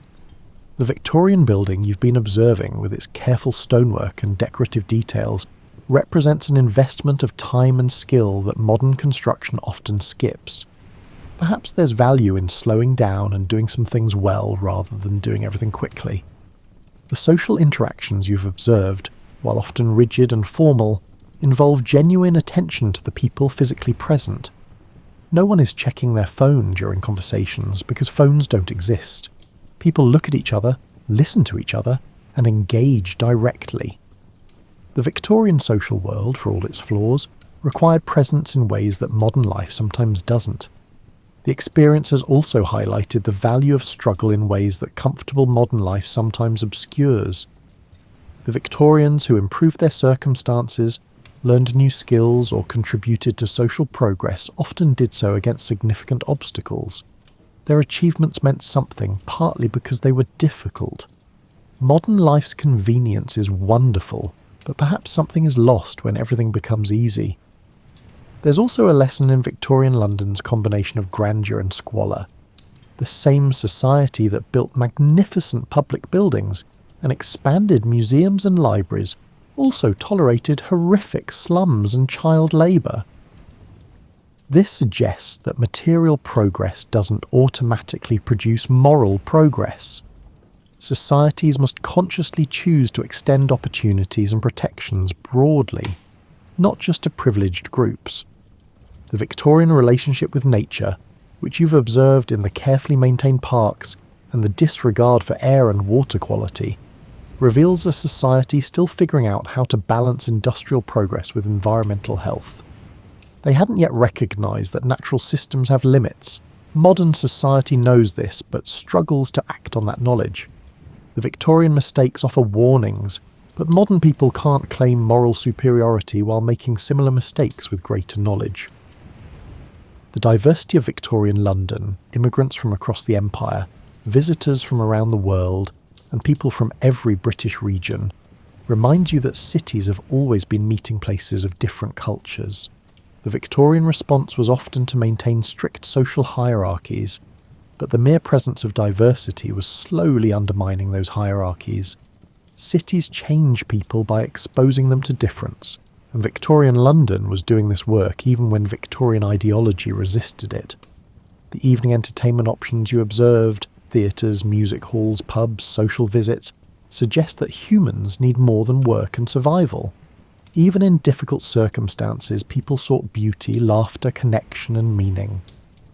The Victorian investment in public culture, museums, libraries, parks, performance spaces, reflected a belief that culture matters, that people deserve access to beauty and knowledge regardless of their economic status.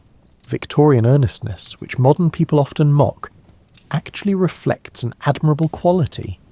The belief that individual actions matter, that moral behaviour makes a difference, and that trying to be better is worthwhile.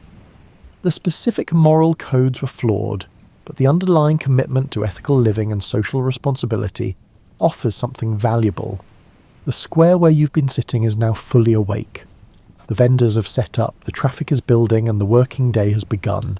And somewhere in this moment, you feel the gentle pull backward, toward your own time, your own world, and your own comfortable bed with its modern mattress and central heating.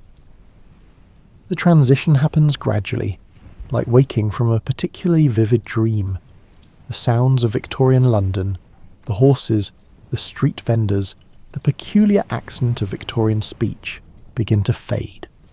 The smells diminish. The taste of coal smoke leaves your mouth. The physical sensations of Victorian clothing, Victorian cold, and diminish, and Victorian stone beneath your feet all gently recede. You're aware of your body in your own bed, in your own time. The sheets are soft, the temperature is comfortable, and the air is clean. You can hear modern sounds, perhaps traffic that's motorised rather than horse-drawn, the hum of electronics, sounds that wouldn't make sense to a Victorian. But you bring something back with you from your Victorian day. Not physical objects, you can't bring Victorian coins or newspapers into your modern world. What you bring is understanding, the kind that only comes from imagined experience rather than abstract knowledge. You understand now why your great-grandparents or great-great-grandparents might have had certain habits that seemed odd to their grandchildren, why they saved string and washed plastic bags and treated bread with reverence. They grew up in or closer to a world where such things had real value, where wastefulness wasn't just inefficient but genuinely harmful to survival. You understand why Victorian literature often focuses on social class and reputation. When your social position determined your opportunities so completely, and when reputation was the primary form of social capital, of course people obsessed over these things. The Victorian emphasis on propriety wasn't just prudishness, it was a survival strategy. You understand why the transition to modern life was both eagerly embraced and sometimes mourned.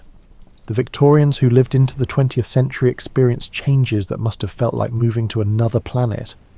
Indoor plumbing, electricity, automobiles, movies and radio, each one represented a fundamental shift in how daily life functioned.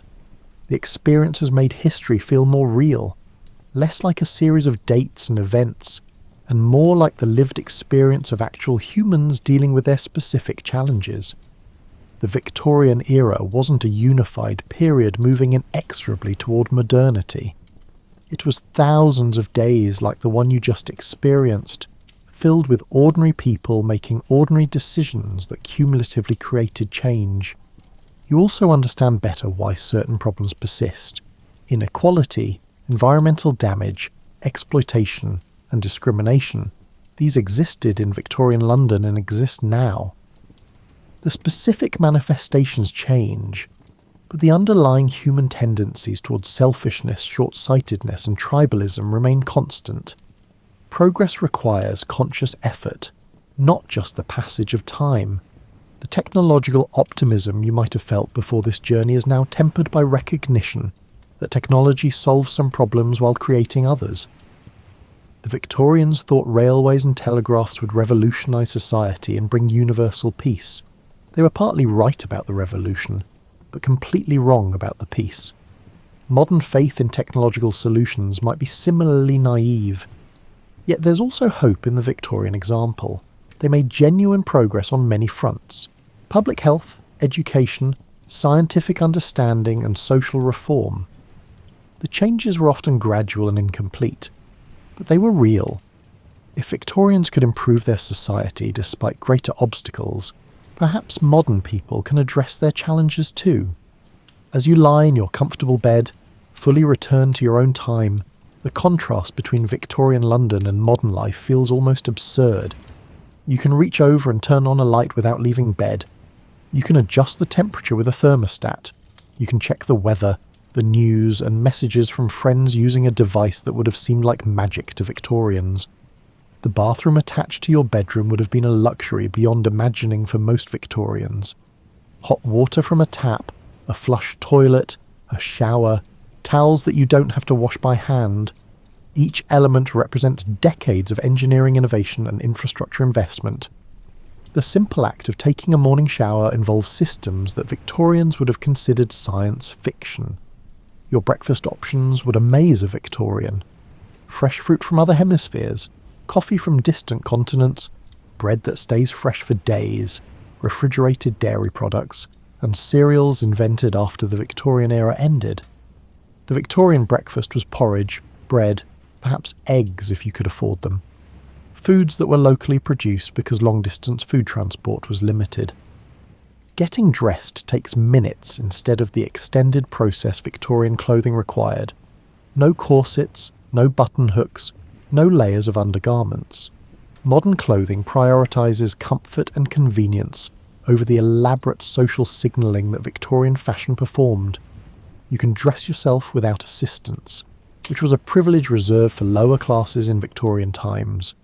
The wealthy needed servants to manage their complex wardrobes. Your commute, however frustrating it might sometimes feel, would seem miraculous to Victorians. Whether you drive, take public transit, or work from home, you're covering distances that would have required hours of travel in Victorian times. The modern city is physically larger than Victorian London because transportation technology allows people to live farther from their workplaces. Your workplace itself reflects changes the Victorians initiated but couldn't complete. The office workers you observed in Victorian London were pioneering a new kind of work, clerical labour that required literacy and numeracy but not physical strength. Modern knowledge work extends that Victorian innovation, though it's now mediated through computers rather than paper ledgers. The safety standards you take for granted would astound Victorians. Workplace regulations, food safety, building codes, traffic laws, all of these represent hard-won victories by reformers who recognised that industrialisation without regulation was killing people. Every modern safety feature exists because someone suffered its absence. Your access to information would seem godlike to Victorians. The accumulated knowledge of humanity is available instantly through your devices. The Victorian scholar who spent hours in libraries researching basic facts would be astonished that you can access the same information in seconds while lying in bed. Your medical care represents advances that would seem miraculous in Victorian times. Antibiotics alone have saved more lives than any other single invention. Add modern surgery, diagnostic imaging, vaccines, dental care, and treatments for conditions that were death sentences in Victorian times, and the improvement is staggering. The Victorian infant mortality rate was roughly 150 per 1,000 births. In developed countries today, it's under 5 per 1,000. Your life expectancy is dramatically longer than the Victorian average. A baby born in Victorian Britain could expect to live about 45 years. A baby born in a developed country today can expect to live past 80. Those additional decades represent millions of person-years of additional human experience, of knowledge gained, of relationships developed, and of contributions made. Yet with all these advantages, modern life brings challenges that Victorians never faced. The constant connectivity that puts the world at your fingertips also means you're never truly unreachable. The abundance of choices can become overwhelming rather than liberating. The rapid pace of change can create anxiety about keeping up. The decline of traditional communities can lead to isolation despite unprecedented communication capabilities. The environmental costs of modern life are also becoming unavoidable. The Victorians damaged their local environments. The Thames was essentially a toxic waste dump. But modern industrial society has scaled up those impacts to a global level. Climate change, biodiversity loss, and ocean acidification, these problems didn't exist in Victorian times because human industrial capacity was more limited. Progress in material comfort has come with ecological costs that future generations will bear. The social fragmentation that characterises modern life would puzzle Victorians. Their society was rigid and often cruel, but it was also coherent in ways modern society isn't. Most Victorians shared basic assumptions about religion, morality, and social organisation. Modern pluralism brings freedom but also uncertainty about shared values and common purpose. The comparison isn't meant to suggest Victorian life was better. It clearly wasn't by almost any measure. Rather, it's to recognise that progress in one dimension doesn't automatically mean progress in all dimensions. Modern life is more comfortable, safer, healthier, and offers more individual freedom than Victorian life. But it's also more complex, more fast-paced, and in some ways more isolating. As you start your modern day, going about routines that would seem fantastical to Victorians, You carry something valuable from your imaginary journey. It's not nostalgia for a past that was genuinely harder and often cruel. It's perspective, the ability to see your own life with fresh eyes by comparing it to a different way of living. The Victorian emphasis on craftsmanship might inspire you to value quality over convenience sometimes. Their investment in public institutions might encourage you to support libraries, museums and parks. Their social connections, however formal, might remind you to occasionally put down your devices and actually talk to the people physically present. The Victorian struggles for reform, better working conditions, expanded education, improved public health, remind you that progress requires effort.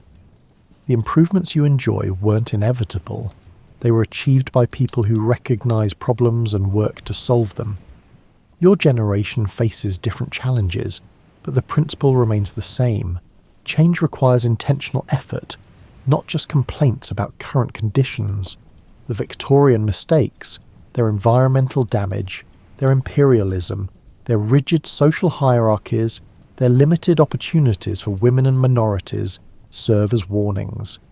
Having more knowledge than the Victorians doesn't make modern people morally superior unless that knowledge produces better actions. The test isn't what you know, but what you do with that knowledge. The sheer human resilience you observe throughout your Victorian day offers encouragement for handling modern challenges. If people could maintain hope, find joy, create beauty, and work for better futures while dealing with Victorian hardships, perhaps modern problems are also manageable despite their complexity. The Victorian day you've imagined has given you a gift that history always offers when approached with openness: context. Your own life exists within a specific historical moment, shaped by decisions made by previous generations and shaping the options available to future generations. Understanding this continuity can be both humbling and empowering. As you move through your modern day, driving cars that Victorians couldn't imagine, using technology that would seem like magic, solving problems that didn't exist in Victorian times, you might occasionally think about the Victorian day you experienced. Not to wish you were there, but to appreciate where you are. And maybe, just maybe, you'll wonder what someone from 2150 would think about your life in the early 21st century. What aspects of your daily routine would seem charmingly antiquated? What problems would they be amazed you tolerated? What technologies would they find amusingly primitive? What aspects of your life would they envy or want to preserve? History isn't just about the past. It's about understanding that the present is temporary, that change is constant, and that every generation faces its own challenges while benefiting from and dealing with the consequences of previous generations' choices. Victorian London is gone, transformed by more than a century of change. But it's not lost. It lives in the infrastructure it built, in the institutions it established, in the ideas it developed, in the problems it created, and in the solutions it pioneered. You walk on Victorian foundations every day, whether you realise it or not. And perhaps that's the most important lesson from your imaginary Victorian day. You too are building foundations for futures you'll never see. Your choices, your actions, and your society's decisions, all of these will influence the world that people experience generations from now. The Victorians couldn't have imagined your life, but they shaped it nonetheless. You can't imagine the world of 2150, but you're helping to create it with every choice you make. Sleep well tonight in your comfortable bed with its modern mattress and climate control. Dream perhaps of gas-lit streets and horse-drawn carriages, of a world that managed to function without any of the technologies you consider essential, and wake tomorrow with fresh appreciation for the complex, imperfect, remarkable world you inhabit. A world that's different from Victorian London, but connected to it by the continuous thread of human experience reaching back through centuries and forward into futures yet to be imagined.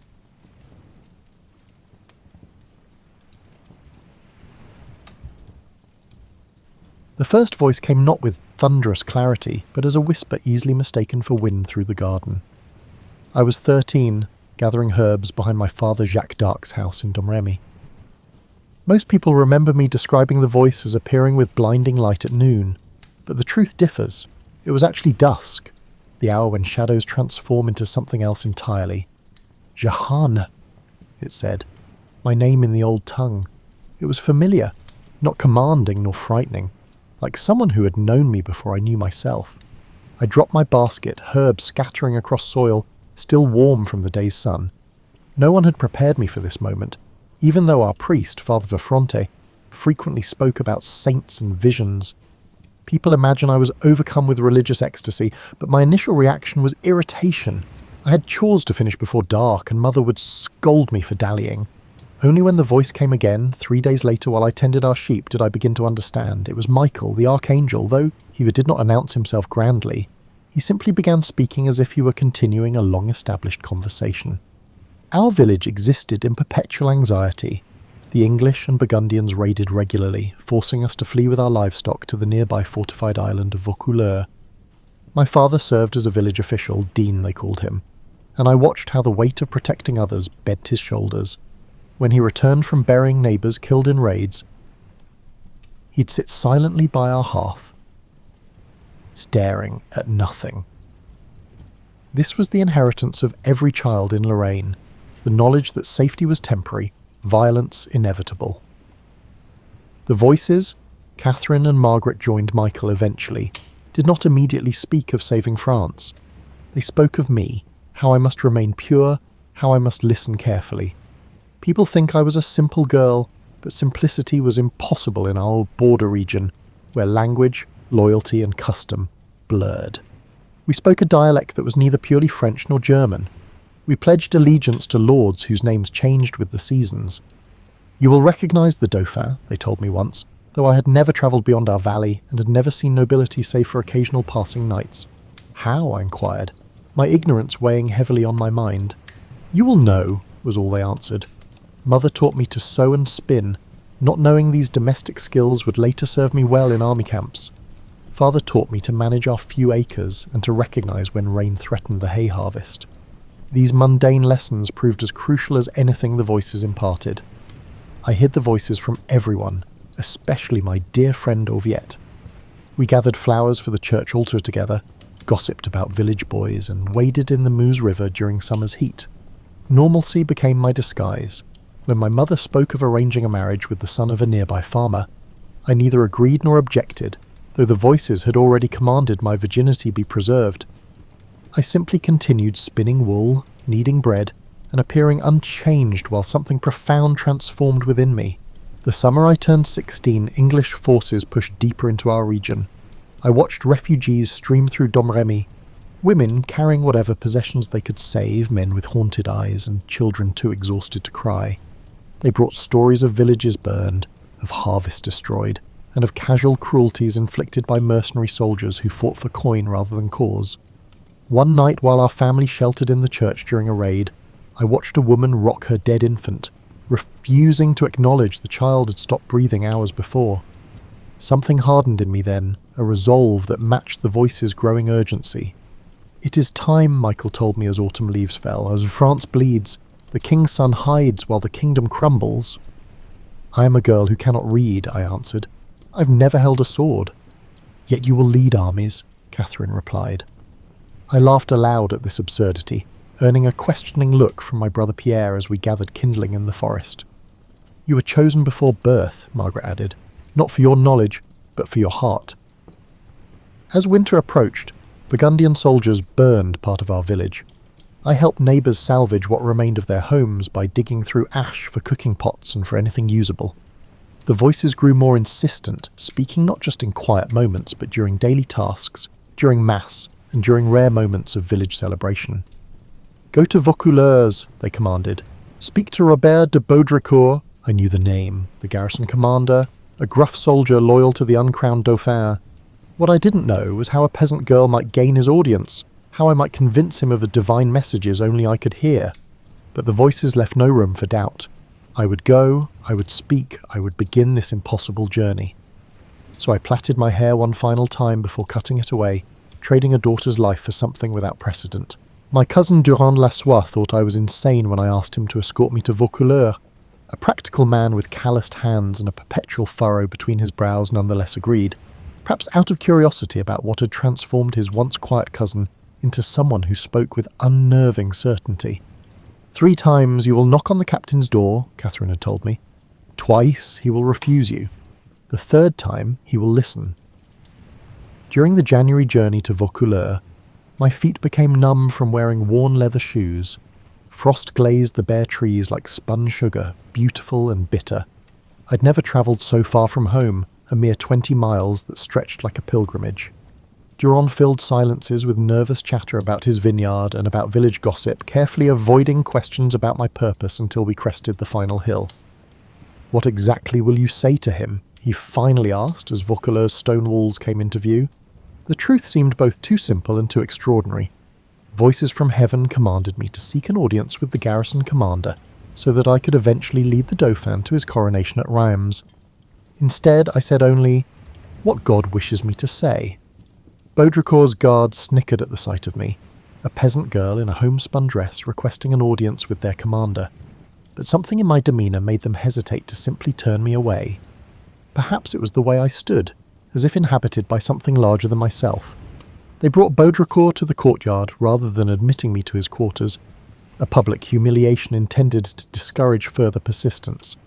"The Heavenly Lord has messages concerning the welfare of France," I announced, borrowing formality I'd never needed in Domremy.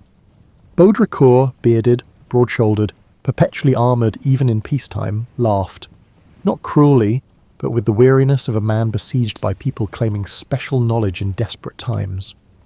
"Return to your father, child," he said. "Learn to improve your thread-spinning skills instead of telling stories." I did not argue. The voices had prepared me for rejection. Joan looked relieved as we left, believing the matter concluded. But I remained in Vaucouleurs, staying with distant relatives, the kindly wheelwright Henri and his wife Catherine Leroyer, who took me in despite their confusion about my purpose. Daily I attended Mass at the chapel of Sainte Marie, kneeling on stone floors that bruised my knees.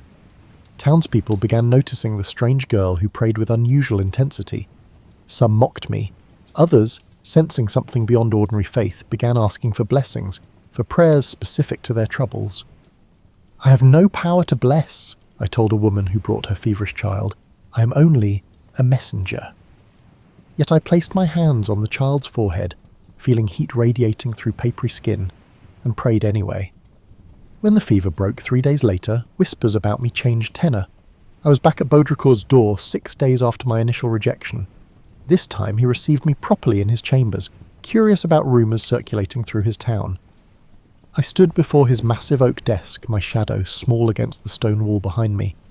"You claim heaven speaks to you," he said, not bothering with a greeting. "Not claims, truth." The steadiness in my voice surprised even me. "Today, near Orléans, our forces have suffered defeat. A skirmish near a place called Rouvray. The ambush targeted men carrying Lenten fish and provisions for the besieged. You will receive confirmation of the situation in days." I had not known these words would come from my mouth until they emerged. The voices had whispered to them moments before I entered his chamber. Baudricourt's expression changed from scepticism to guarded caution. "If the story proves true," he began. "When it proves true," I corrected, "you will provide me an escort to Chinon." He dismissed me without commitment. Messengers confirmed the Battle of the Herrings 4 days later. While my prediction was not particularly detailed, its verification startled Baudricourt into taking me seriously. On my 3rd visit, he listened fully. "I must dress as a man," I explained. "The journey is dangerous, and I have been promised protection if I maintain my virtue." What I didn't say is that the voices sometimes revealed to me glimpses of what awaited. Roads crawling with Burgundian patrols, English archers in forest clearings, and rivers swollen with winter melt. A woman travelling would face dangers beyond enemy soldiers. The voices promised safety but required prudence. Baudricourt commissioned male clothing for me, a dark woolen tunic, leggings, and boots that needed stuffing at the toes. Baudricourt cut my hair even shorter, cropping it close to my scalp. When I dressed in these garments for the first time, the Leroyer watched with troubled fascination. Henri crossed himself. Catherine wiped tears. "You look," Henri started, unable to find appropriate words. "Like God's instrument," I finished for him. though I felt only like myself, simply clad differently. Jean de Metz and Bertrand de Poulengy, two of Baudricourt's men, volunteered to accompany me to Chinon. Both later claimed divine inspiration moved them to offer an escort, but I saw more earthly calculation in their eyes, curiosity about whether the strange girl might truly have heavenly favour, whether their fortunes might rise by proximity. The night before departure, Baudricourt summoned me once more. The chamber's single candle cast dramatic shadows across his face, deepening already severe features. "If you are deceiving us, if you lead my men into danger through false prophecy—" He let the threat hang unfinished. "I move only as directed," I answered. "Your men's safety is precious to heaven." He handed me a sword then, not ceremoniously, but with a practicality that acknowledged the dangers ahead. "Can you use this?" I had never held a sword before. Its weight surprised me, the pommel cool against my palm. "I will not need to," I said. "Others will fight. I carry the standard."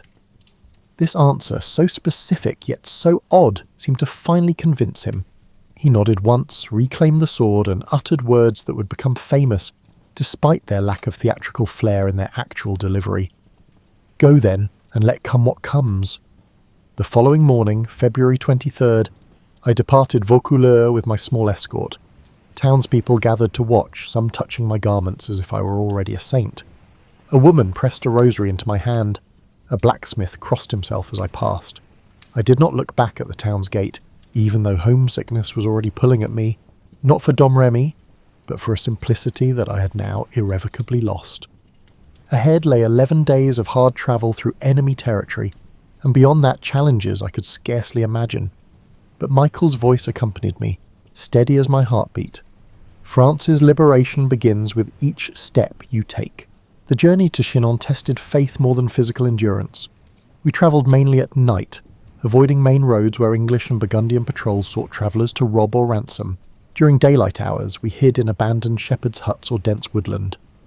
Jean de Metz and Poulengy initially insisted I sleep separate from them to protect my virtue, but practicality soon dissolved such courtesies. We huddled together for warmth in February's biting cold, my male attire and their honour providing sufficient barriers. My companions' attitudes toward me evolved during our journey. Initial scepticism transformed into cautious reverence after we narrowly avoided a Burgundian patrol that should have intercepted us. "The wind shifted," Poulengy remarked, not connecting the sudden weather change to my silent prayer moments before. Later, when we reached a swollen river that maps showed no crossing for miles, a local boy appeared as if conjured, guiding us to a hidden ford. My escorts exchanged meaningful glances, but I knew these were not miracles, merely the everyday workings of divine guidance. "Will you truly recognize the Dauphin?" Joan asked one evening, as we warmed our hands over a small, carefully shielded fire. "They say he often hides among his courtiers to test visitors." "God will identify his anointed," I answered, though privately I wondered how this recognition would manifest. The voices remained frustratingly vague on practical details.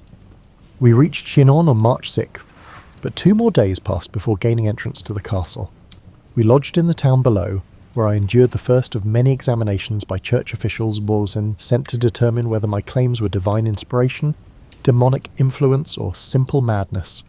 "How can we know God speaks through you?" demanded an elderly priest with yellowed fingers and breath sour from fasting. "By the signs that follow," I replied, remembering Catherine's coaching. "God does not ask for blind faith, but provides confirmation for those who truly seek." "What signs have you performed?" "None yet. Signs are not tricks of the conjurer, performed on demand. They unfold as needed." He seemed satisfied with this answer, which surprised me. Later I learned he reported favourably on my orthodoxy, noting, "I answered questions about faith with simple clarity, rather than elaborate theological constructions that might suggest educated heretical influences." When I eventually gained entry to the castle, I faced a planned challenge. Charles, not yet crowned and increasingly doubtful of his legitimacy, had arranged for another man to sit on the throne while he stood among dozens of richly dressed courtiers. The great hall blazed with hundreds of candles, their light reflecting off jewelled fingers and golden threads woven through noble garments. The assembled court watched expectantly, many smirking at the prospect of a peasant girl's confusion. I had never seen such finery, such concentrated wealth. For a moment my confidence wavered. These were people whose everyday garments cost more than my family earned in years. What arrogance brought me here? Then Margaret whispered, not in my ear, but directly within my mind, "Remember your purpose. You are not sent to be dazzled by earthly riches." Without hesitation, I walked directly through the crowd toward a plainly dressed man standing among the courtiers. Kneeling before him, I said what the voices prompted. "God gives you life and glory, gentle Dauphin." Charles's face registered shock, quickly controlled. "I am not the king," he protested, maintaining the charade. "I did not call you king," I answered. "You are the Dauphin, but you will be king when properly consecrated at Reims, as is God's will." The court murmured. Charles gestured for seclusion, guiding me to a window ledge where we could converse discreetly. "If you truly come from God," he said quietly, "tell me something only divine knowledge could reveal." I repeated words Michael had given me during our journey. "You made a private prayer at All Saints last November, asking God for confirmation of your right to the throne, questioning whether your mother's reputation spoke truth about your birth. God answers now. You are the legitimate heir to France. Your suffering is seen. Your doubts are understood, but you must claim what heaven has preserved for you." Charles paled visibly. He later confirmed that he had prayed this prayer in solitude, that I knew its contents convinced him when nothing else might have. Yet despite this private conviction, Charles remained publicly cautious. I was subjected to further examinations, including 3 weeks of questioning by theologians at Poitiers who probed for heretical beliefs or signs of demonic influence. They examined my body for witches' marks, questioned my insistence on male attire, and tested my knowledge of Christian doctrine. What history rarely records is the humiliation of these examinations and the indignity of learned men debating whether my virginity indicated divine protection or simply a lack of opportunity, as well as whether my voices were angels or clever demons. One elderly theologian suggested I might simply suffer from female hysteria due to my unmarried state. "Perhaps," I replied evenly, "but does hysteria typically predict military outcomes or recognize disguised kings?" During these weeks of examination, I grew increasingly frustrated by delays. Orléans remained under siege, its situation deteriorating. The voices became more urgent, sometimes waking me from sleep with commands to move quickly. "Time slips away," Michael warned. "France's heart weakens with each passing day." I petitioned Charles repeatedly for action, facing resistance from his advisor Georges de la Trémoille, who viewed me as a threat to his influence. "The maid makes bold claims," he told Charles within my hearing, "yet prophecies are cheap while soldiers' lives are dear." "Prophecies may be cheap," I countered, "but the price of ignorance is the fall of your kingdom." Charles wavered between believing my divine mandate and fearing the consequences of following an unproven visionary. What finally convinced him was pragmatism. All conventional military strategies had failed. His treasury emptied while English territory in France expanded. What harm could come from allowing me to attempt lifting the siege at Orléans? Should I fail, my losses would be minimal compared to the daily losses already incurred. If I succeeded, the reward was incalculable. In late April, after nearly 7 weeks of delay and examination, Charles finally granted me my mission. I was provided armour made to my measurements, lightweight plates that nonetheless felt foreign against my body. The sword given to me was serviceable but ordinary, not the special blade I had described seeing in my visions. "There is a sword meant for me," I explained to Charles, "buried behind the altar at Sainte Catherine de Fierbois. It bears 5 crosses on its blade and has lain there since Charles Martel's time." Charles, still testing the limits of my strange knowledge, sent men to investigate this oddly specific claim. They indeed found an ancient sword buried exactly where described, its existence unknown to the local priests. This sword became my physical token of divine sanction.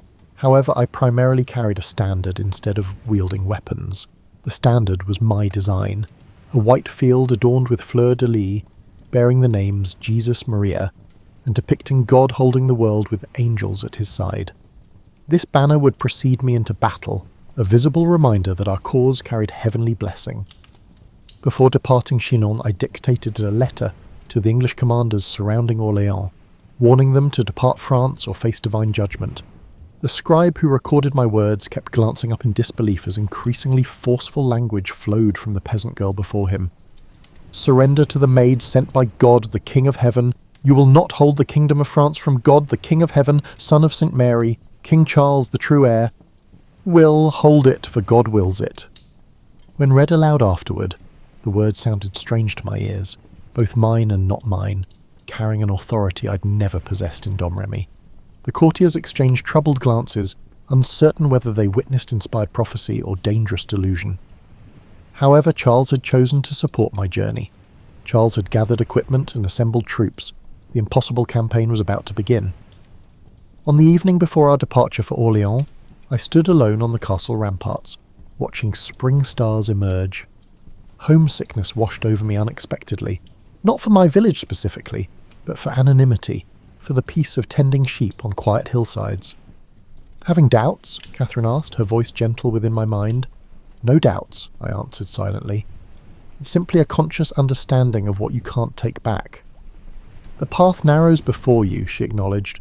"But remember why you were chosen, not for skill with sword or strategy, but for perfect faith in God's plan."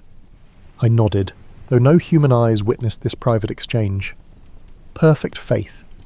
It was not blindness to danger nor an absence of fear, but a willingness to proceed despite both. With that understanding, I descended to prepare for departure, ready to transform from examined curiosity to battlefield commander. We departed Tours on April 27th with supplies and reinforcements for the besieged city, but conflict emerged immediately between military commanders and me, a teenage girl claiming divine guidance.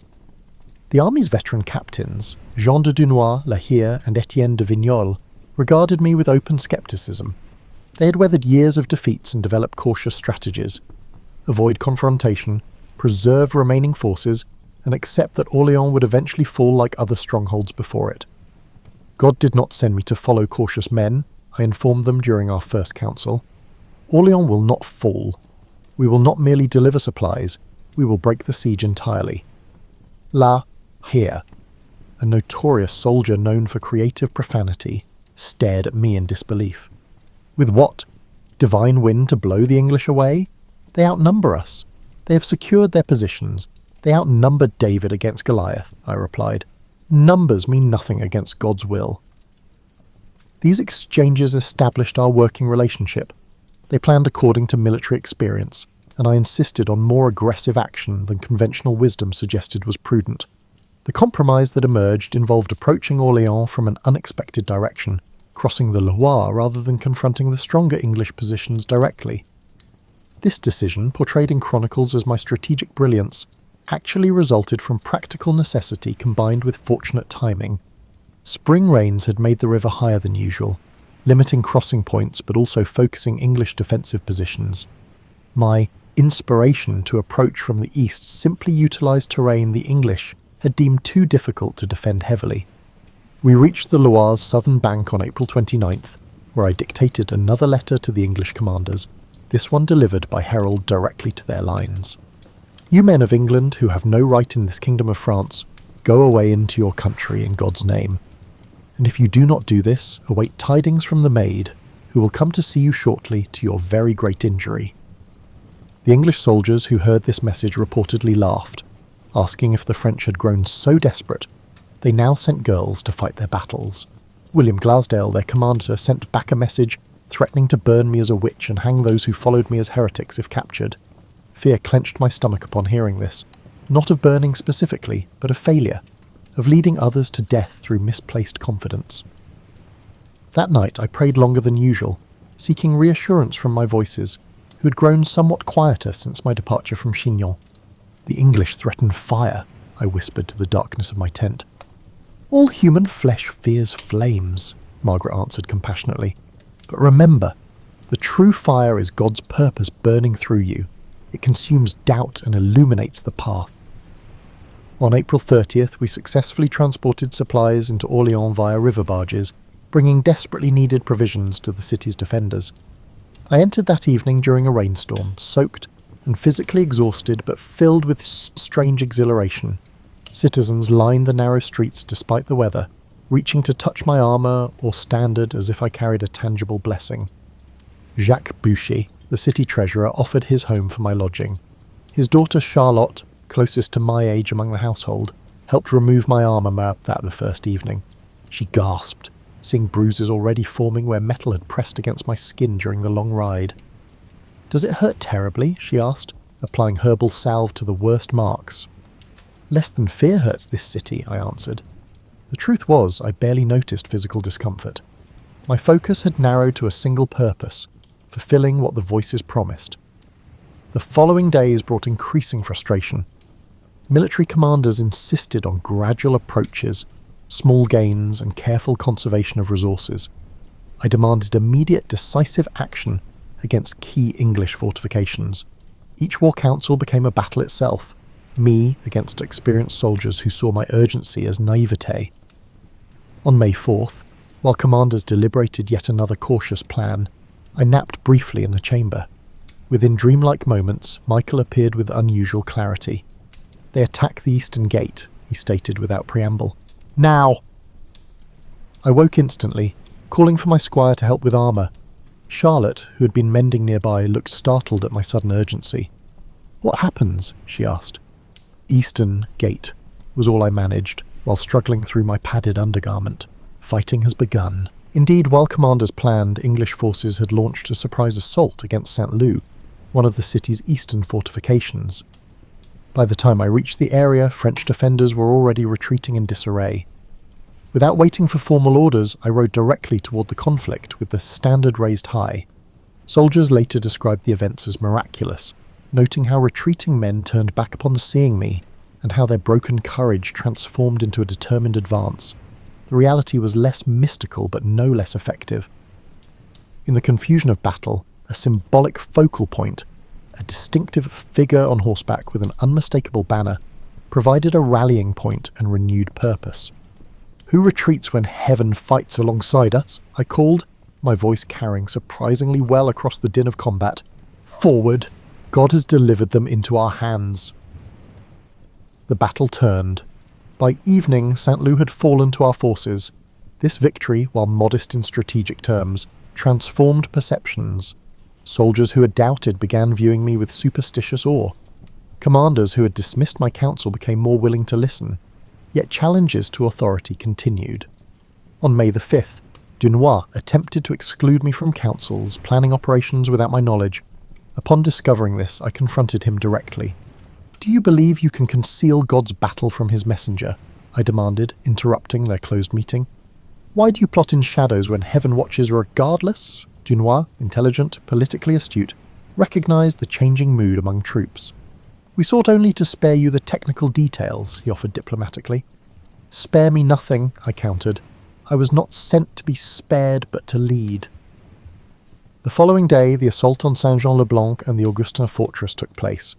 This incident was one of the key events that solidified my reputation among common soldiers.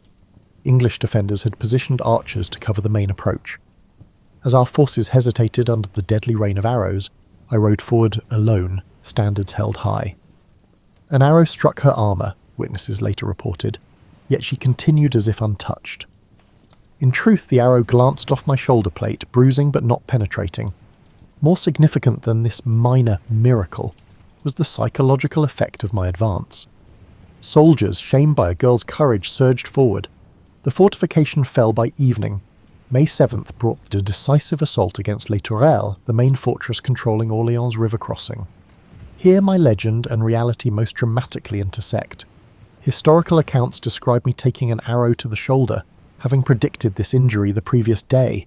The wound was real, an English longbow arrow penetrating between neck and shoulder armour. But my prediction had been more general. Blood will be drawn tomorrow, but not all of it French. The pain nearly caused unconsciousness. I was pulled from battle briefly while the arrow was removed, not ceremoniously as depicted in romantic paintings, but with brutal efficiency by a field surgeon who feared wound fever would set in if the barbed head remained embedded. He poured boiling oil into the wound to cauterize the bleeding, pain that exceeded the original injury. "Wine," I gasped afterward. "Just a little." Instead of wine, they gave me consecrated bread, communion without formal ceremony, battlefield sacrament. The pain receded enough that I could stand again, though using my right arm remained impossible. Military commanders, seeing my condition, ordered a retreat for the day. The assault would resume tomorrow, they decided, without consulting me. I heard this decision while having my wound bandaged. "No," I countermanded, struggling back into partial armour despite Charlotte's protests. "We finish today. The English resolve dwindles with each passing hour. Returning to battle with the wound still fresh became the defining moment witnesses remembered. The injured maid refusing retreat. Standard transferred to my left hand while my right arm hung useless, rallying troops for the final push as daylight began fading. What's rarely recorded is how fever already began clouding my thoughts, how each movement sent waves of nausea through me, and how the voices seemed to speak from an increasingly enormous distance. Yet purpose carried me forward when physical strength should have failed. The English commander Glassdale, who had promised to burn me as a witch, died during this final assault when a makeshift bridge collapsed beneath him. He drowned in the Loire, weighed down by the very armour meant to protect him. Soldiers on both sides viewed his death as divine judgment, superstitious fear spreading through remaining English forces. By nightfall, Les Tourelles had fallen. The siege that had strangled Orléans for 7 months broke in just 4 days of concerted action. The following morning, May 8th, remaining English troops retreated from positions they'd held since October, abandoning equipment and supplies in their haste. Orléans erupted in celebration. Church bells rang continuously. Citizens who had expected either starvation or massacre instead found themselves liberated. They credited the maid, the peasant girl from Domremy who had promised deliverance and, against all rational expectation, delivered it. That night, fevered and weak from blood loss, I struggled to understand what had truly happened. Had God performed miracles through me? Or had my presence simply catalysed human courage that already existed, waiting only for symbol and purpose to crystallise action? "Both," Catherine whispered, as I drifted between consciousness and dream. "The greatest miracles work through natural channels, not despite them." Citizens began calling me La Pucelle d'Orléans, the Maid of Orléans, a title that would follow me through history. Yet alone in prayer that night, I remained simply Jeanne, aching, feverish, wondering what further price fulfilling heaven's commands might require. By nightfall, Les Tourelles had fallen. The siege that had strangled Orléans for 7 months broke in just 4 days of concerted action. The following morning, May 8th, remaining English troops retreated from positions they'd held since October, abandoning equipment and supplies in their haste. Orléans erupted in celebration. Church bells rang continuously. Citizens who had expected either starvation or massacre instead found themselves liberated. They credited the maid, the peasant girl from Domremy who had promised deliverance and, against all rational expectation, delivered it. That night, fevered and weak from blood loss, I struggled to understand what had truly happened. Had God performed miracles through me? Or had my presence simply catalysed human courage that already existed, waiting only for symbol and purpose to crystallise action?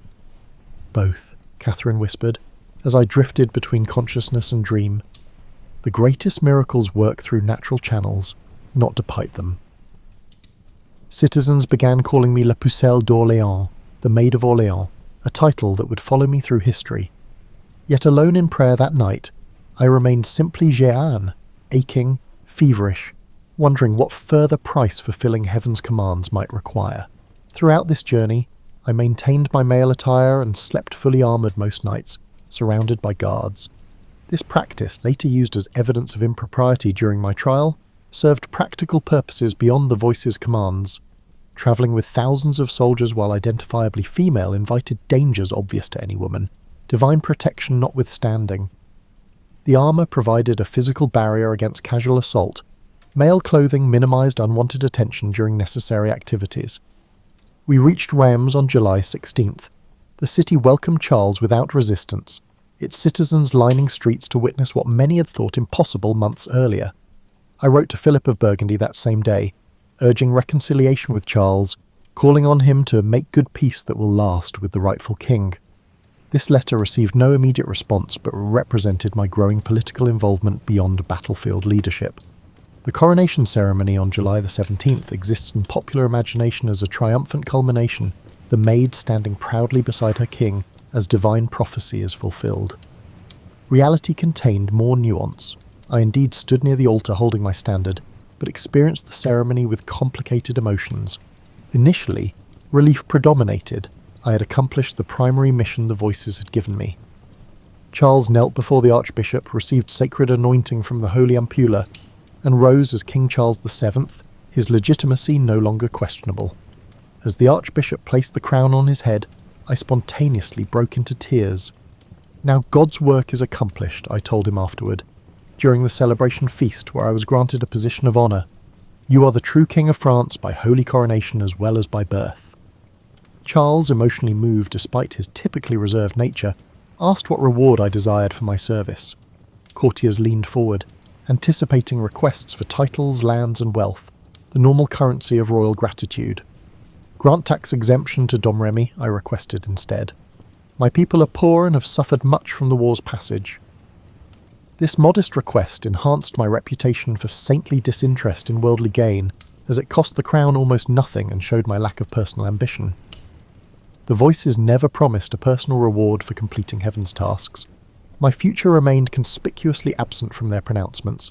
That evening, alone in chambers provided within the Archbishop's palace, I experienced something unprecedented: silence from the voices that had guided me since age 13. I prayed for hours, seeking their familiar presence, but encountered only ordinary stillness. "Have I failed in some manner?" I finally asked aloud, desperate for a response. Catherine's voice, when it finally came, sounded distant, as if speaking across enormous separation. "The path divides before you. One direction leads to earthly glory but spiritual peril. The other is bodily suffering but heavenly triumph." Which should I choose? I begged, but received no answer. The voice's diminishing clarity troubled me deeply as we departed Reims on July 20th. For years they had provided unmistakable direction. Now, at the moment of greatest public acclaim, their guidance grew ambiguous precisely when political complexity demanded the clearest understanding.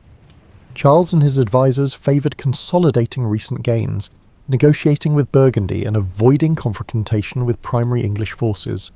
I advocated for an immediate advance on Paris, aiming to strike while our momentum remained strong and English authority appeared weakest. These divergent strategies reflected fundamental differences in perspective. Charles thinking in political terms of alliances and sustainable power, and me still operating from a divine mandate to drive foreign forces from France entirely. God did not deliver victory at Orleans so you could stop halfway to complete liberation, I argued during councils. Paris is the kingdom's heart, reclaim it and the English position collapses. What I couldn't share was my growing fear that time was running out, and that the fading of the voices signalled an impending end to divine favour. This created urgency I couldn't fully explain to military commanders accustomed to deliberate campaigns. As we travelled through recently liberated territories, common people flocked to see me, reaching to touch my armour, begging blessings for children, and offering tokens of appreciation. Women wept openly, seeing in me something that transcended conventional limitations placed on our gender. Men removed caps respectfully, as if in the presence of something holy. This veneration discomforted me increasingly. "I am not a saint," I told Charlotte d'Albret, a noblewoman who had joined our travelling court and attempted to collect my discarded garments as relics. "I am only God's messenger, nothing in myself." "Yet God chose you," she countered. "That distinction itself makes you extraordinary." This growing cult of personality served immediate political purposes, rallying support for Charles, demonstrating divine favour for his rule, but created complications I was ill-equipped to navigate.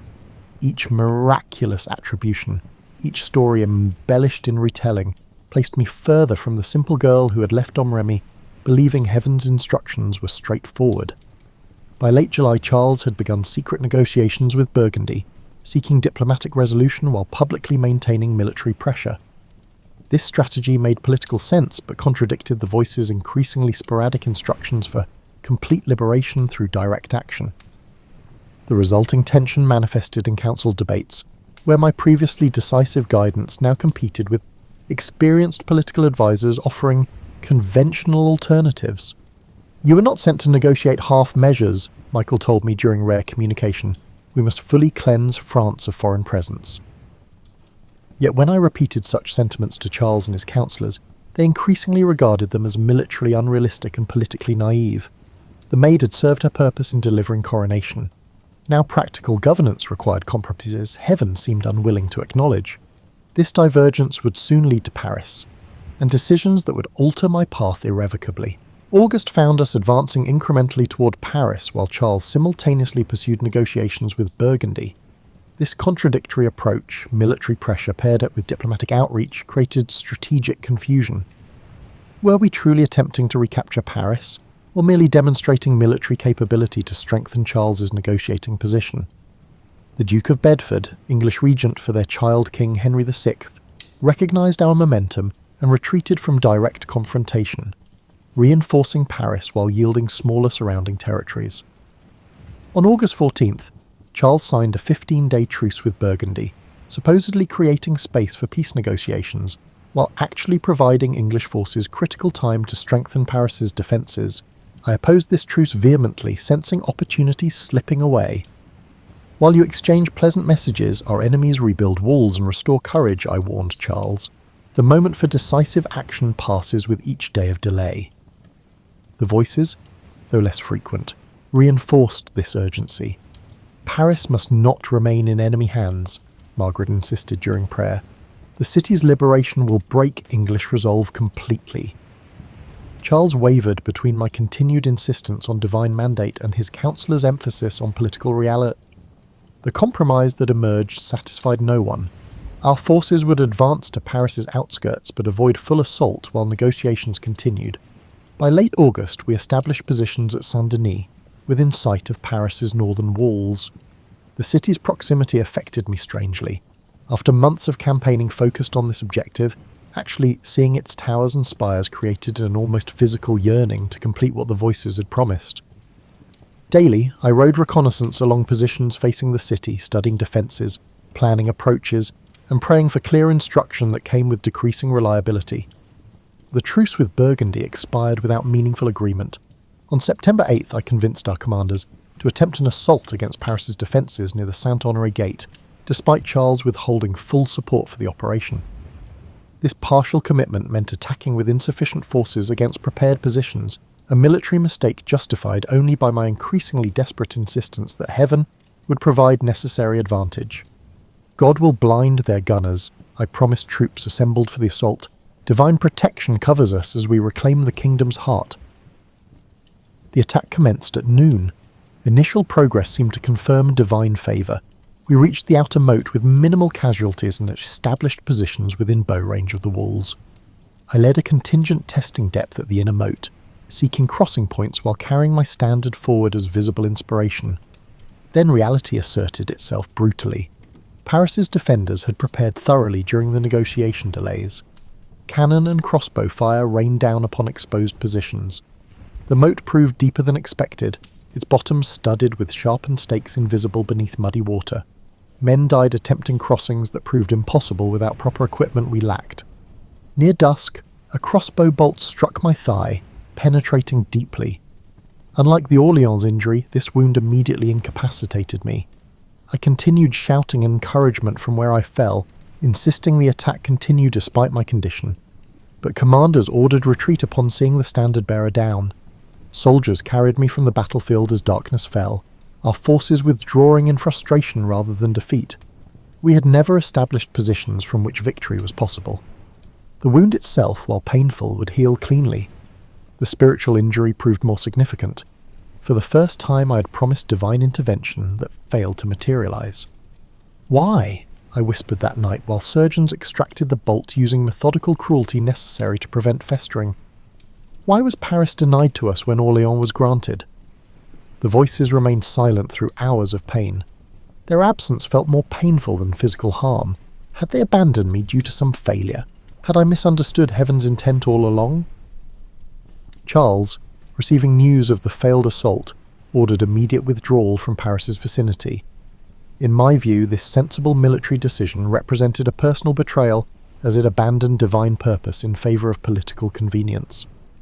When I was finally permitted an audience 3 days later, I found that he was already reframing recent events for the courtiers. "The maid accomplished what God sent her to do," he explained smoothly. "Orleans liberated, coronation achieved. Perhaps heaven never intended Paris's immediate recovery." "You speak for heaven now," I challenged him, struggling to stand straight despite the pain in my bandaged leg. The mission remains incomplete while Englishmen occupy French soil. Charles regarded me with the complex emotion, gratitude for past service tempered by growing political inconvenience of my unyielding position. France's restoration will require years, not months, he said gently. Even heaven must recognise earthly limitations. This exchange marked a fundamental shift in our relationship. Where Charles had once needed my perceived divine sanction to legitimise his rule, successful coronation now provided independent authority. The Maid remained useful symbolically, but increasingly problematic practically, as military campaigns transitioned toward diplomatic solutions requiring compromise and voices prohibited. Through autumn, I accompanied the royal court as it withdrew to safer territories along the Loire. My wound healed gradually while my position diminished subtly, still honoured ceremonially, but increasingly excluded from meaningful councils.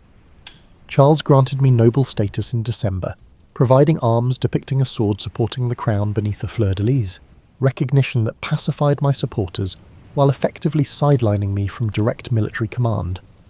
This period marked my most difficult spiritual challenge. The voices returned intermittently, but spoke with disturbing inconsistency. Michael demanded continued aggressive action, while Catherine counselled patience. Margaret sometimes suggested accepting a ceremonial role within Charles's court, but she also insisted that my work remained unfinished. These contradictions created profound doubt I had never experienced during the clarity of earlier missions. Had some of the voices I heard been false all along? Was I now mishearing divine instruction? Or was heaven itself divided on France's proper path forward? Christmas 1429 found me in ceremonial attendance at court celebrations, outwardly honoured but inwardly conflicted. I watched elaborate pageantry commemorating Charles's coronation, performances that already incorporated stylized depictions of the Maid as a semi-mythical figure guiding France's resurgence. The actual Johanne, still bandaged, increasingly isolated, observed her transformation into a symbol with growing discomfort. That night, kneeling alone in the castle chapel long after formal services concluded, I experienced the voices with unusual clarity after months of ambiguity. "Your time grows short," Michael stated without preamble. "You must continue the fight while freedom remains yours." "The king no longer heeds my counsel," I protested. "Commanders follow his direction, not mine." "Then you must act independently, Viro," came the reply. "Better capture by enemies than surrender to comfortable irrelevance." Although troubling, this guidance offered direction that I had been lacking for months. As 1429 ended, I resolved to escape the increasingly gilded constraints of court life and return to direct action, even without royal sanction. This decision, tactically questionable, politically naive, would determine my fate in ways the voices never clearly revealed. The new year began with me effectively sidelined at court while Charles pursued diplomatic arrangements with Burgundy. I chafed at inactivity, sensing precious time wasting, while the voices grew increasingly urgent about continuing France's liberation. By March 1430, I could bear ceremonial confinement no longer. Without royal permission, technically desertion, though my status remained ambiguous, I departed secretly with a small company of loyal followers. We rode for Compiègne, a strategically vital town threatened by the Burgundian forces north of Paris. This decision reflected both military logic and the voices' insistence that action could not await royal convenience. My departure created political complications for Charles, who neither officially condemned nor endorsed my independent operation. This ambiguity proved ultimately fatal. Had I remained clearly under royal protection, subsequent events might have unfolded differently. We reached Compiègne in April, where the town's governor, Guillaume de Flavy, welcomed reinforcement despite its unofficial nature. Burgundian forces under Jean de Luxembourg had been methodically isolating the town, capturing surrounding positions. Our arrival boosted defender morale temporarily, but the strategic situation remained precarious. On May the 23rd, I led a sortie against Burgundian positions at Margny, initially achieving surprise. However, enemy reinforcements arrived quickly, forcing retirement toward the town. As our forces retreated across the single bridge into Compiègne, disaster struck. The drawbridge raised prematurely, stranding rear guard defenders, including my cive, outside the walls. Accounts of this moment vary dramatically. Some claim deliberate betrayal by Flavy, who supposedly ordered early closure knowing I would be captured. Others suggested simple miscommunication during confused withdrawal. The voices had warned of betrayal for months. Trust only heaven, not changeable men, Michael had cautioned repeatedly, but provided no specific protection against this development. Burgundian soldiers surrounded me, and after a brief battle, they pulled me from my horse. A minor nobleman, Lionel of Wandone, claimed my surrender, technically capturing me by laying hand on my leg, according to contemporary accounts. My sword, raised to continue resistance, lowered upon recognition that futile struggle would only result in unnecessary deaths among my few remaining companions. I am worth more alive for ransom than dead, I told Wandon in a practical manner, even though I knew that the ransom would likely never materialize. The voices had never specifically predicted capture, but had indicated great suffering lay ahead as part of heaven's plan. Initially, captivity seemed relatively benign. Luxembourg treated me as a valuable prisoner rather than a criminal, housing me reasonably at his castle at Beaulieu. I made one escape attempt, nearly succeeding by squeezing between wooden bars, before being recaptured and transferred to more secure confinement at Beaurevoir Castle. There, Luxembourg's Aunt Jeanne and wife Jeanne Bonne treated me with unexpected kindness, providing female clothing and gentle encouragement to abandon male attire and military aspirations. Their compassion, the first feminine companionship I'd experienced since leaving Domremy, tempted me toward compromise I knew the voices would forbid. Why must I maintain a male appearance now that fighting has ended? I asked during prayer, receiving Catherine's uncompromising response. Your mission hasn't changed with capture. Male attire remains both practical protection and a visible sign of a divine exception to worldly constraints. News reached me at Beaurevoir that Compiègne's situation worsened daily. In desperation, I attempted a second escape in October, this time jumping from the tower window approximately 70 feet above ground. The fall should have proved fatal. That I survived with only bruising and temporary unconsciousness was later presented as either a miracle or evidence of demonic protection, depending on the interpreter. By November, political machinations surrounding my captivity clarified horribly. The English, recognizing my symbolic value, arranged a purchase from Luxembourg for 10,000 livres, a substantial sum indicating my importance to their strategy. Charles made no counteroffer, effectively abandoning me to the enemy's judgment. The English faced a dilemma regarding my disposition. Simple execution of a captured enemy combatant would risk martyrdom, potentially strengthening French resistance rather than weakening it. A more complex strategy emerged: systematic destruction of my divine claims through ecclesiastical condemnation for heresy. This approach would not only eliminate me physically, but, more importantly, delegitimize everything I represented, divine sanction for Charles's rule, and heaven's support for French resurgence against English occupation. In December 1430, they transferred me to Rouen, firmly within English-controlled territory. Conditions deteriorated immediately. I was placed in secular prison rather than ecclesiastical custody, normally accorded those facing religious charges, confined in iron shackles, and guarded continuously by common soldiers whose behaviour ranged from verbal abuse to attempted assault. Why does heaven permit such treatment? I asked during increasingly desperate prayers. What purpose does this suffering serve? Remember Christ before Pilate, Margaret answered. Truth remains truth, even when power condemns it. The trial officially began February 21st, 1431, under Bishop Pierre Cauchon, whose appointment revealed the proceedings' predetermined nature.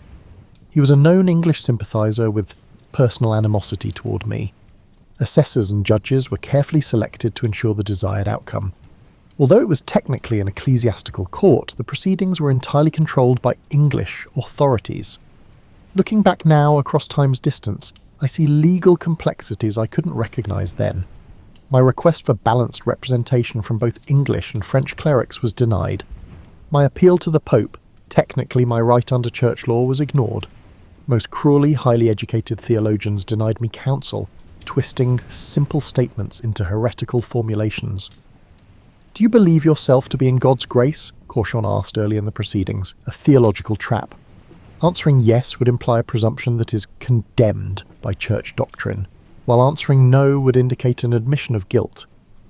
If I am not, may God put me there, I replied, after a moment's thought. If I am, may God keep me there. This answer frustrated the interrogators. but I simply expressed my actual understanding, showing unexpected theological sophistication. Grace remained God's province, not mine to claim absolutely. For 5 months, interrogation continued, sometimes publicly before a full tribunal, sometimes in private prison questioning. My male attire became the central focus, providing tangible evidence of defiance against natural order. Voices were dissected endlessly. Were they angels or demons? Why did they speak to an uneducated girl rather than through the established church hierarchy?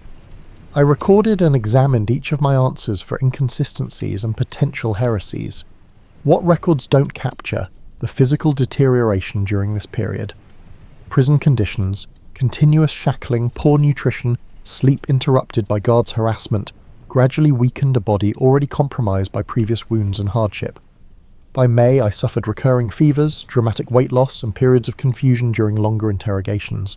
The voices remained present but changed character. Less commanding, more comforting. They spoke increasingly of heavenly reward rather than earthly victory, preparing me for an outcome that seemed increasingly inevitable. "Will I burn?" I asked directly during one night's prayer. "The body is temporary," Catherine answered gently. "What matters is truth maintained until the end." On May the 24th, I was taken to the Rouen cemetery, where scaffolds had been erected, one holding officials who would witness my anticipated recantation, another displaying instruments of execution should I refuse. Exhausted physically and isolated completely, I briefly wavered when presented with a document I was told contained a simple abjuration of male clothing and independent interpretation of voices. What I was unaware of was that the actual document contained a comprehensive admission of fraud, demonic influence, and heretical intent, completely repudiating everything I had experienced and represented. Unable to read, I trusted partial translations provided by clerics, whose deceptions served their predetermined purpose. I signed with a simple crossmark, unaware that I was giving my enemies exactly what they needed, an apparent admission that everything I had claimed about divine guidance was false. This temporary weakness, a product of extreme duress rather than a genuine change of heart, provided legal justification for what followed. Returned to prison rather than transferred to ecclesiastical custody as promised, I found myself still surrounded by hostile guards, still denied female companionship that would have made feminine clothing practically sustainable. When my clothes were taken while I slept and only male attire was left available, I faced an impossible choice: remain naked among male guards or don forbidden garments. The voices spoke with unusual clarity that morning. Better modest impropriety than immodest vulnerability. I dressed in male clothing, knowing this relapse provided the final justification enemies sought. When judges returned to document this transgression, I formally recanted my previous abjuration, stating clearly that voices were indeed divine, that the mission had been heaven-sent, and that temporary weakness had betrayed truth. I would rather do penance once, with death, than bear imprisonment suffering continuously, I told them with renewed clarity, despite knowing the consequence. On May the 30th, 1431, the final sentence was announced. Declared a relapsed heretic, I would face public execution by burning, the most painful death authorities could legally impose, deliberately chosen to create maximum suffering they hoped would produce a final public confession. That morning I made a final confession to a sympathetic priest and received communion despite being formally excommunicated, a small act of compassionate defiance by a cleric who recognised injustice unfolding. Wearing the traditional long white garment for heresy executions, a cart transported me through Rouen streets toward the old marketplace, where execution awaited. The crowd's mood surprised me, not triumphant but sombre, many openly weeping. These were not my French compatriots, but Norman subjects under English rule, yet something about my situation transcended political loyalty. Later accounts would claim English authorities grew concerned that sympathy might transform into riots, and that martyrdom was being created despite their careful legal manoeuvring. At the execution ground, officials had me a final opportunity to recant before tying me to a tall stake erected atop a substantial pyre. The method was deliberate. Slow death by suffocation and burning rather than quicker execution methods available. "Jesus!" I called repeatedly as flames were lit, no longer concerned with appearing strong before enemies, simply seeking comfort in the name that had guided my journey from its beginning. The voices spoke one final time as smoke began rising. "Your suffering ends today. your vindication begins. The physical agony that followed transcends description. Historical accounts claim my heart remained intact among ashes afterward, a symbolic detail probably invented by later chroniclers seeking miraculous elements for potential canonization. What mattered wasn't physical preservation, but the truth maintained until the end, that simple faith could withstand elaborate machinations of power, and that divine purpose worked through unlikely instruments. 25 years later, Charles VII, firmly established as France's legitimate king, would order an investigation that formally nullified my conviction, declaring the trial prejudiced and illegitimate. In 1456, a rehabilitation trial formally cleared my name of heresy charges.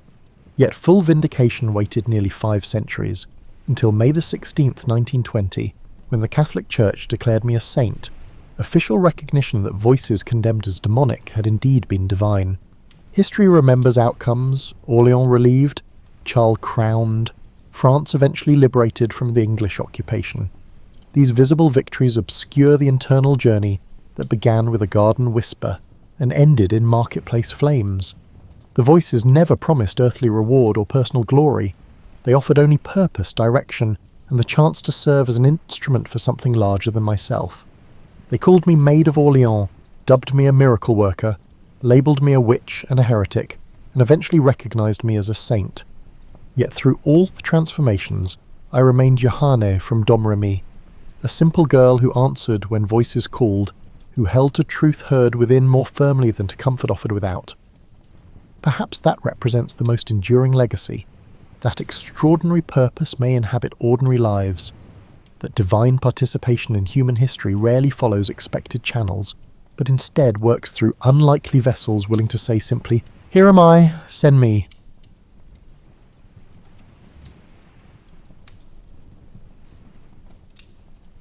Leonardo da Vinci was born on April 15, 1452, or 1452 by the Florentine calendar, 1452 to 1453 by modern reckoning, in the Tuscan hamlet of Anciano, near the town of Vinci.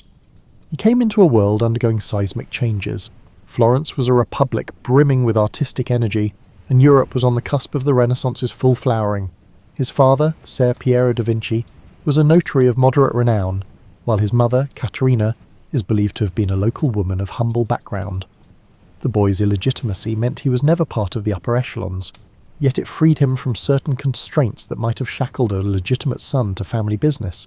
Even as a child, Leonardo is said to have displayed an intense curiosity, wandering fields and streams, sketching plants, small creatures, or swirling eddies in the water. At this time, many children in Tuscany received minimal formal education, but Leonardo's father recognized the boy's precocious mind. Records suggest that around age 14, Leonardo began an apprenticeship in Florence with Andrea del Verrocchio, a master known for sculpture, metalwork, and painting. The workshop bustled with talented pupils and assistants, forging a collaborative environment. Apprentices learned to prepare pigments, craft details, and replicate the master's style. Leonardo's innate knack for observation set him apart. His notebooks from that era, though mostly lost, would have contained anatomical sketches, mechanical doodles, and fleeting notes on geometry. While other students memorized standard forms, Leonardo probed the underlying structures, dissecting how limbs attached or how light refracted on glossy surfaces. An early turning point arrived when Verrocchio assigned him to paint a small angel in the corner of the Baptism of Christ. Legend has it that upon seeing Leonardo's contribution, Verrocchio felt overshadowed and vowed never to paint again. Though that story might be apocryphal, it underscores how swiftly Leonardo's skill gained recognition. He brought a fresh approach to shading, employing what we now call chiaroscuro to infuse figures with tangible volume. While older masters often used linear outlines, Leonardo blended tones so that forms emerged gracefully from shadow. Despite his promise, Leonardo's early years in Florence carried frustrations. Some commissions fizzled due to political upheavals or patron shifts. Eager to expand his reach, Leonardo sought new vistas. Around 1482, he journeyed to Milan, offering his services to Ludovico Sforza, the ruling duke. He wrote a letter extolling his engineering prowess, listing designs for bridges, cannons, and war machines. only concluding with a mention that he could paint. This detail reveals how Leonardo viewed himself, not merely an artist, but a multifaceted engineer who happened to paint. Sforza, intrigued by such potential, welcomed him. In Milan, Leonardo thrived.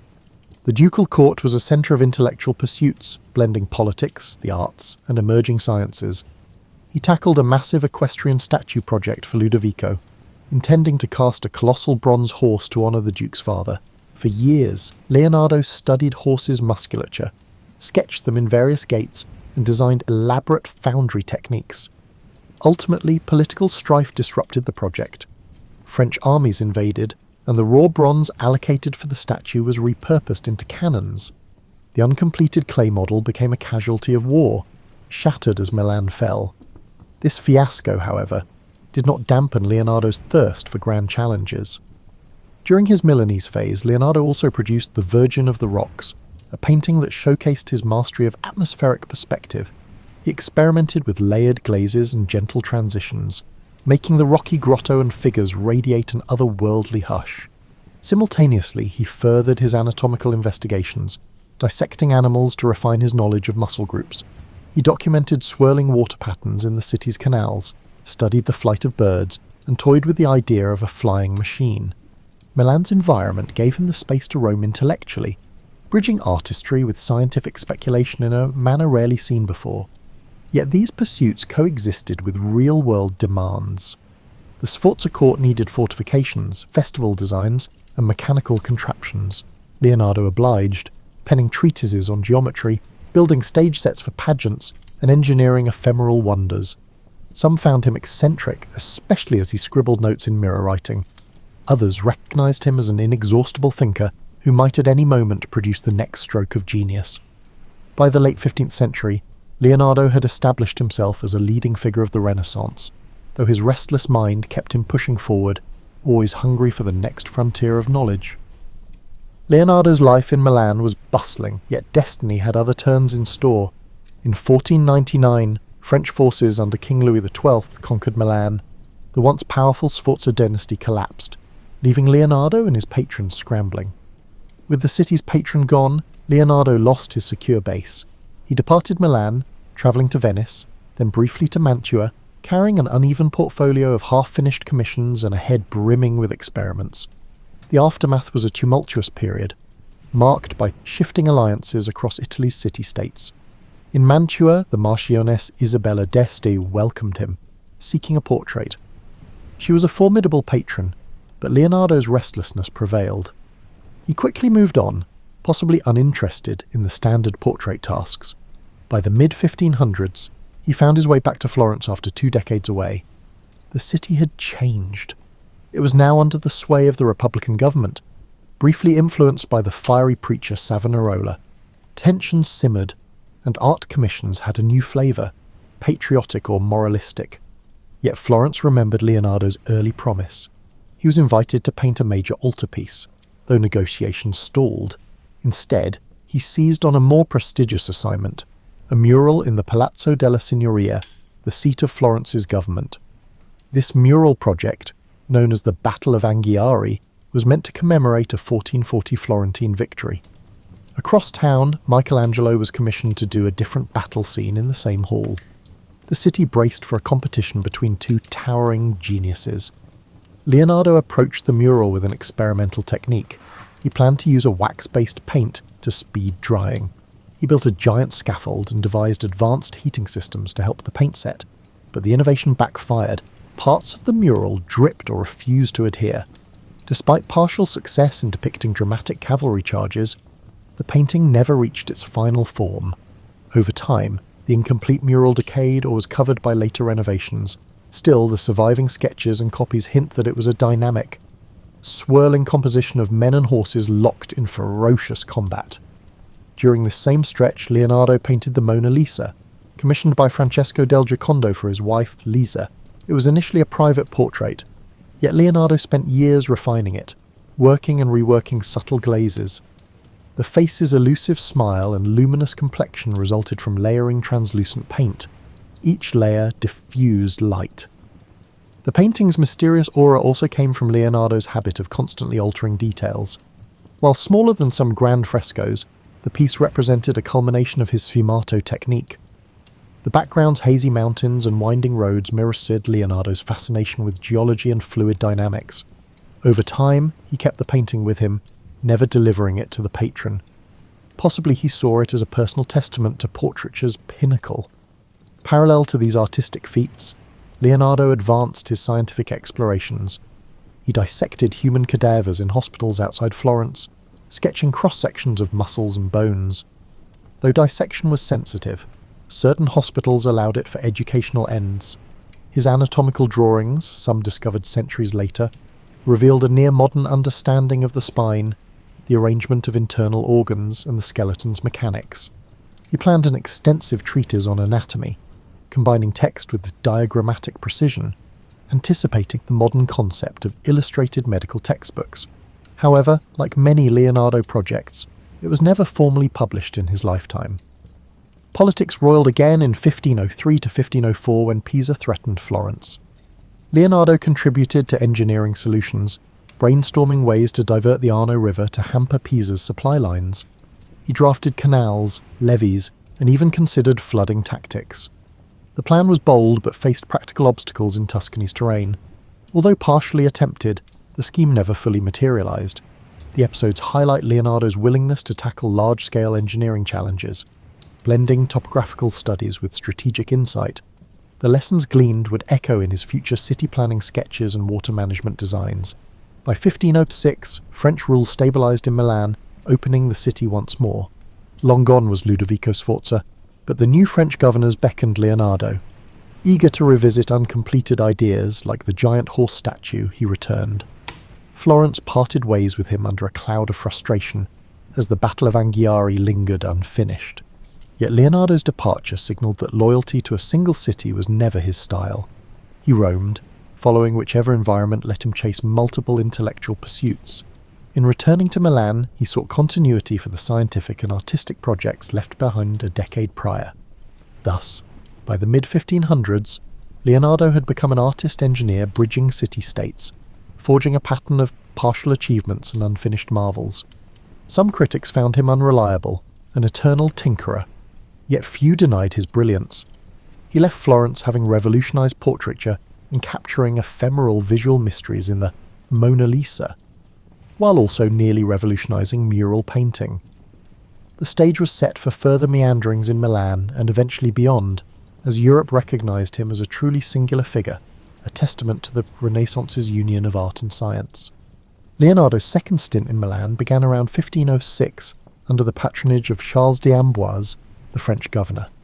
This time the city was controlled by the French crown, not the Sforza family. The environment was different, less personal loyalty, more bureaucratic oversight. But Leonardo's fame had grown. He was recognized as a Renaissance man, whose counsel was prized for everything from architecture to geometry.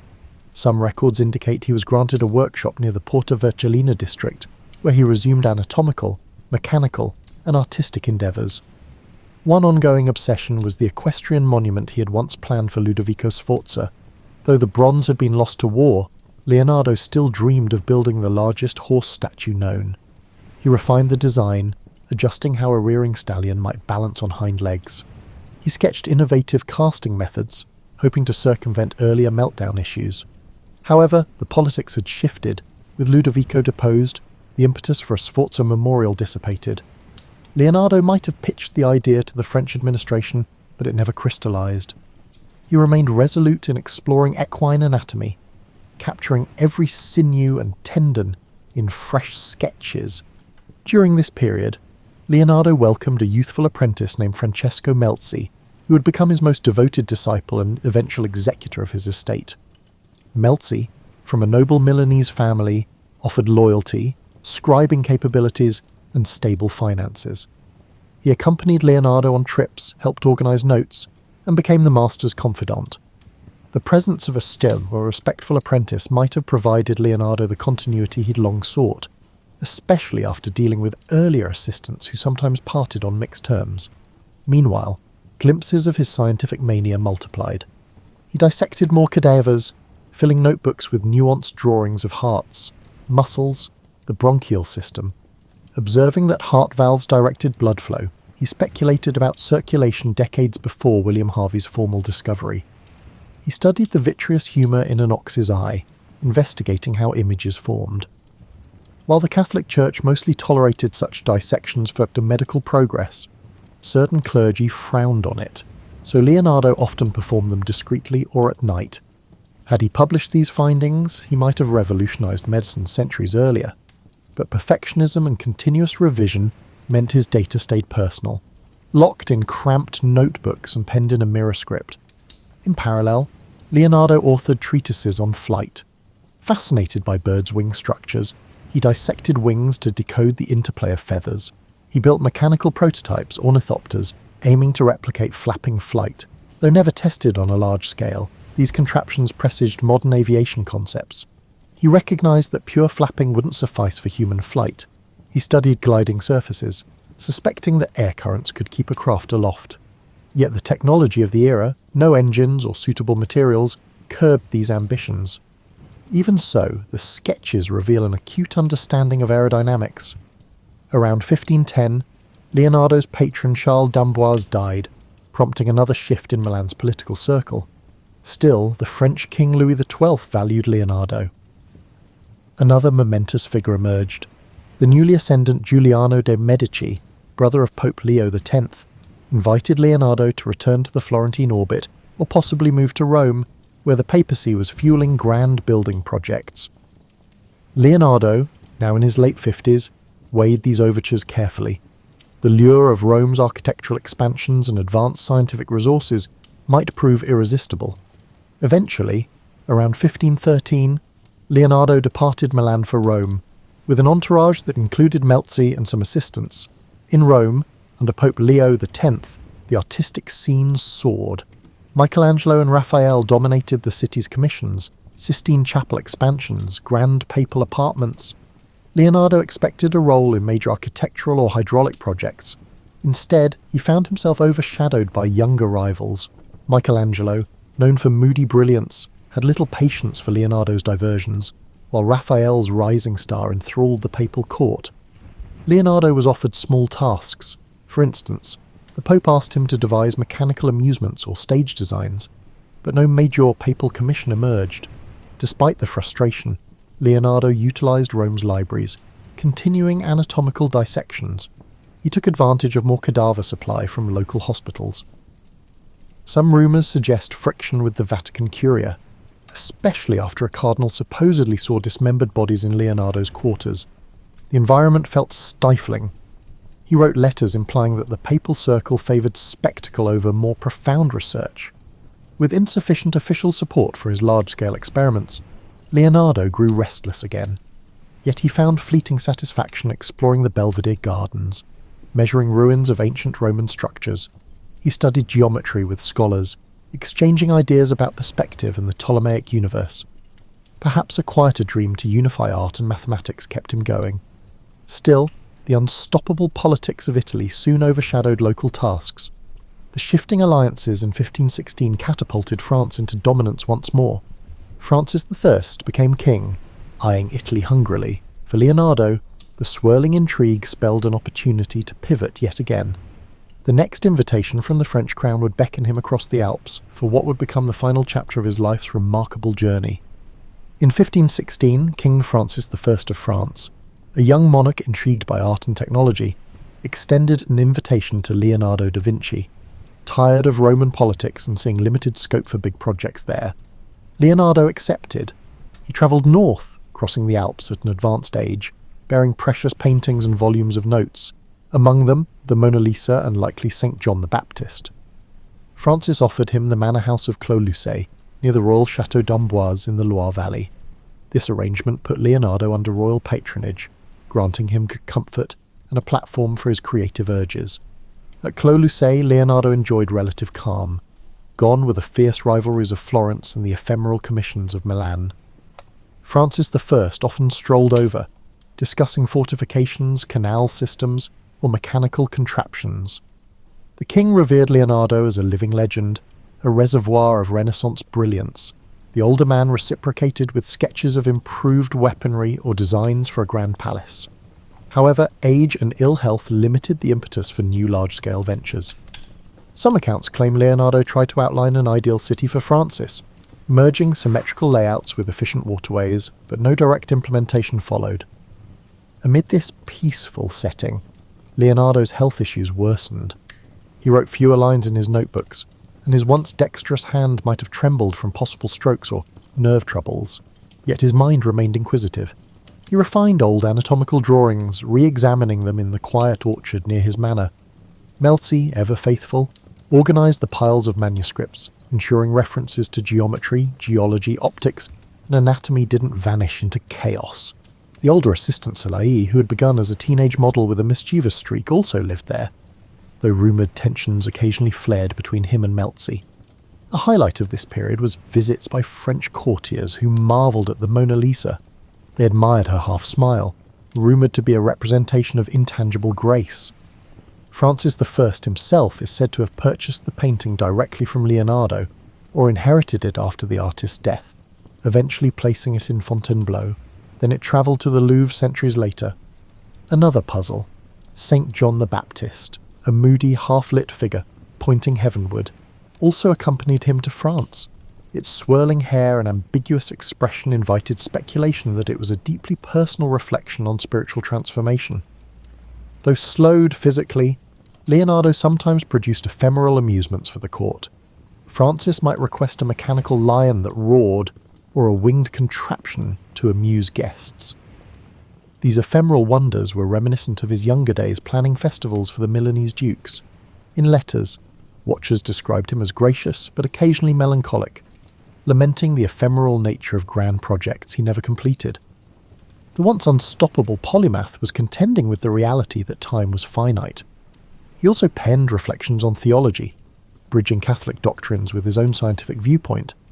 While devout in belief, he had long championed rational inquiry, sometimes rattling clergy with statements about Earth's position or the universal laws of nature.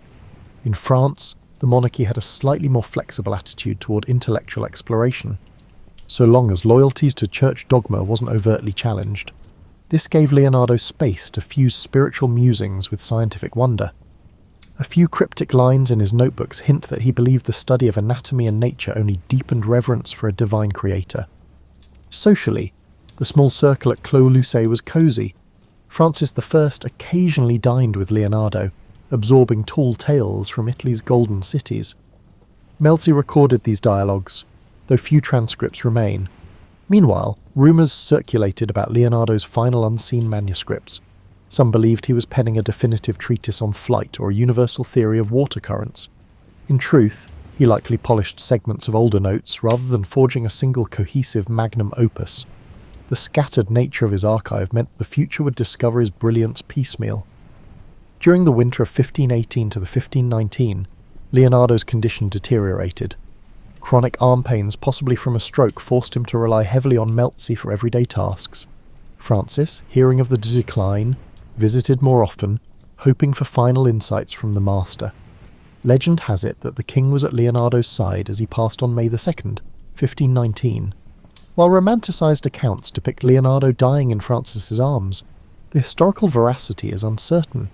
Still, the bond between them was genuine, a deep mutual respect between an ageing Renaissance titan and a monarch hungry for cultural ascendancy.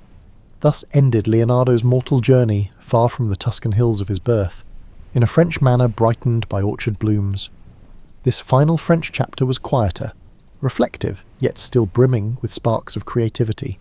From building ephemeral mechanical lions to preserving the greatest paintings humankind had known, Leonardo's culminating years embodied a spirit that refused to go dim.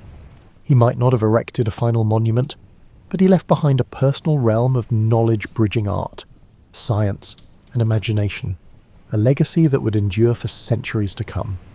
In the immediate aftermath of Leonardo da Vinci dying, the question arose, what would become of his manuscripts and personal effects?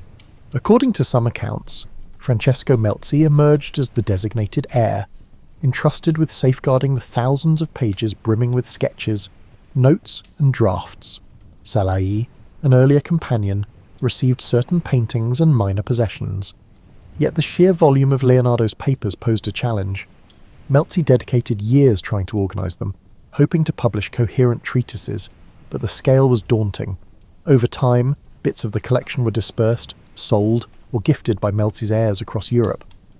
This fracturing explains why Leonardo's notebooks eventually surfaced in places from Spain's royal libraries to British aristocratic collections, each chunk unveiled in irregular intervals. Europe of the 16th century recognised Leonardo's artistic brilliance. The Last Supper in Milan, though deteriorating due to his experimental fresco approach, was already hailed as an emotional masterpiece. The Mona Lisa, now in French royal possession, attracted courtly admiration for her haunting expression. Yet the fuller scope of his genius, engineering drawings, anatomical plates, or treatises on geometry remained largely hidden. The slow trickle of discovered manuscripts fueled centuries of fascination. In the 17th century, a few scientists glimpsed certain sketches, marvelling at advanced concepts of gear systems or diving apparatus, but it wasn't until the 19th century that broader scholarship systematically studied his codices, unveiling a mind centuries ahead of his era. Leonardo's immediate legacy in art was clearer. His painting style influenced a generation of mannerists who admired his smoky transitions, sfumato, and atmospheric depth. Milanese artists, though overshadowed by the city's shifting political fortunes, carried forward elements of his approach.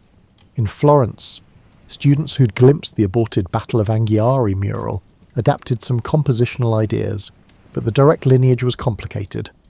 Leonardo left no formal academy. He taught a few pupils thoroughly, except for Melzi and a handful of others. The intangible aura of Leonardesque painting permeated the late Renaissance with its softness of edges and subtle interplay of light. Over the next centuries, as Baroque flamboyance rose, certain of Leonardo's works fell out of style. Others recognized them as timeless. The Last Supper, for example, underwent multiple restorations, each attempt often introducing fresh problems, leading to controversies about how much of Leonardo's original brushstrokes survived. Meanwhile, in the 19th century, Romantic and Victorian scholars resurrected the cult of the Renaissance genius. Leonardo emerged as a symbol of the solitary visionary, an introspective figure bridging reason and art. Writers like Walter Pater penned rhapsodic essays on the Mona Lisa, describing her as an enigma embodying centuries of emotion. Such effusions etched the painting's fame deep into Western cultural consciousness. Only in the modern age did the scale of Leonardo's scientific legacy become widely recognised. As more codices were catalogued, like the Codex Atlanticus or the Codex Arundel, historians realised that he had conceptualised flying machines, armoured vehicles, and tension-based mechanical devices. He had studied wave patterns, sketched gear differentials, and dissected the human body with an exactitude unmatched for centuries. Art historians marvelled at how the same man who painted the lady with an ermine had also measured the mathematical proportions of reflection angles. The synergy of aesthetics and logic rendered him the archetype of the Renaissance man. Modern architects gleaned from his city planning concepts, while robotic engineers found preludes to modern mechanical linkages in his swirling diagrams. For a time, many described Leonardo as a man out of time, but recent scholarship refines that narrative. He was indeed extraordinary, but also a product of a vibrant milieu. Italian city-states teemed with cross-pollination from Greek, Roman, and Islamic knowledge. Leonardo built on the achievements of earlier polymaths, from the classical treatises of Archimedes to the reintroduced works of Alhazen on optics. Recognizing that synergy doesn't lessen his brilliance, it situates him in the network that made such leaps feasible. Meanwhile, the mystique around Leonardo occasionally overshadowed more grounded truths. Tales of him finishing commissions in a single burst or conjuring bizarre contraptions for stage illusions became embroidered over time. The reality was that he left many tasks incomplete, struggled with perfectionism, and juggled ephemeral court demands. This tension between the unstoppable imagination and the practical burdens of day-to-day labour infuses his story with a human dimension. He wasn't some aloof superhuman, but an individual forging through the same complexities and distractions we all face, albeit with an incandescent spark few could rival. Thus, centuries after his passing, Leonardo's name resonates as the embodiment of creative ambition. Whether in art galleries, engineering labs, or philosophical debates, references to his fusion of imagination and observation abound. People see in him the ideal of curiosity unshackled, bridging the intangible rifts between art, science, beauty, and data. That intangible legacy, more than any single painting or device, might stand as the core reason we revere him. He left behind not just objects, but a testament that the quest for knowledge and mastery can, in the right hands, rewrite the boundaries of possibility. In contemporary times, Leonardo's legacy permeates cultural and scientific discourse in ways both lofty and mundane. The Mona Lisa has become a pop icon, reproduced endlessly on posters and novelty items, its wry smile fueling conspiracy theories about hidden identities or coded messages. Meanwhile, The Last Supper continues to captivate pilgrims and tourists in Milan, though advanced ticket reservations are required to see the heavily conserved mural. Documentaries dissect each brushstroke, offering competing theories about cryptic symbolism in the arrangement of bread loaves or apostolic gestures. Beyond these famous works, Leonardo's name adorns everything from children's educational kits about invention to NASA references to lunar craters named in his honor. Tech innovators sometimes cite him as a paragon of design thinking, bridging aesthetics and function. The phrase Leonardo-like mind denotes someone unbound by a single domain. Museums stage blockbuster exhibitions, assembling scattered folios of his codices under one roof. Visitors queue for hours to glimpse the delicate sketches of a fetus in utero or a swirling aerial screw. In such gatherings, viewers witness the raw lines of a man who wrestled with nature's secrets on scraps of paper, unknowing they'd be revered centuries later. Yet the question arises, what would Leonardo have done with modern resources? Some imagine him thriving in an era of 3D printers and digital imaging, or leading biotech startups. Others caution that the intangible synergy of Renaissance Italy, a world open to invention, but also bound by craft traditions, shaped him. A modern environment might hamper that slow, observational approach. He thrived in a realm where forging your pigments and dissecting cadavers in candlelit corners built a holistic sense of wonder. Today's rapid data flow might overshadow the meticulous wonder that fueled his slow revelations. Scholars continue analysing Leonardo's notebooks for overlooked insights. One might find a newly deciphered margin note revealing how he planned water-lifting devices for farmland irrigation. Another might unearth a fragment referencing a missing treatise on mirror making. Each fresh revelation underscores how incomplete our knowledge remains. Because his notebooks were so scattered, lines vanish into private collections, sometimes re-emerging at auction houses with $1 million price tags. Bill Gates famously purchased the Codex Leicester in 1994, digitizing pages for public curiosity. This interplay of private ownership and public thirst for knowledge epitomizes Leonardo's enduring mystique. One dimension of modern interest focuses on Leonardo's personal life. The few references to intimate relationships or sexuality remain ambiguous. Some interpret his heavy focus on male assistance as indicative of hidden personal aspects. Others see no direct evidence of romance in his notes. He rarely wrote about personal feelings, preferring coded references or allegorical musings. The aura of secrecy around his private life parallels the guarded manner in which he protected his scientific methods, fueling endless speculation. At the same time, the notion of the incomplete genius resonates with modern anxieties about productivity. Leonardo's many half-finished paintings and ephemeral designs illustrate the challenge of reconciling curiosity with the finality of deadlines. In an age obsessed with completion and output, his story hints that the path of exploration, though meandering, can yield intangible but profound insights. That he never published his anatomical volumes didn't negate their brilliance. Their posthumous influence shaped fields from architecture to fluid dynamics. Many contemporary creatives draw solace in Leonardo's example. Creation can be iterative, perpetually in flux, and still crucial to progress. Even so, some critics note that praising Leonardo can overshadow other Renaissance figures, like Filippo Brunelleschi, who concretely built the Florence Dome, or Luca Pacioli, whose mathematics influenced him. They argue that the Leonardo legend occasionally romanticizes an era's synergy. While that synergy was real, credit goes to many. Leonardo's singular star shouldn't blind us to the collective genius of the period, but precisely because he integrated so many fields, art, science, engineering, and anatomy, he became an enduring symbol for the entire Renaissance moment, capturing the fervour of bridging knowledge domains. Hence, in the 21st century, Leonardo da Vinci remains less a static historical figure than a living metaphor for potential. Each generation reinterprets him, plugging his name into the contexts as varied as STEAM education, cultural diplomacy, or brand marketing. The friction between the legend and the historical details keeps him relevant. People yearn for the secret of how a single mind could roam so broadly, producing both timeless artistic wonders and notebooks brimming with half-realised marvels.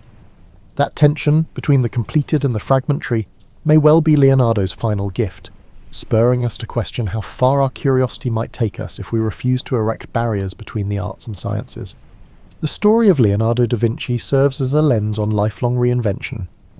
Born in a modest Tuscan setting, he navigated uneven patronage system, accepted partial successes, and found resilience in perpetual learning. Each city he lived in, Florence, Milan, Rome, and ultimately France, offered fresh vantage points, reminding us that mobility can spark renewal at any stage in life. Though he occasionally lamented incomplete tasks, he pressed forward, bridging discipline after discipline. It's worth extracting lessons from his approach. He cultivated an insatiable observational habit, scrutinising swirling water, the geometry of a flower's petal, or the subtle shift of a face's muscles. Even in an era lacking cameras or modern labs, he gleaned universal patterns by focusing on the details. As midlife adults, we too can regain that sense of direct observation, whether it's noticing minor changes in a friend's demeanour or analysing complexities at work.